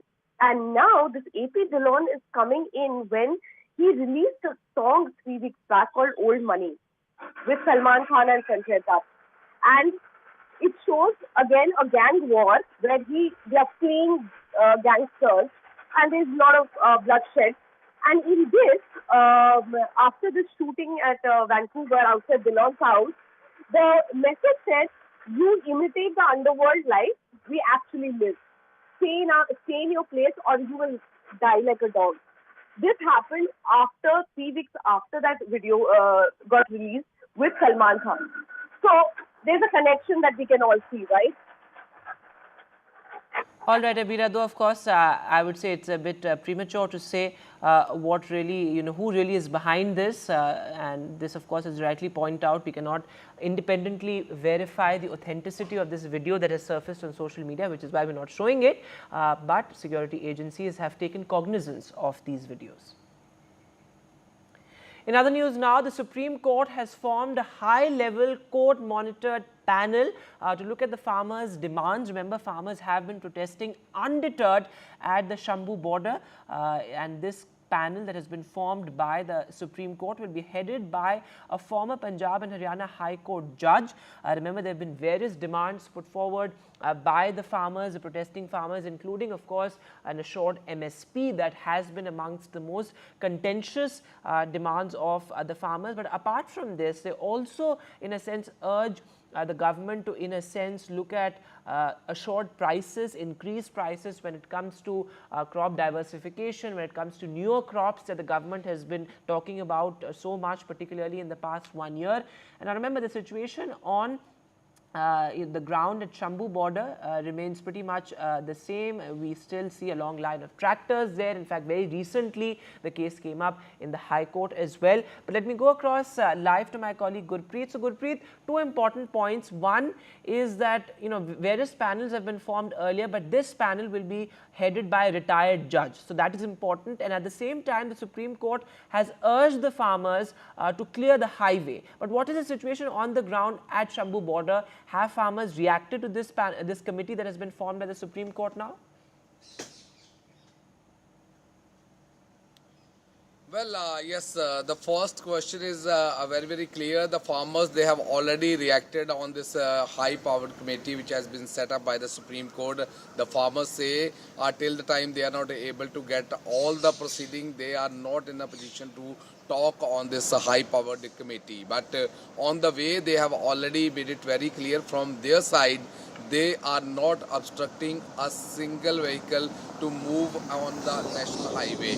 But at the same time, they say that the Haryana government has put a wall at Shambhu border, and that is one of the main obstruction, and that is the hindrance for the passengers also. We have seen the Kisan leaders, they had made such type of statement saying they are ready, and all the tractors, all the trolleys, they have been kept aside from the national highway, and the road has not been blocked by the farmers, but it was blocked by the Haryana government, and that was one of the petition which has been moved by one of the advocate before the Punjab and Haryana High Court. So that time the direction had been given to the government saying that this wall should be removed immediately so that the people should not face inconvenience. If we can talk about a high-powered committee, we have also seen one of the farmer leaders, he has given reaction when the government was directly talking to the farmer. They were not able to find out any solution of the problems which the farmer have been highlighting for last so many years, and they are looking forward for the solution of their problems. So it seems these committees are only delaying tactics of the state government. But they say if any committee is going to set up for the farmers' problem, they already welcome this committee, and let's see that how this committee will be able to help the farmers. And the farmers say once they are going to get the proceeding, after immediately they will hold a meeting within the organizations of farmer unions, and after that they will give a proper reaction. What do they feel about this committee which has been just set up by the Supreme Court? So let's wait what type of reaction the farmers are going to give. As of now, they say that whatever committee has been set up by Supreme Court, they are looking forward for the solution of their problems. Back to studio. All right, Gurpreet, thanks very much for joining us with the latest there. So an important breakthrough perhaps, as many would say, but not just yet, given the fact that the farmers are yet to retract, the farmers are yet to remove the trucks and clear the tractors, I beg your pardon, and clear the highway, a key highway that connects Punjab, Haryana and even the national capital. But in other news from the Supreme Court, well, the Supreme Court has talked tough on demolitions and bulldozer justice, as it's popularly called these days. Well, the Supreme Court says that even if it's an accused house, how are demolitions justified? This, as bulldozer justice seems to be becoming a norm across states. The Supreme Court says that if demolitions are to take place at all, they must take place within the rule of law. Take a look at all the reactions coming in, and then Sunil Prabhu with the latest. किसी भी आरोप में या अपराध में वांछित होने पर किसी का मकान, दुकान या किसी प्रकार का कंस्ट्रक्शन बुलडोजर के द्वारा नहीं गिराया जाता। लेकिन अगर कोई मकान, दुकान या कोई निर्माण कार्य किसी अवैध स्थान पर है, अतिक्रमण करके बनाया गया है, नियमों का उल्लंघन करके बनाया गया है, तो निश्चित तौर पर उस अतिक्रमण को गिराया जाएगा। और उत्तर प्रदेश हो या अलग-अलग राज्यों में बुलडोजर की यह कार्रवाई विधि की परिधि के दायरे में हुई है। जहां कहीं भी अवैध निर्माण है, अतिक्रमण किया गया है, तो निश्चित तौर पर उसको विधि की परिधि के दायरे में ही बुलडोजर के द्वारा गिराया गया है। They took a strong objection to the fact that you are doing bulldozer justice, as it's now being called. If somebody's been part of some violent act or some kind of crime, then the next day they go to their house and illegally start bulldozing it for some reason or the other, citing that this has been an illegal construction. And thereof. So it's in that context that the Supreme Court has said that even if it's a convict, there has to be certain norms, there's certain procedures. You just can't start using bulldozers. And that's the reason why they have posted it for the 17th of September to take a final call and see the inputs that have come in and then collate and ensure that this bulldozer justice that it's being popularly called as is, there are certain guidelines that are followed and that the law of the land must be prevailing in terms of how you go about doing bulldozer justice. There have to be certain norms and criteria before you bulldoze somebody's house. And we're looking at what the Supreme Court said on Sayan Lahiri and his bail plea, where the Supreme Court dismissed the bail plea. This is, remember, Sayan Lahiri was one of the many who were arrested for the August 27th march. Sayan Lahiri is a part of the students' body in Kolkata. And remember, the students' body was protesting over the horrific rape and murder of a junior doctor at the RG Medical College and Hospital. Remember, earlier it was the Calcutta High Court that had given bail to the student leader, but the Supreme Court there dismissing Sayan Lahiri's bail. What were some of the observations made by the Supreme Court? My colleague Saurabh Gupta has more details. There are a lot of protests going on, and it's very difficult to identify one group from another, multiple protests, simultaneous protests. So obviously it's a difficult job to identify who's what. But Shayan Lahiri is someone associated with the Paschim Bongo Chhatra Samaj. What is the Paschim Bongo Chhatra Samaj? According to the police, an unregistered organization claiming to represent students, but not a registered body of students. Now, that call for the Nobanna Abhijan, which saw immense violence, which saw policemen being attacked, stone pelting, all of that happening, was given by the Paschim Bongo Chhatra Samaj. Shayan Lahiri, the man in question, was arrested by the police, and the police say that the conspiracy or whatever, that the violence that took place on that day, somehow he was responsible because he had given the call for that protest. Now, Shayan Lahiri, of course, got bail from the Calcutta High Court. The West Bengal government challenged that order in the Supreme Court and prayed for cancellation of his bail. But the Supreme Court also has turned it down. And of course, that's part of legal process. But what is happening here is that there are a lot of protests taking place. There are no doubt genuine protests taking place, well-meaning, well-thinking citizens who are coming out on the streets. But at the same time, there are political protests taking place, and there are some protests that are taking place with the intention to cause violence. But like I said, given there are so many protests, and given that so many organizations are calling for these protests, it's difficult to point out who's saying what. But today, of course, the West Bengal government's challenge to the High Court decision came up in the Supreme Court. And of course, another protest as we speak, Vedant, is taking place now. Doctors. Junior doctors are supposed to march towards the police headquarters today, and that protest will take place in a while from now. But what you see at this point is, of course, the preparations for that protest. And meanwhile, looking at the current situation on the ground, well, doctors are up in arms. In fact, junior doctors are demanding the police commissioner's resignation. Remember, the police's role, of course, was also in question. In fact, the Supreme Court also talked about some sort of complicity and how there was a lax probe on the part of the Kolkata police. And these are visuals coming in of the doctors, junior doctors there in Kolkata, marching and taking out that protest march. My colleague Saurabh Gupta, in fact, is at the spot. Let's try and listen into what he has to say and what's really happening at the ground at the moment. Protesters marching to Lal Bazaar, the Kolkata police headquarters, burning an effigy of what is presumed to be an effigy of the Kolkata Police Commissioner Vineet Goyal. They are demanding, of course, the resignation of the Kolkata Police Commissioner, saying that justice is not being done to the case in which, this young doctor... Stories that matter and impact your life. News that informs and keeps you ahead. From Maximum City, Mumbai, to the seat of power, Delhi, NDTV brings you the best breakfast show. Breakfast news on NDTV, 8 a.m. every day. Hi, I'm Shreya Saran. Kerala's Wayanad area is hit by devastating landslides, resulting in loss of lives and livelihood. Kerala needs your help right now. Let's join NDTV initiative. Come, donate. Let's rebuild Wayanad.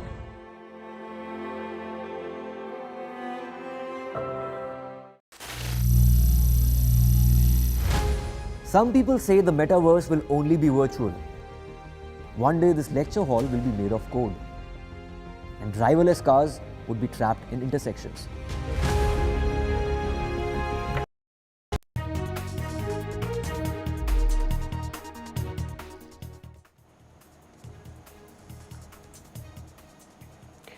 Welcome back, and let's get to the latest on the Supreme Court, what the Supreme Court had to say. But before that, let's get you the key cabinet decisions. In fact, the cabinet has cleared important bills, including digital push in agriculture, and also the semiconductor plant. A new semiconductor plant will now be set up in Gujarat. It's a 2,000 crore plan also for the Digi Agri mission. The focus very much on farmers right ahead of the Haryana elections. My colleague Sunil Prabhu has the latest. There is one country which steps that are being taken, 3,979 crores in terms of the agriculture mission, because if India has to succeed in terms of nutrition, in terms of food security, they believe that this new technology and this new plan will help boost the farmers in the years to come. And moving now to the big political face-off here in the national capital, an Aam Aadmi Party MLA has now been arrested by the Enforcement Directorate. In fact, Amanullah Khan, the Aam Aadmi Party's Okhla MLA and also senior leader, ex-chief of the Waqf Board, has been arrested by the Enforcement Directorate in a money laundering case. Remember, the allegation is that there were irregularities. So Shreya, the Enforcement Directorate seeking custody of Amanullah Khan. What's the latest that you can share from the Rouse Avenue Court?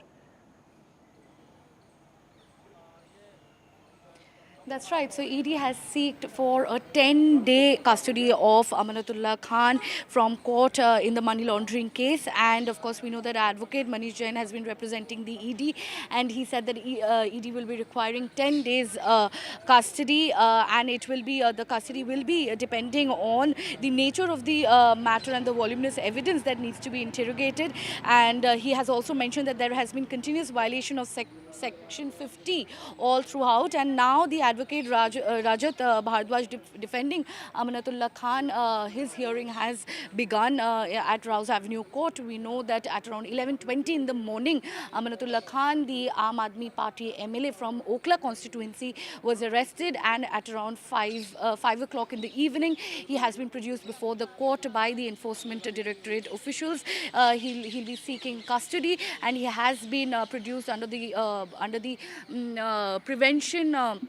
prevention of money laundering case, the PMLA case, and we of course know the charges that has been filed against him by both the CBI and earlier the Delhi Anti-Corruption Board has also filed charges against him of illegal recruitments in the Waqf Board, and also of him earning some disproportionate assets by unjustly leasing, renting out properties under the Waqf Board while he was the chairman of the Waqf Board in his tenure from 2018 to 2022. It has been a long-running case, and we know that he has been produced by the Rouse Avenue Court right now, and his lawyer will be speaking at this moment. But the main information right now that we have received is that the ED will be seeking for a 10-day custody.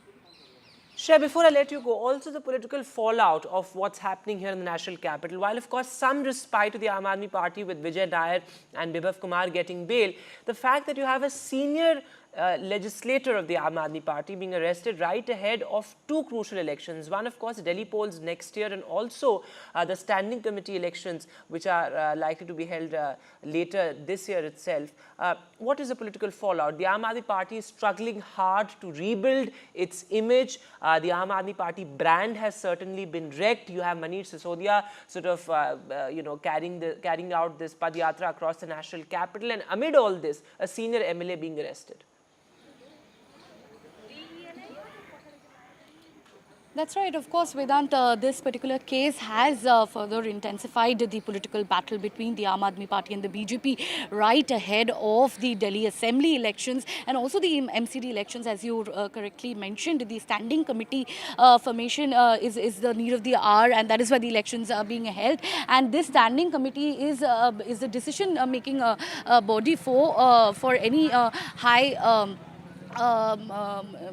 for any important development project that needs to be taken place in the national capital. The standard committee has to greenlight it. So this election, both the MCD and the BJP, both the MCD elections and the assembly elections, which the national capital is preparing for, is going to be crucial, because right now Aam Aadmi Party leaders, they are hitting out at the BJP, who is at the center, saying that the BJP is trying to target the Aam Aadmi Party, is trying to suppress the voices of the Aam Aadmi Party leaders, and they are creating these baseless cases against the leaders, because we know earlier almost 8 leaders of Aam Aadmi Party had been linked with this PMLA case, the prevention of money laundering case, and now it is Amanullah Khan who is now in the forefront, who has already been detained by the ED officials, and if he gets arrested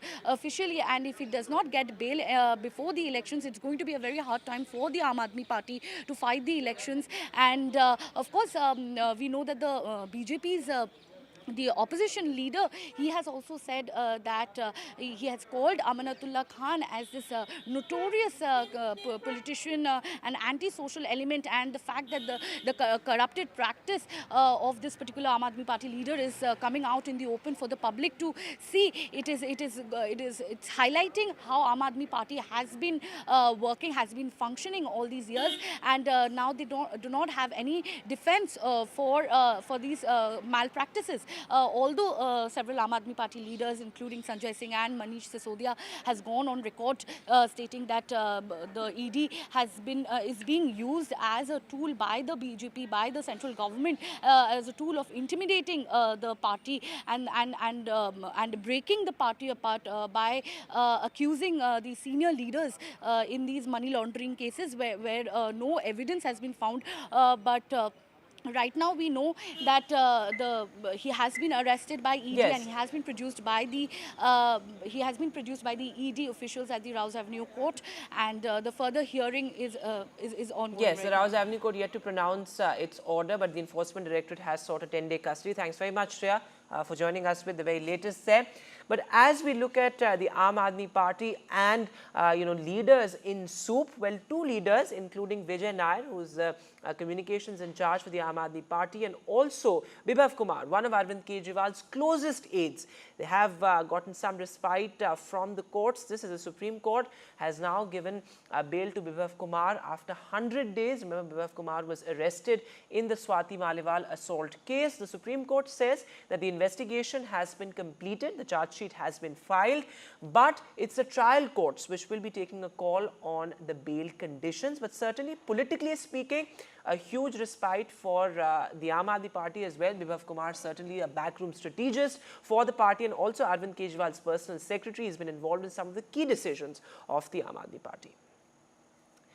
Meanwhile, the Supreme Court's key order on demolitions. Well, the Supreme Court says that demolitions and bulldozer justice certainly cannot be the norm, and if demolitions are to take place at all, they must take place within the rule of law. The Supreme Court says that a house cannot be demolished simply because it belongs to an accused or a convict. This, as bulldozer justice, seems to be becoming the norm rather than the exception.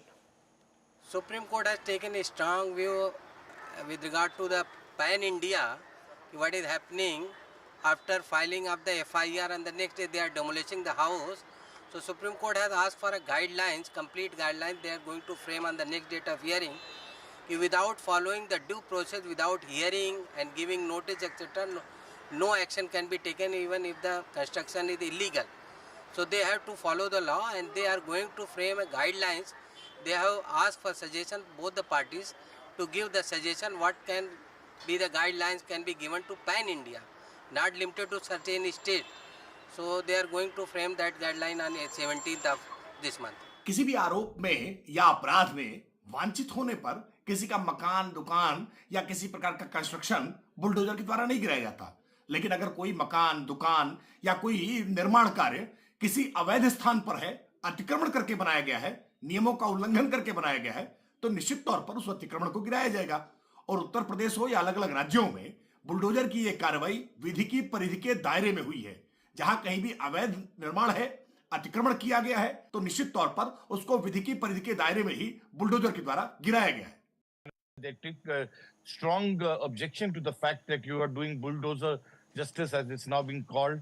If somebody's been part of some violent act or some kind of crime, then the next day they go to their house and illegally start bulldozing it for some reason or the other, citing that this has been an illegal construction and thereof. So it's in that context that the Supreme Court has said that even if it's a convict, there has to be certain norms, there's certain procedures. You just can't start using bulldozers. And that's the reason why they have posted it for the 17th of September to take a final call and see the inputs that have come in and then collate and ensure that this bulldozer justice that it's being popularly called as is, there are certain guidelines that are followed and that the law of the land must be prevailing in terms of how you go about doing bulldozer justice. There have to be certain norms and criteria before you bulldoze somebody's house. And let's cut across live to where the Defence Minister Rajnath Singh is speaking at the Bharatiya Janata Party's Sadasyata Abhiyan. Listen in. आप सभी जानते हैं, हम सभी Bharatiya Janata party के कार्यकर्ता हैं। बहनों भाइयों, भारतीय जनता पार्टी एक राजनीतिक पार्टी है और इस सच्चाई को कोई नकार नहीं सकता कि नेताओं की कथनी और करनी, नेताओं की वर्ड्स और डीड्स में अंतर होने के कारण भारत की राजनीति और भारत के नेताओं पर से जनता का विश्वास कम हुआ है। भारत की राजनीति में इसके पहले नेताओं की कथनी और करनी में अंतर होने के कारण जो विश्वास का संकट पैदा हुआ था, क्राइसिस ऑफ क्रेडिबिलिटी जो पैदा हुई थी, उस क्राइसिस ऑफ क्रेडिबिलिटी को, विश्वसनीयता के संकट को किसी ने चुनौती के रूप में स्वीकार किया है, तो हमारे प्रधानमंत्री श्री नरेंद्र मोदी जी ने उस चुनौती के रूप में स्वीकार किया। कोई यह कह सकता है कि अपना प्रधानमंत्री होने के नाते उनकी प्रशंसा में मैं बात कर रहा हूं। बहनों भाइयों, प्रशंसा में बात नहीं कर रहा हूं। बहुत सारी सरकारों को इस आजाद भारत में काम करते हुए आपने भी देखा है, हम लोगों ने भी देखा है। जब से मैं केंद्र की बात कर रहा हूं, गुजरात राज्य में जो मुख्यमंत्री रहे उस समय की बात नहीं कर रहा हूं, क्योंकि 2014 में जब वो भारत के प्रधानमंत्री बने उस समय मैं पार्टी का राष्ट्रीय अध्यक्ष था।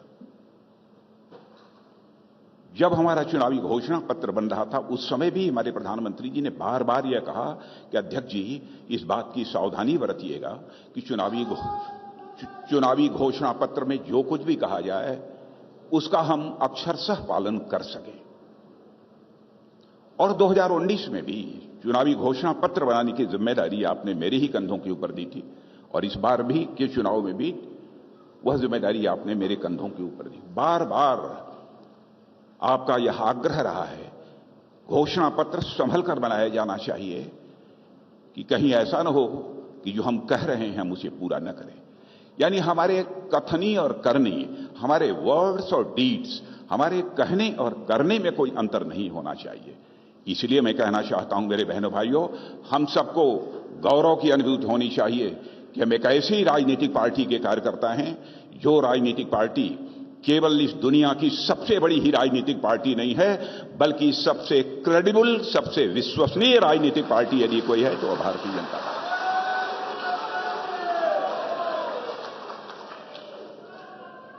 और मैं कार्यकर्ता बहनों भाइयों यह भी आपको बताना चाहूंगा, हम राजनीति केवल सरकार बनाने के लिए नहीं करते हैं।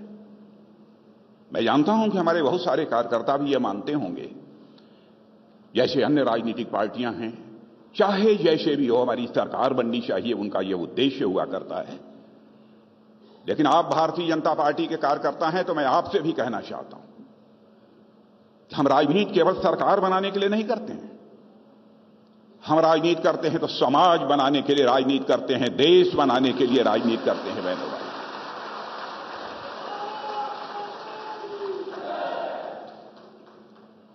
भारतीय जनसंघ के रूप में जिस समय हम लोगों ने अपनी राजनीतिक यात्रा प्रारंभ की थी, तब से लेकर आज तक जिस विचारधारा को, जिस दार्शनिक अवधारणा को उस समय हम लोगों ने स्वीकार किया, जिस आइडियोलॉजी को स्वीकार किया, निरंतर उस पर हम आगे बढ़ते चले जा रहे हैं। रंश मात्र भी हमारा डेविएशन उससे नहीं हुआ है। And well, let's look at the other big headline. But doctors up in arms in Kolkata. This after the horrific rape and murder of a junior doctor at the RG Medical College and Hospital. It's been 3 weeks, but no real justice. The doctors, in fact, demand the resignation of the police commissioner of Kolkata. This as, of course, doctors march towards the CBI headquarters as well. There is heavy security deployment in Kolkata as we speak. In fact, my colleague Saurabh Gupta is at the spot and he sent us this report. Protesters marching to Lal Bazaar, the Kolkata police headquarters, burning an effigy of what is presumed to be an effigy of the Kolkata Police Commissioner Vineet Goyal. They are demanding, of course, the resignation of the Kolkata Police Commissioner, saying that justice has not been done to the case in which, this young doctor at Archicor Medical College and Hospital was brutally raped and murdered. Now what you see is the burning of the effigy of the Police Commissioner of Kolkata, Vineet Goyal, demanding his resignation. However, the probe right now has been handed over to the CBI, and the CBI is investigating the case, and the CBI has not made any public statements over the progress in the case, though the CBI says that this is a court-monitored investigation and they will apprise the court of the progress they've made. And if the court is unsatisfied with the progress made by the agency, then the court will take whatever decision has to. But at this point, you can see a situation of confrontation between the police and the protesters. However, things are peaceful except for that burning of the effigy of the Kolkata Police Commissioner as what is essentially a doctor's protest from College Square to the Lal Bazaar Police Headquarters of Kolkata Police has been stopped here, and that effigy burning taking place as the protesters are stopped by the police here in these barricades. Now this of course is right next to the barricades that have been put up to stop these protesters from proceeding towards Lal Bazaar, the Kolkata Police Headquarters. With camera person GD Shankar in Kolkata, Saurabh Gupta, NDTV. Meanwhile, on the day the doctors are protesting and demanding the Kolkata Police Commissioner's resignation, the Supreme Court dismissed Sayan Lahiri's bail plea. Remember, Sayan Lahiri was one of the many leaders, student leaders who were arrested during the August 27th march. Earlier, of course, the High Court had granted bail to Sayan Lahiri, but the Supreme Court has dismissed the bail. This, of course, as the outrage continues. Listen into this report that my colleague Saurabh Gupta sent us earlier. There are a lot of protests going on, and it's very difficult to identify one group from another, multiple protests, simultaneous protests. So obviously it's a difficult job to identify who's what. But Sayan Lahiri is someone associated with the Paschim Bango Chhatra Samaj. What is the Paschim Bango Chhatra Samaj? According to the police, an unregistered organization claiming to represent students, but not a registered body of students. Now, that call for the No Banno Abhijan, which saw immense violence, which saw policemen being attacked, stone pelting, all of that happening, was given by the Paschim Bango Chhatra Samaj. Sayan Lahiri, the man in question, was arrested by the police, and the police say that the conspiracy or whatever, that the violence that took place on that day, somehow he was responsible because he had given the call for that protest. Now, Sayan Lahiri, of course, got bail from the Calcutta High Court. The West Bengal government challenged that order in the Supreme Court and prayed for cancellation of his bail.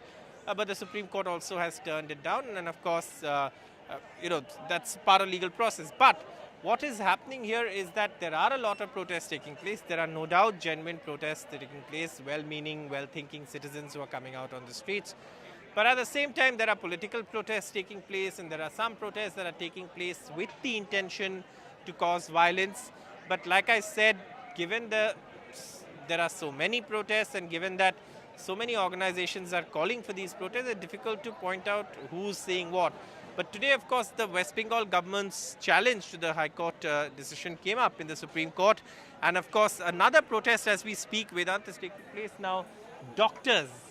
Junior doctors are supposed to march towards the police headquarters today, and that protest will take place in a while from now. But what you see at this point is, of course, the preparations for that protest.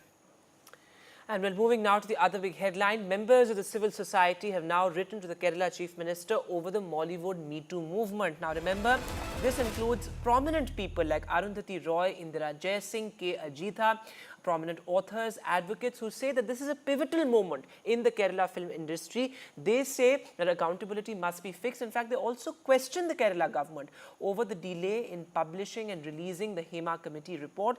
In fact, let me read out some of the bits of the letter. It's a rather strongly worded letter. They say that the response of the public and media in the state to the Hema Committee report has and been very supportive. Solidarity with women working in Malayalam cinema is crucial for the report. They say it's a pivotal moment, and we are all witness to history that is being made in the Kerala and Malayalam cinema. In fact, they also say now for another question that is frequently asked in these contexts, why is she not going to the police? The answer is multi-pronged because, of course, we've seen a lot of insensitive commentary around the Me Too movement, including victim shaming and victim blaming. But they say that the government must also ensure the safety of women at workplaces, and, of course, also ensuring that there are basic facilities like toilets on sets, introduction and enforcement of contracts, specifying salaries, the terms of employment. all of these aspects that were raised in the Hema Committee report as well. The Kerala government is yet to respond to this letter. And actor Edavila Babu has now moved for anticipatory bail. Now this, remember, as various actors, including actor Sidik, also filmmaker Ranjit, they have filed for anticipatory bail. Anticipatory bail essentially means protection before arrest. They have not been arrested yet, but they have been booked in sexual assault cases. In fact, actor Mukesh, who's also an MLA, he's been booked for rape. But actor Sidik and Edavila Babu both have been booked for sexual assault, and they have now moved an anticipatory bail application. In fact, actor Edavila Babu has approached the Kerala High Court over this as well. So far, the High Court has not really said anything or not really taken suo motu cognizance of the Hema Committee report either, and all the accounts that were narrated by all these women, but the accused men moving courts. And India's Paralympic stars now, well, Nishad has truly scripted history by winning a silver medal in high jump. And remember, this has been a great medal haul. In fact, there are two more events that India is participating in on day 4. But listen in to what Nishad told NDTV after his career best performance. भारतीय athletics के silver man, लगातार 2 Paralympics में इन्होंने silver जीता है, लेकिन मायूस है, पूरा देश बेहद खुश है। आप रोने लगे यार? वो रोना निकल ही जाता है जब मतलब जो हमें सोचा होता वो नहीं हो पाता, और काफ़ी लोगों की जो उम्मीद होती है उसके ऊपर हम खरा नहीं उतर पाते, तो रोना निकल ही जाता है। लेकिन आप 1 वीक पहले 2:10 किया था आपने, और यहाँ पे 2:06 फंस गया, तो 2:08 फंस गया। वही कहानी समझ नहीं आ रही भी क्यों फंस गया। वो क्वेश्चन है मेरे दिमाग में, वो कोच से बात करेंगे क्यों फंसा 2:08। फंसना नहीं चाहिए था, उसकी उम्मीद नहीं थी, वो सिलेबस में नहीं था कि 2:08 पर हम फंसेंगे। आपका हाथ भी एक तरह से जो हाथ जो कटा था बचपन में, वो घास काटने वाली मशीन से, है ना, खिलौने वाली जो कहानी आपकी, नाराज उसने झूठ बोला, आप चले आए, हाथ कट गया। लेकिन वहाँ से जो एक सफ़र रहा आपका, मैंने देखा आपको एक याद है टूर्नामेंट स्टेट लेवल पे जब 3,500 लोगों ने, क्राउड ने कलेक्ट करके दिया था, वो उसकी बात अलग होती है एकदम। जी, वो मतलब मैंने उससे पहले मतलब लाइफ में ऐसा कभी नहीं देखा था। हमारे उधर जो शिंज होती है पहलवान की, तो उसका सीजन आता है, मतलब 1 महीने का रहता है, तो उसमें जो पहलवान जीतता तो उसको सभी दर्शक कलेक्ट करके देते 10-10, मतलब पहलवान खुद खाड़े का चक्कर लाता है तो उसको 10-10 रुपये, 20 रुपये, 100 रुपये अपने कैपेसिटी के हिसाब से देते हैं।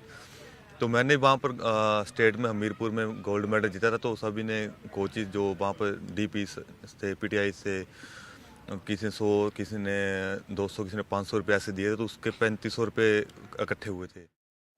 And India's other star at the Paralympics, Avni Likhara, who has won 2 gold medals at the Paralympics, the first Indian to do so. In fact, the Prime Minister has now spoken to her. The Prime Minister congratulated Avni on her performance. Hello. Namaskar, sir. Thank you so much. Thank you, sir. Thank you. हाँ जी, कल match था sir.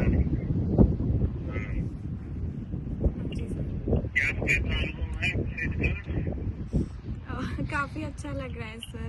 दूसरी बार Paralympics में आई हूँ, तो थोड़ा था ऐसे नर्वसनेस, पर आपने ही बोला था बोझ लेकर नहीं जाना है अपनी उम्मीदों को, तो फिर वही उसी हिसाब से मैंने फॉलो करा।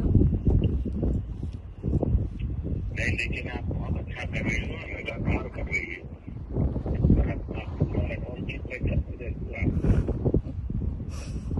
Thank you sir. मेरी तरफ से बहुत बधाई है। आप बहुत प्रगति करो, बिल्कुल मौका धरना मत पकड़िए, खूब मेहनत करोगे और अच्छे परिणाम मिलने वाले हैं।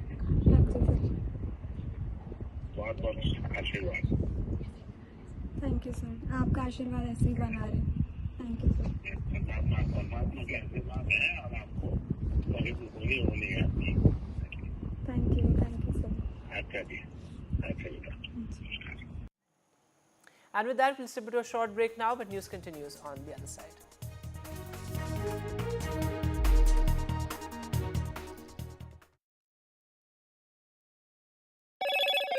Hello, Moto.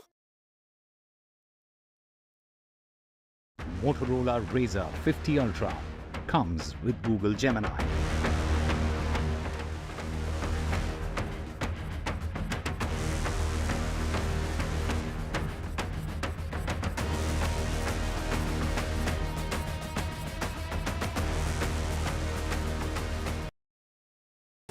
Stay informed and entertained with the new and updated NDTV News app. You can watch all our channels live, listen to podcasts, read breaking and exclusive news from around the world and more. Download the NDTV app today and get access to the best journalism and storytelling on your smartphone or tablet. The NDTV app. News that matters to you. Landslide devastation in Kerala's Wayanad. Join NDTV's initiative. Donate for Kerala.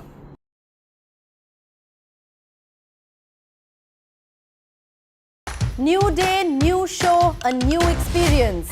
Start your day with the news, not views. We bring you stories that matter and impact your life. News that informs and keeps you ahead. From Maximum City, Mumbai, to the seat of power, Delhi, NDTV brings you the best breakfast show. Breakfast news on NDTV, 8 a.m. every day. Hi, I'm Shreya Saran. Kerala's Wayanad area is hit by devastating landslides, resulting in loss of lives and livelihood. Kerala needs your help right now. Let's join NDTV initiative. Come, donate. Let's rebuild Wayanad.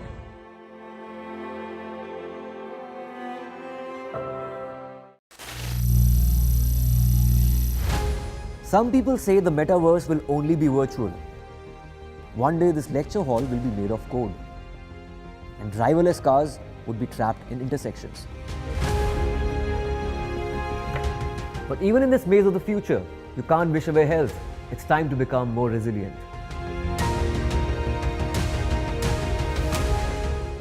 "10 years of Banega Swasth India, we have grown and achieved so many milestones.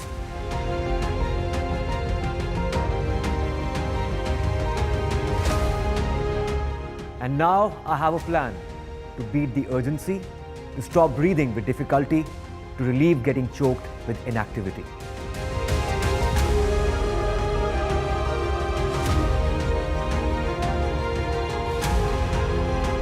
Energize our government, our environment, our society, and ourselves. Everyone, everywhere, every day.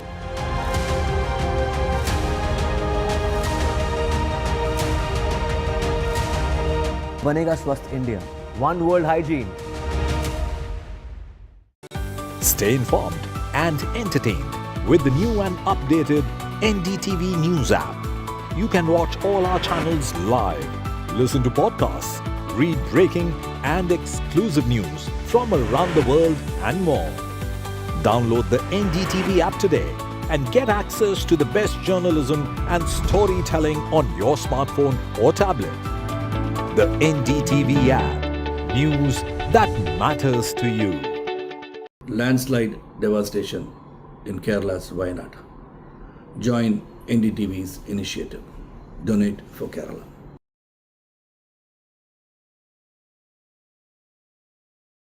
New day, new show, a new experience.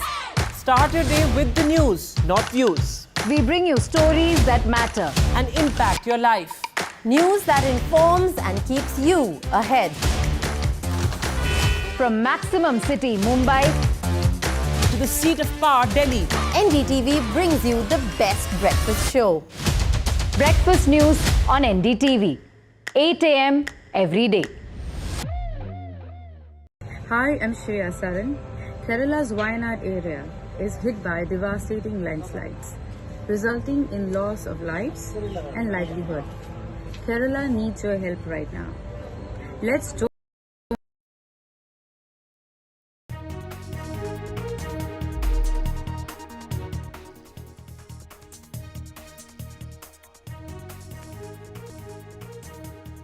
Good evening and welcome to NDTV. I am Ankit Tyagi. It's 6 p.m. ladies and gentlemen. There has been a firing incident. Shots have been fired outside popular singer, Punjabi singer AP Dhillon in Canada. What we'll try and do, we'll try and understand why is he on the target at this moment of the gangsters. That will be our top focus. Let's start with the headlines we're tracking at 6. Firing outside singer AP Dhillon house in Canada. Lawrence Bishnoi gang member takes responsibility.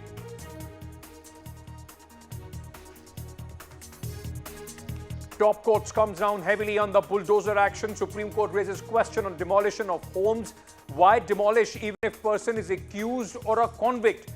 No demolition without following law. BJP says bulldozer action against illegal construction and encroachments. Two Aam Aadmi Party functionaries get relief. One gets jail relief for, Aam Aadmi Party leader Vijay Nair given bail by the Supreme Court in the liquor scam. In the Swati Maliwal assault case, bail for Bibhav Kumar after 100 days.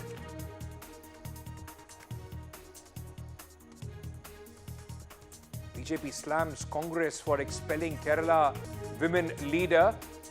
BJP says hypocrisy of the Congress exposed. Women leader who called an alleged casting couch expelled from the party.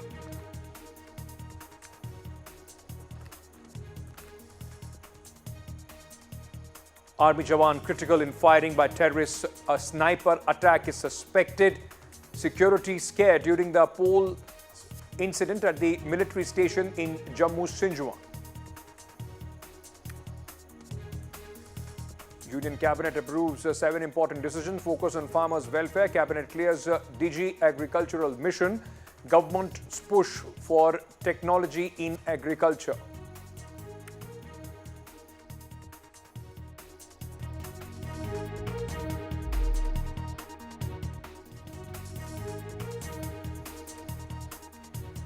Now, this came as a shock, but not a surprise, ladies and gentlemen, for many people, those who follow the Punjabi music industry. Popular singer AP Dhillon, who lives in Canada, shots were fired outside his residence in Canada as a warning.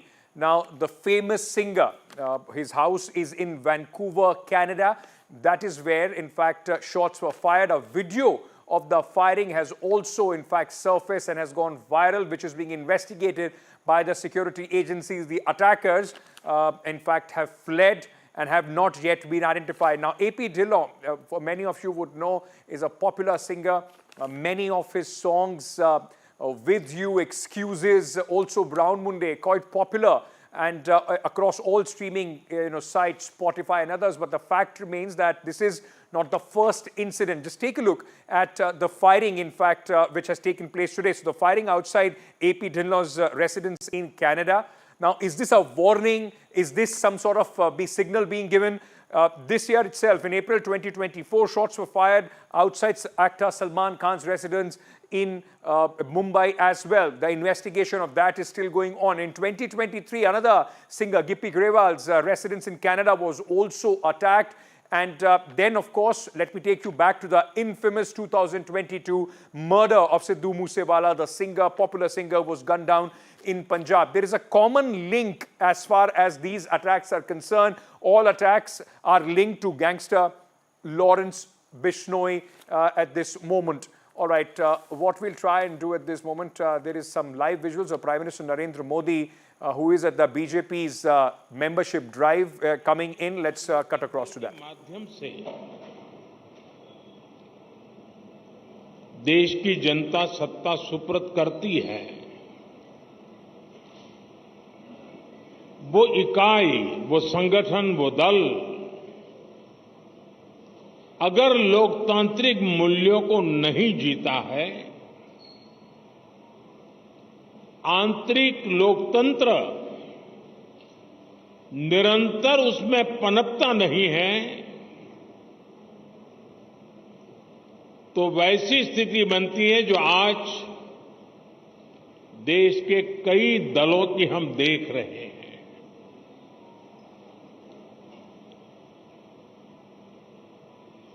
और जैसा अमित भाई ने कहा, हिंदुस्तान में एकमात्र यही दल है जो अपनी पार्टी के संविधान के अनुसार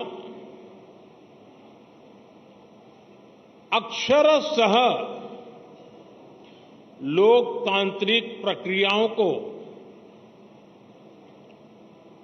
उसका पालन करते हुए अपने कार्य का विस्तार कर रहा है और जन सामान्य की आशा आकांक्षाओं पर खरा उतरने के लिए अपने आप को निरंतर योग्य बनाता रहता है। ये दल ऐसे ही यहां तक नहीं पहुंचा है,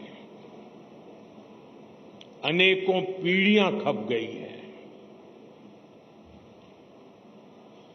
वर्तमान पीढ़ी के अनेक कार्यकर्ता हैं जिनके नाम भी नहीं जानते होंगे। ऐसे लोगों ने अपना जीवन खपाया, तब जाकर के ये दल लोगों के दिलों में जगह बना पाया है।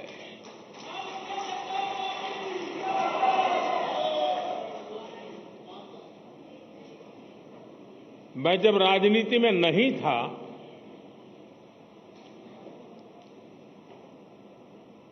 उस जनसंघ के जमाने में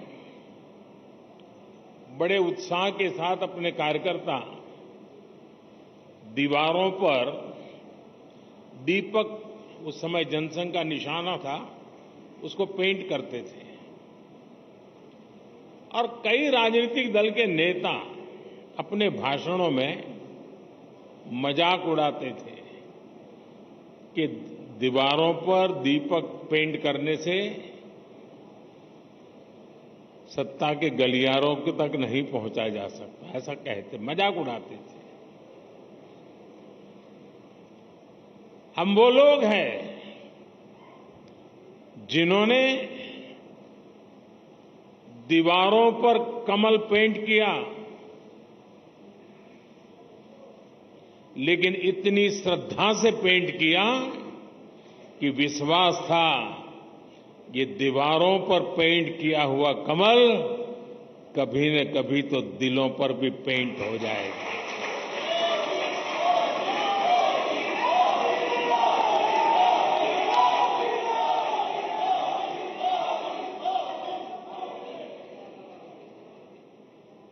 और कुछ लोग हमेशा हमारी मजाक उड़ाते रहे हैं।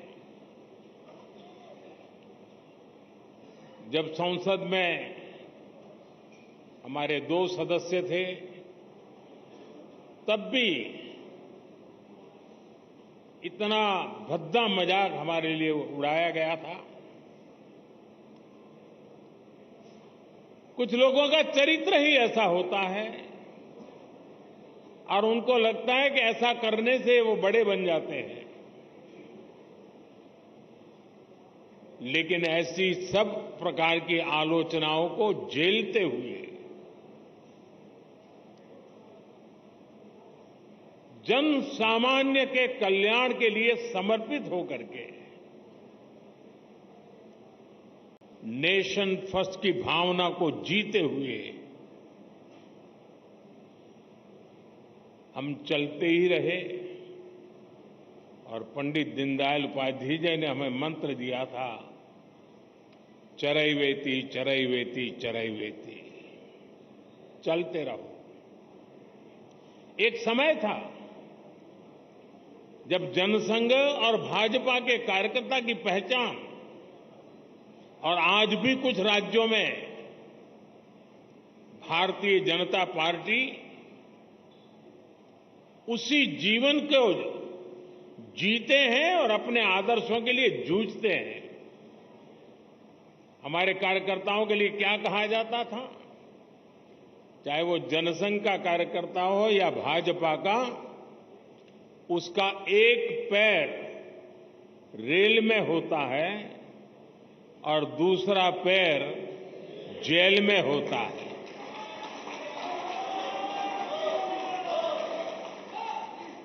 रेल में इसलिए कि भारतीय जनता पार्टी का कार्यकर्ता निरंतर भ्रमण करता था, प्रवास करता था, जहां भी उसको जाना होता वो दौड़ता रहता था और समाज की समस्याओं के समाधान के लिए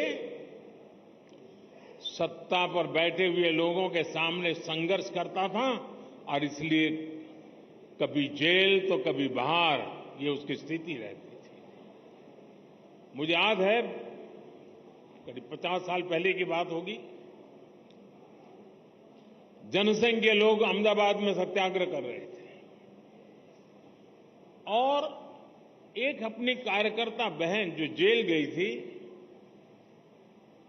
करीब करीब 1 महिला लोग सब जेल में रहे थे सिर्फ आंदोलन करने के लिए, और उसकी गोद में 9 महीने का बच्चा हाथ में लेकर के वो जेल में 1 महीना गुजार करके आई थी। ऐसे जुल्म सहकर के ये पार्टी यहां पहुंची है।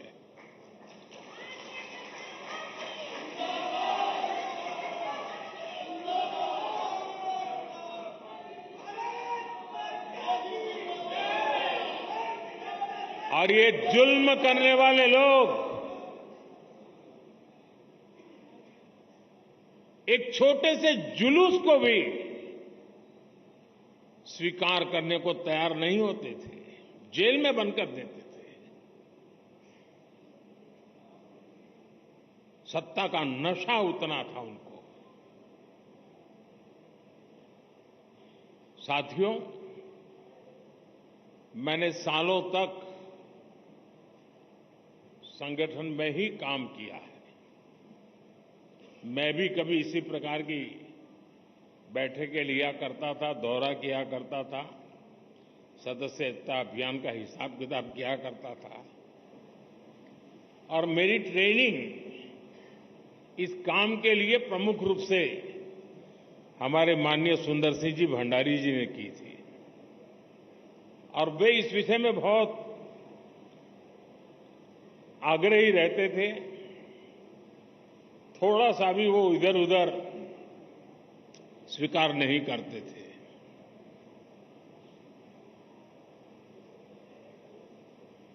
कभी कभी लोगों को ऐसा भी लगता था कि भाई एक स्ट्रक्चर बना देने से क्या होगा, लेकिन आज हम देख रहे हैं कि उसी स्ट्रक्चर ने देश के आशा अपेक्षा को पूर्ण करने के लिए एक माध्यम बना दिया।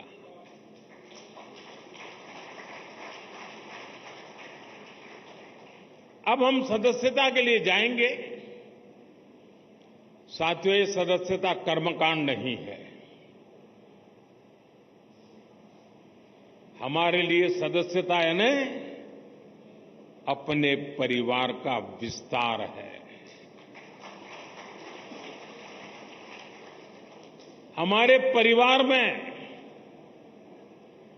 अगर किसी का जन्म होता है तो जितनी खुशी होती है, हमारे परिवार में शादी कर करके कोई बहू आती है तो परिवार के विस्तार का जो आनंद होता है, वो आनंद बीजेपी में जो कोई नया सदस्य बनता है, परिवार के विस्तार का आनंद होता है।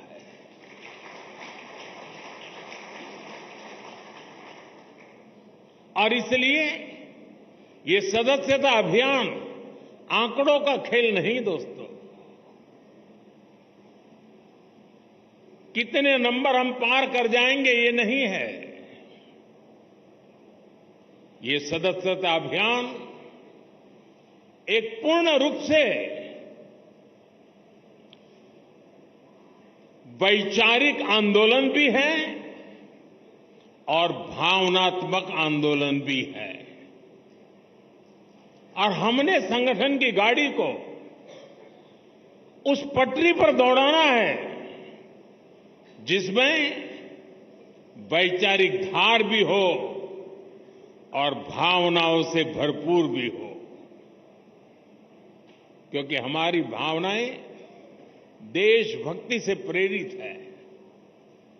मां भारती के कल्याण के लिए, 140 करोड़ देशवासियों के कल्याण के लिए ये जो सदस्यता अभियान होगा, संगठन की रचना होगी, बूथ कमेटियां बनेगी। पहले हम सदस्यता अभियान करते थे और अब सदस्यता अभियान करें, कुछ चीजें हम नए तरीके से सोच सकते हैं क्या? जैसे ये जो सदस्यता अभियान होगा, उसी समय जो संगठन की रचना होगी, उसी कालखंड में विधानसभाओं में और लोकसभा में 33% रिजर्वेशन लागू हो गया होगा।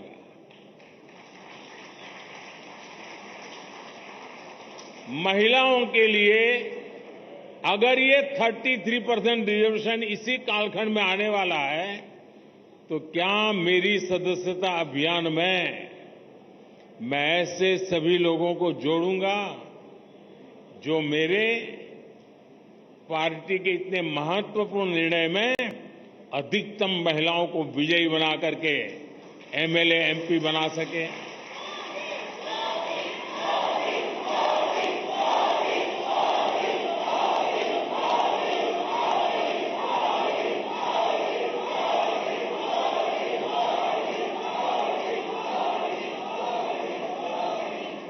साथियों, हमारे देश में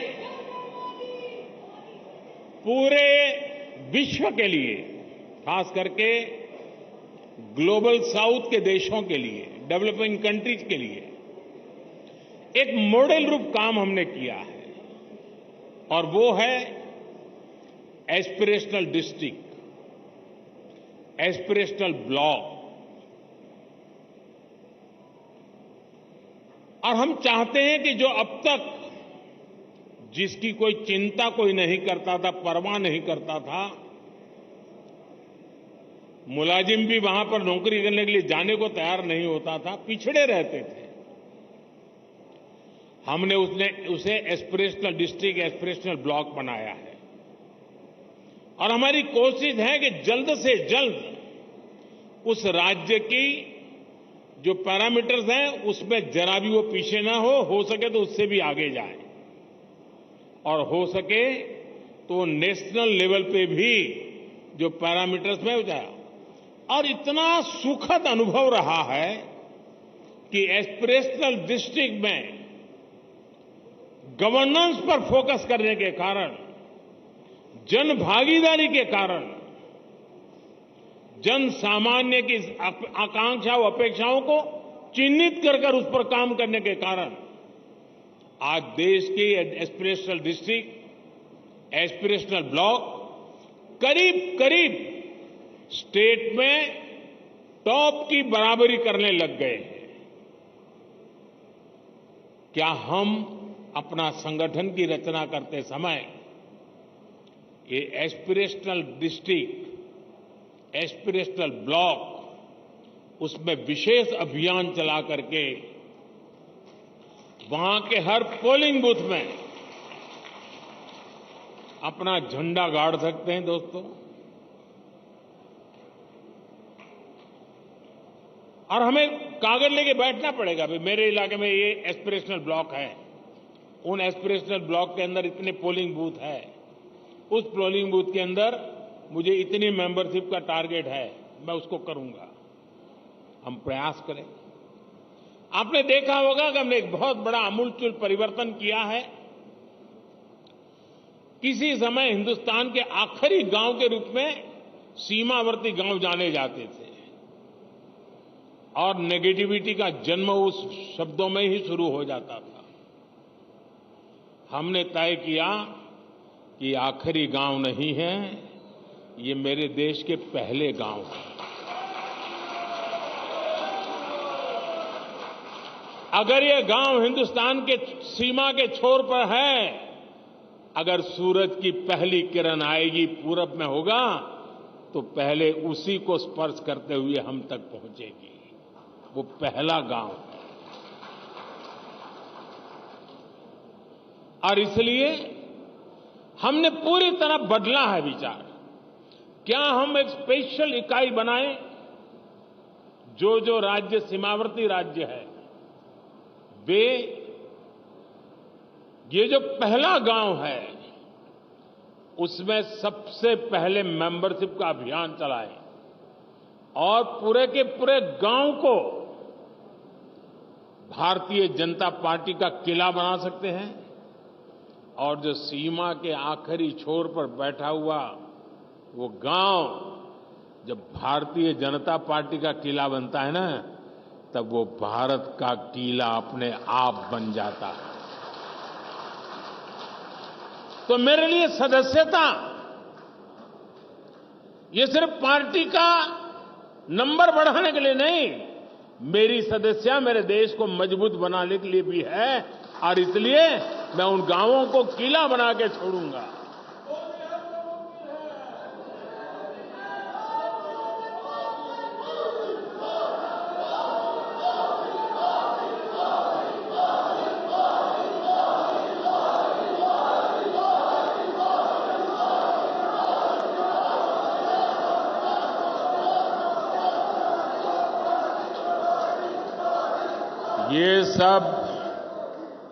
ये सब मुमकिन है लाखों कार्यकर्ताओं के तपस्या के कारण।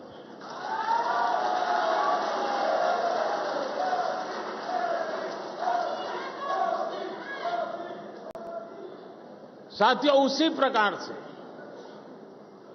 जहां दो राज्य की सीमाएं मिलती हैं,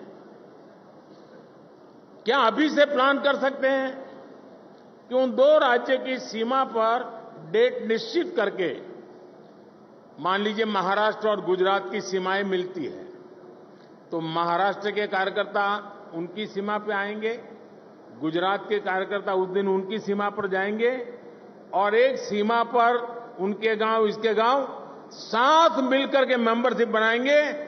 महाराष्ट्र का गांव होगा, वहां गुजरात के लोग भी नजर आएंगे, गुजरात का गांव होगा, महाराष्ट्र के लोग नजर आएंगे और उस स्टेट के बॉर्डर के सभी गांवों को मैं कवर कर सकता हूं। जब मैं कहता हूं एक भारत श्रेष्ठ भारत, मेरे एक भारत श्रेष्ठ भारत की ये जो रेखाएं बनी हुई है नक्शे पर, मेंबरशिप के द्वारा मैं महाराष्ट्र के गांव को, गुजरात के गांव को, वहां के दिलों को जोड़ने के लिए मैं मेरा कमल खिला सकता हूं क्या?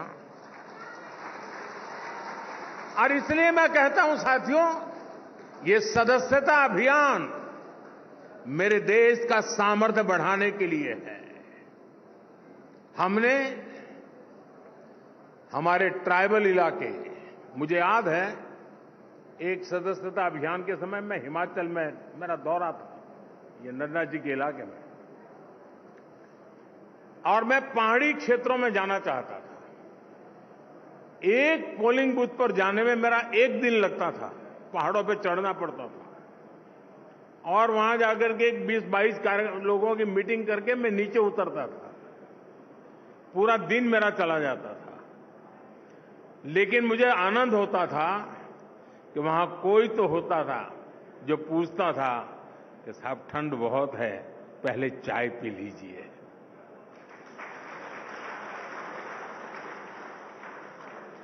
यानी किसी ने तो तपस्या की थी, किसी ने तो मेहनत की थी। क्या हम, हमारे जो ट्राइबल बेल्ट है उसमें दूर दराज के जो क्षेत्र हैं उसमें भी अभी जैसे आपने देखा होगा पीएम जनमन योजना शुरू की है। ये पीएम जनमन योजना हमारे आदिवासी क्षेत्रों में भी ऐसे ऐसे इलाके हैं, ऐसे ऐसे समूह हैं जहां व्यवस्थाएं इतने सालों के बाद भी पहुंच नहीं पाई थी। हमने पीएम जनमन योजना बना करके स्पेशल एफर्ट शुरू किया है। वो पॉलिटिकल वोट बैंक की ताकत नहीं है क्योंकि बहुत छोटी संख्या में है, लेकिन साथियों अगर उंगली का नाखून भी पक जाता है ना तो पूरे शरीर में दर्द होता है। वो भी तो मेरा शरीर के हिस्से हैं। वो दुखी हो, वो दुखी हो, पीड़ित हो, मेरे देश में मुझे भी उसकी पीड़ा होती है। इस पीड़ा का अनुभव करते हैं तब जाकर के पीएम जनमन योजना जन्म लेती है। सरकार तो पहुंचेगी, रोड भी बन जाएंगे, बच्चों का स्कूल में एडमिशन भी हो जाएगा, लेकिन कमल कौन खिलाएगा?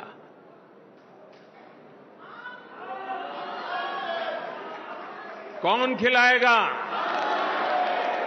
और इसलिए साथियों, हम इस प्रकार से फोकस करके इन समाजों तक हम पहुंच सकते हैं क्या? आज देश में वो लोग जिन्होंने 3-3, 4-4 पीढ़ी में पक्का घर नहीं देखा था, जिनका कोई अता पता नहीं था, वो झुग्गी झोपड़ी में जिंदगी गुजारते थे, वो फुटपाथ पे जिंदगी गुजारते थे, आज यहां तो कल वहां, ऐसा ही उनका बसेरा हुआ करता था। ऐसे 4 करोड़ परिवारों को हमने एड्रेस दिया है।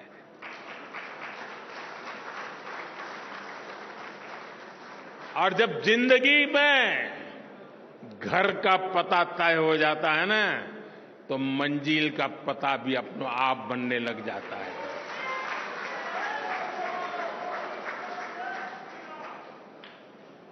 जिनको घर मिला है, जिनकी जिंदगी में अब अपना एक स्थायी, पीढ़ियों के बाद 4-4, 5-5 पीढ़ी में कभी उन्होंने पक्के घर में जिंदगी नहीं गुजारी होगी, क्या ये मौका नहीं है दोस्तों उनके पास जाने का?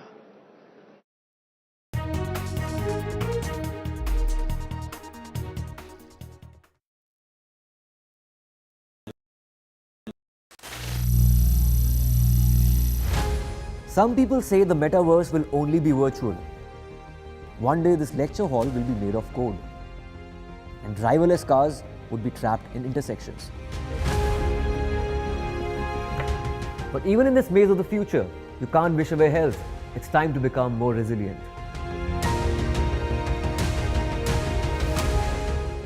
"10 years of Banega Swasth India, we have grown and achieved so many milestones.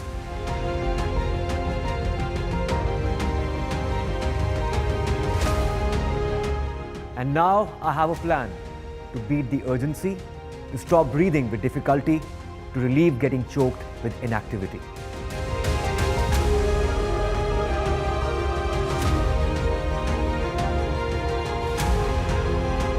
Energize our government, our environment, our society, and ourselves. Everyone, everywhere, every day.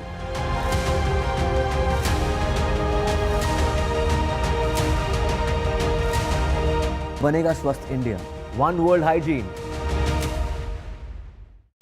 Stay informed and entertained with the new and updated NDTV News app.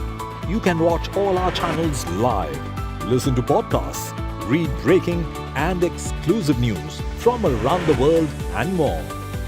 Download the NDTV app today and get access to the best journalism and storytelling on your smartphone or tablet. The NDTV app. News that matters to you. Landslide devastation in Kerala's Wayanad. Join NDTV's initiative. Donate for Kerala.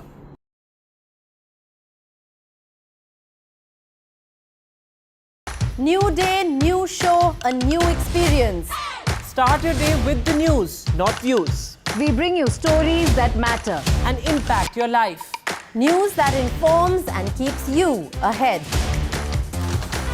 From Maximum City, Mumbai, to the seat of power, Delhi, NDTV brings you the best breakfast show. Breakfast news on NDTV, 8 a.m. every day. Hi, I'm Shreya Saran.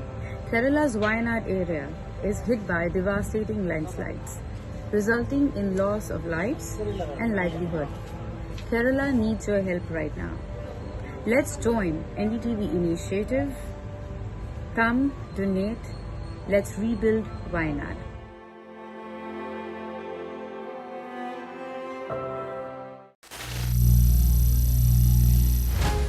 Some people say the metaverse will only be virtual. One day this lecture hall will be made of code, and driverless cars would be trapped in intersections. But even in this maze of the future, you can't wish away health. It's time to become more resilient.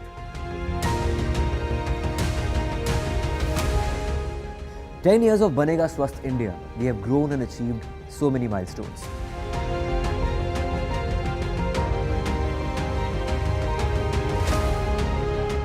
And now I have a plan to beat the urgency, to stop breathing with difficulty, to relieve getting choked with inactivity.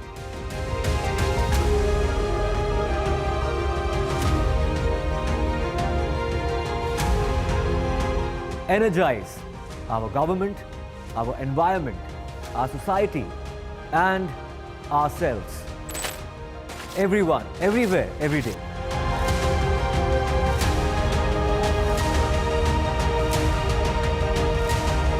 Banega Swasth India.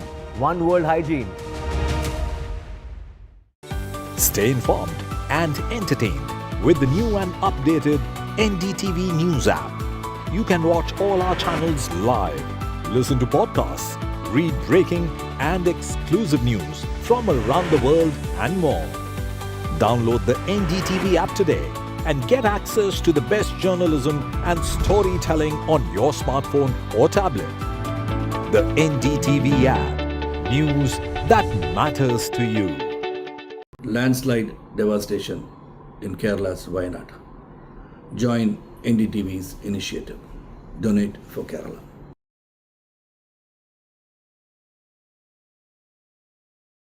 New day, new show, a new experience.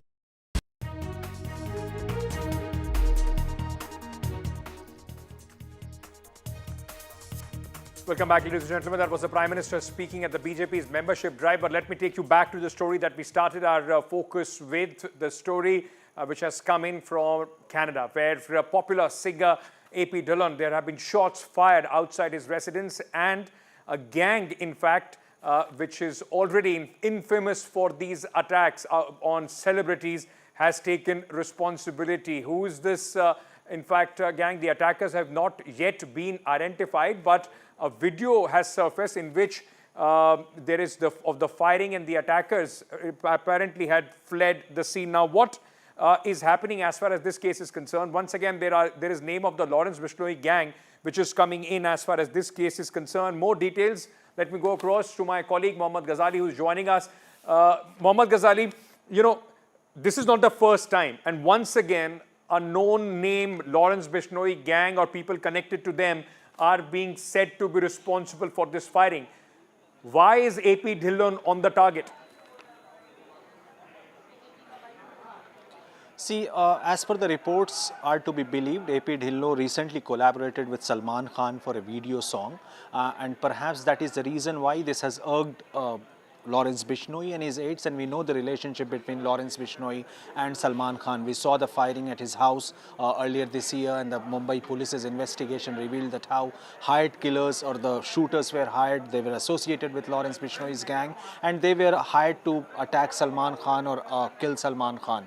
And this is not a new story. Behind every such attack, and if you'll see generally the Punjab-centric focus of this story, that these gangsters are from Punjab, they target Punjabi artists.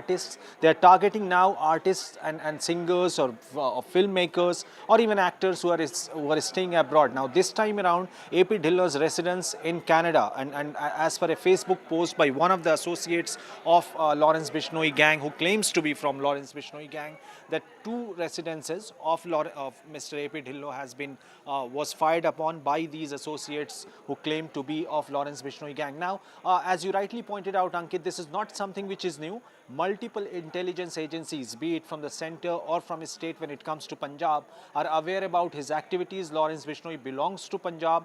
He has stayed in Punjab's jails, and there are multiple cases against him. There are also allegations, and he has been booked under he has been booked by NIA as well. He has been facing cases, and also multiple inquiries and probe and agencies probe have revealed that he has got contacts across the border as well.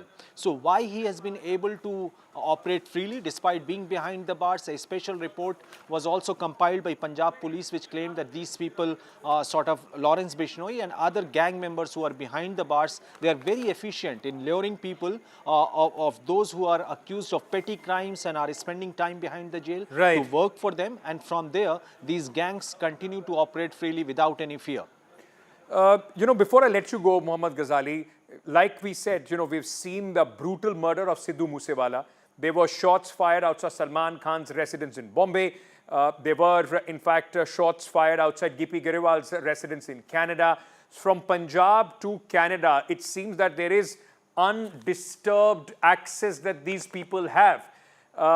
This nexus, or at least the close proximity of Punjabi singers or the Punjabi film industry or the singers, the singing industry with the gangsters. This is not the first time. It's just not Lawrence Bishnoi, but many gangs have been associated with some or singer or the other. Why does this nexus run so deep? See, that's one part of the story and a very small part of the larger story, that how actors, singers or people from the Punjabi movie industry are associated with gangsters. Some of them have studied together in Punjab University, and some of them have like year-long association with these gangsters. But the bigger question is that despite being behind the bars, whether Lawrence Bishnoi was in Gujarat jail, whether he was in Punjab's jail, whether he was in Tihar earlier a couple of years ago, he has been operating without any fear and without any repercussion, because be it Mumbai police, Delhi police, Gujarat police, they have all the information about his operators, about his foot soldiers on the ground, and despite that he continues to rein in from behind the bars. His operators or his foot soldiers are sort of threatening businessmen. Just recently, just a couple of days ago, Goldie Brar, one of his aides, managed to call somebody in Delhi, a businessman, and threaten him for ransom. So it is not so that Delhi police or the agencies, even the national agencies, are aware of his whereabouts. He is behind the bars, but his foot soldiers or his men or aides from his gang are operating from abroad, and that is a big challenge for agencies for extradition of these people from Canada, Germany, Australia and other countries where they are based. Thank you so much, Mohammad Ghazali, for joining us with all those details. So another Punjabi popular singer, AP Dhillon, now on the target list as far as Lawrence Bishnoi gang is concerned. They are operating with absolute impunity, not just in India, but in Canada as well. Moving on, ladies and gentlemen, to a Netflix series, IC-814, the series which is based on the hijacking of the Indian Airlines aircraft, remember, years back. Now, government sources, there have been controversy, and the government sources are telling us that the Netflix, in fact, the web series which is based on the 1999 hijacking of the Indian Airlines aircraft from Kathmandu and what eventually taken to Kandahar. Now, what we are being told is that the government sources are telling us that it's a very sensitive matter, and the head of the content team of Netflix in India has been summoned by the government over this, the name change of the hijackers. That is what the social media is claiming, despite the names, in fact, of the people, those who were the terrorists, those who were involved in it, used the names, according to the government reports, were exactly the same which were used in this series. Now, director Anubhav Sinha has been accused of deliberately changing the name. These two names, in fact, these were Muslim terrorists, but their names have been changed to Hindu names, and that is why there have been accusations that there is this whole boycott Netflix, Bollywood trend which is going on. Now, remember, at the time when the incident had taken place, the call signs of all these 5 terrorists, those who are Pakistan-based terrorists, were in fact exactly the same which have been used in this Netflix series.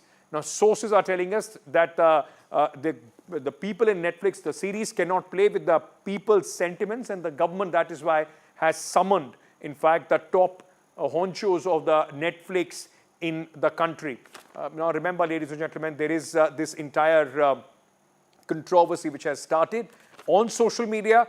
Whether there are facts behind it or not is a separate matter, because, people accuse Anubhav Sinha of deliberately, in fact, using these names, despite the fact that they are the original call signs being used by the terrorists, those who had hijacked the aircraft IC-814. and has from Kathmandu taken it to Kandahar in Afghanistan. All right, let me bring in my colleague Aishwarya, who's joining us with more details. Aishwarya, over to you. Government sources have revealed on why the Netflix India content head had been summoned today by the Information and Broadcasting Ministry over the portrayal of names in the web series IC814. It has been stated by the government that nobody has right to play with the sentiments and the portrayal of the history of our country, and certainly the government is very, very serious on this issue. There were many on social media platforms who had raised the concerns on portraying it in a wrong manner. Remember, the government had said it straight earlier as well that the terrorists that were on board of IC814 was backed by a Pakistan terrorist organization, and it was these Pakistani terrorists who were called by certain names, but and that was informed by the passengers on board, but that was portrayed in a wrong manner, and that gives a perception that those were Hindus and those were Indians, and certainly that was a wrong messaging that the director and the content director of that particular web series had made, and therefore the reason perhaps the Netflix India head content was summoned today. It was stated by the government of India as well that anybody should rethink before portraying any such wrongdoing, and also the history cannot be rewritten. This should be reflected in a right way, and therefore the reason perhaps government is taking it very seriously, and therefore the reason perhaps today the Netflix content head Monica Shergill was summoned by the government of India. Now, it's just not Anubhav Sinha whose, in fact, movie or his series is under the scanner. There is one movie of BJP MP and actor Kangana Ranaut, the emergency film controversy, which continues. Emergency film release has been delayed, and over the protest, in fact, the government sources have also said on that the religious bodies have raised concerns and sentiments cannot be hurt. Sensitive content in the film and the film trailer had caused uproar in Punjab. Remember, emergency is yet to get censor board's green light as far as this release of the movie is concerned. The Akal Takht and the SGPC had strongly opposed the film. Remember, Kangana Ranaut is playing Indira Gandhi's role in this movie. Now, the government sources have said that the movie got postponed because of all these reasons. Well, the reasoning behind why there had been postponement of the movie Emergency, that has also been revealed by the top government sources to us. The government categorically stated that yes, there were presentations that were made by several Sikh organizations, and the objections were raised according to them that clearly had stated that the sentiments of those people of those community had been hurt because of such portrayal in the movie. The movie also contains very sensitive content as well, and therefore the reason perhaps the government is not on a view that any religious sentiments should be heard by portraying anything on such movie, and there are sensitive content as well that had been showcased. Yes, of course, for the fact of the matter, we know that Kangana Ranaut had put out a statement that clearly shows that how she had been demotivated, and she's not in an agreement that any movie should be stopped, but government had been stated that there are some sensitive content